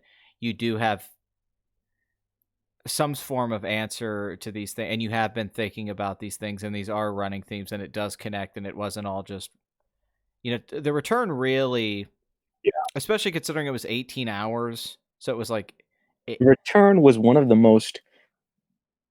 I mean, that... One of the most Well, the fact that fulfilling experiences of my me life. too. The fact that it validated like Fire Walk with Me, and Yeah, all these things, like, it's through the electricity poles. I'm like a JFK assassination weirdo. I'm yes, a conspiracy theory yes, fucker on message boards talking about Twin Peaks. It's through the electric I lines, and know. they're All these things that you if you were know a David Lynch they're so fan, you felt, but you were like, people would argue about, and then the return confirmed a lot of things. I think is especially that eighth episode that does the Eraserhead thing that really, I think, ties up the mythology of Twin Peaks pretty well and explains a lot of it pretty well. Yeah, it turns out he was thinking about the same stuff. Exactly, which It wasn't all bullshit. It was so no, fulfilling to me. me too. Every week was a fucking amazing, like, just immediately the first two episodes when they premiered, I was like, holy shit. Well, the fact that he still had it too, that I was questioning with Inland Empire, and it made me even rethink that because he came back and I'm like, oh, you can still do all that stuff. You just choose to do what you want to do. That he proved that, like, no, you want me to make like a straightforward thing that's entertaining? I can do that. You want me to make a horror thing? You want me to do the Eraserhead thing? You want me to do the Lost High? I can do all of it whenever the fuck I want. And then you're like, oh shit, he's legitimately one of the greatest filmmakers of all time. This just solidifies it. Like, this dude's like, oh, he's like a master. He can literally do any genre any way he wants. He just chooses to do the things he wants. And it just changed everything. It was like, oh fuck. Like, you're and even him acting in it and how good he was, and then all the stuff with Laura Dern, that there's even the lore with Kale and all, like, just the actors he's worked with, that all of that came around too. And being a Kyle MacLachlan fan all these years. No, I know. the return was, I know, man. And Kyle MacLachlan plays Mr. C I so beautifully. no, it was just so many things, and I was like, no, I can't tell you how many friends I had who told me they were like, I was wrong about David Lynch after the return. They like, I was wrong about him. You were right. Like, he is great, and all that stuff I used to say wasn't true. I'm like, yeah, I know. I was like, and I told him, I was like, guys, I feel the same way. I was always sort of like, it was sort of like the silence of God thing, Like, is it real? Am I gonna be rewarded for my faith? Is Yeah. there an after? It turns out, I don't know if God exists, but David Lynch does. Yeah. No. It's like the Usual Suspects. Yeah. I don't know. I don't know if God exists, but I worship him, and I also worship David Lynch. He exists. Lynch at least answered my prayer. That was sort of the thing. It was like, that's a great review, I would say. So say Twin Peaks: The Return is an answered prayer. It really was, like, just from my childhood into my teenage years, and then all the years they were talking about doing it and they couldn't get it done, and then it seemed like it wasn't going to get made at some point, and then it was like, well, and waiting for a follow-up to the finale of Twin Peaks, and then the fact he just ended the whole thing with another, like, well, here you go, that he gave you that same feeling you got when Twin Peaks originally ended.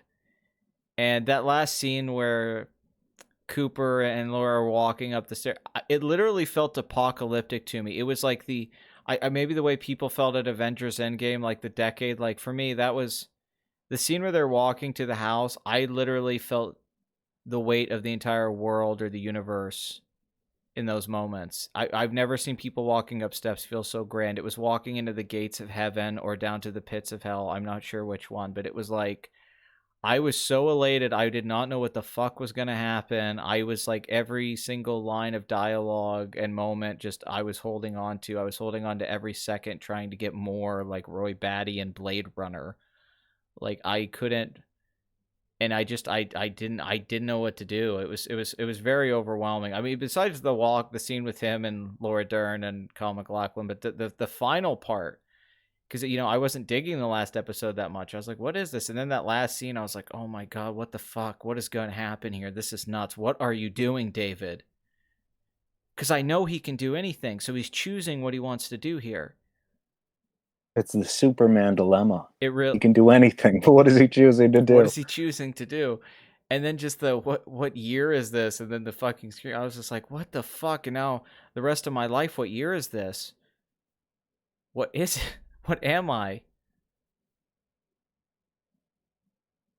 Oh, You know, Willy Wonka says, you know, we are the music makers and we are the dreamers of dreams.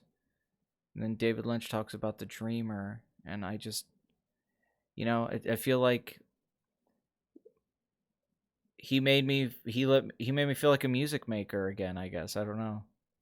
In the dreamer of dreams. you made me dream again. Yeah, he did. He gave me that. It all made sense now. The consciousness, the whole like that it comes from a subconscious place in dreaming. He gave me the ability to dream with him. It was like watching and experiencing someone's dream with them. And I think it took his whole life of meditation and study and film to be able to get to that point to let you guys know that like we can experience this dream together. Yeah. It was Here's something I'd like to say. People think, oh, you're wasting your time, looking up like these conspiracy theories, back in 2000 or what have you. Watching the show over and over again, comparing names, what the names mean, what the symbolism and what he's pulling from, right? Mm-hmm. Uh, like he pulls from God. I'm not going to even try to pronounce it, but it's an old, Hindu scripture, I suppose you could call it. Um, the Upanishad. I don't even want to get into it. He and Mark Frost pull from a lot of stuff, and looking at all of it, looking at the numbers, people think you're doing that because you're crazy, or you're doing that and it's a waste of time. Yeah, I know it's a waste of time, but I'm doing it because it's fun. David Lynch makes it so fun. I don't think I'm going to discover the secret of the universe in Twin Peaks, but I do it because I love visiting the world. And it gives me an excuse to rewatch it again. And having him come back and say, all that bullshit, turns out it was real. And there's more bullshit to come. Exactly. Well, a life wasted is a life not doing the things that you love. And Yeah, it's David Lynch doesn't waste his life. He does the things he loves, and he's essentially teaching you that. That's what I came around to was the emotional depth of David Lynch. What he's trying to teach you is some kind of like sage figure to because the transcendental I have a lot of issues. The Maharisha, John Lennon called him out in the Beatles. There's a lot of things that I think there's a lot of bullshit involved with that whole thing, but I think it's just the philosophy he went with. But him as an artist, it that I mean, it was like we were alive when we got to see like Stanley Kubrick make his last movie or something. That's what it felt like. It felt like we got to see like, or just it just felt like we got to see one of the great artists make their last masterpiece or something. I mean, it was insane. I haven't experienced anything like that in my lifetime. I can't get. and it was just so vital at the time. I had a notebook just filled with notes about every episode, rewatching them. Well, I knew from the Yeah. beginning I And was that also, way, but when it got to that episode, the Gotta Light episode, that was the one where I was like, when he really went back to Eraserhead and his short films and yeah, stuff, but, I was just like, fucking, oh my god, this confirms so much of being a fucking David Lynch fan. Like, I think in some ways he topped things in the Eraserhead, like that he even like went to another level to just the horror and the 50s setting and the photography and the black and white thing and just all these things that I had loved for so long about him, and that he just even elevated it to like almost a point of like like a perfect short story sort of thing with that episode where you could watch that yeah, isolated fantastic. outside of you could just watch it as its own thing, even though it so much ties into everything Twin Peaks, but you could just watch it and be like, this is just some amazing piece of fucking art and one of the most beautiful things I've ever seen. Like, I would love to see that in a theater, that episode. Yeah, it was. I mean, I'll just say this: it was 18 hours of fucking bliss. Yeah, no, it was like a perfect And dream also, or something. It really was. growing up, growing up near where they shot most of it in Snoqualmie, right, North Bend, and I remember going there and it being a shithole, because that's what it is. It's a town, like a Bruce Springsteen song, town the highway ran through kind of thing, Mm-hmm. And then the show got more popular and more popular, and you see people visiting it. And then they shot season 3 up there. And I met some of the people who were in there. I ran into the turkey jerky girl at one point, just in a bookstore. Not even when they were filming it, afterwards. You remember the turkey jerky Of course, scene? yes. Just ran into her at a bookstore. And watching the town, it's like David Lynch gave it a fucking makeover. And the town had a second life. And afterwards, after, the show's halfway through in 2017, right? The tourism is off the charts, right? In comparison. They gave the diner a whole makeover. I think it burned down at one point. And it got a whole makeover. All of these different things. There's maps to Twin Peaks. It's great. And now I'm pretty sure that town is on fire. Sidebar. But growing up and going to it every once in a while and just being in Twin Peaks for a little bit, it refreshed that. Because now Twin Peaks, it looks just like Twin Peaks from The Return. And just seeing the fan base kind of grow, it was nice. Not perfect, but nice. When the fuck has this ever happened that there was this show by this, a surreal art house film? Like, he wasn't a mainstream director really, and then he does the show and it's the biggest thing on TV for like 1 year. Then then the ratings drop. It has one of the weirdest histories in television. Like, it feels like a show that should have been on for it feels like it should have been on HBO in the 90s. It's been on like 5 years. And then we all wait 20, and there's no fucking way more Twin Peaks is happening. And then it does happen. And it happens 25 years. I mean, the whole fucking thing that all it's just insane to me. Even when it just first started. There are sequels that come out 25 years later and are good. But just the show and everything, a thing that got canceled, has anything like that ever happened before? I don't know, man. I can't think of anything. And then the movie anything. comes out and is critically just hated. That's the thing, and the reputation grows over time. Like, over time, people start really liking Fire Walk with Me. And it almost felt like David Lynch was retired post Inland Empire. He didn't do anything for years. Over a decade. And he only talked about, like, maybe he was going to do the Twin Peaks thing, but it just seemed like that's not going to... I mean, I could see it happening. It was just one of those things, like, it had to wait for television or content to catch up with the stuff he wanted to do to where he could get that kind of budget to do that. The fact that Showtime gave him that much... I mean, that looked like they gave him a shitload of money to do that show. I mean, I don't know how much the budget was, but it looked fucking huge. I mean, I was thinking, oh, it's cool. He makes, he wrote Catching the Big Fish, and he does the meditation stuff and produces albums, right? That was the rest of his life. Yeah, he was just going to do other woodwork, paintings. Yeah. And then all of a sudden, I didn't believe it until it was on air. I thought, no way is this going to happen. He made a movie sequel, and he made it a fucking prequel. And it's great. But it's like, this guy's going to fuck with me. I don't believe it's going to come out. And then it did. And he fucked with me even more. Like, you want Cooper? I'll give him to you for an hour. I know. And you'll beg me for more. And you'll say, thank you, Daddy, afterwards. Well, no, just even at the beginning when it first starts, like, see you again in 25 years. And then it does the jump. And it was fuck. I mean, it was like Jesus coming back. I don't think I could equate it to. It was like, if you're a Christian or somebody, look at this guy Jesus, you're like, what? Holy shit! I still can't believe it's real. We're talking about it. I'm wondering if it's a fever dream that didn't happen. that we just think it happened. Have you slipped into a coma? Yeah, like we just imagined Twin Peaks: The Return. We sat in front of a fucking television with static Yeah. on for 18 minutes. It's like that game Polybolus or whatever, that arcade game from Portland that doesn't exist.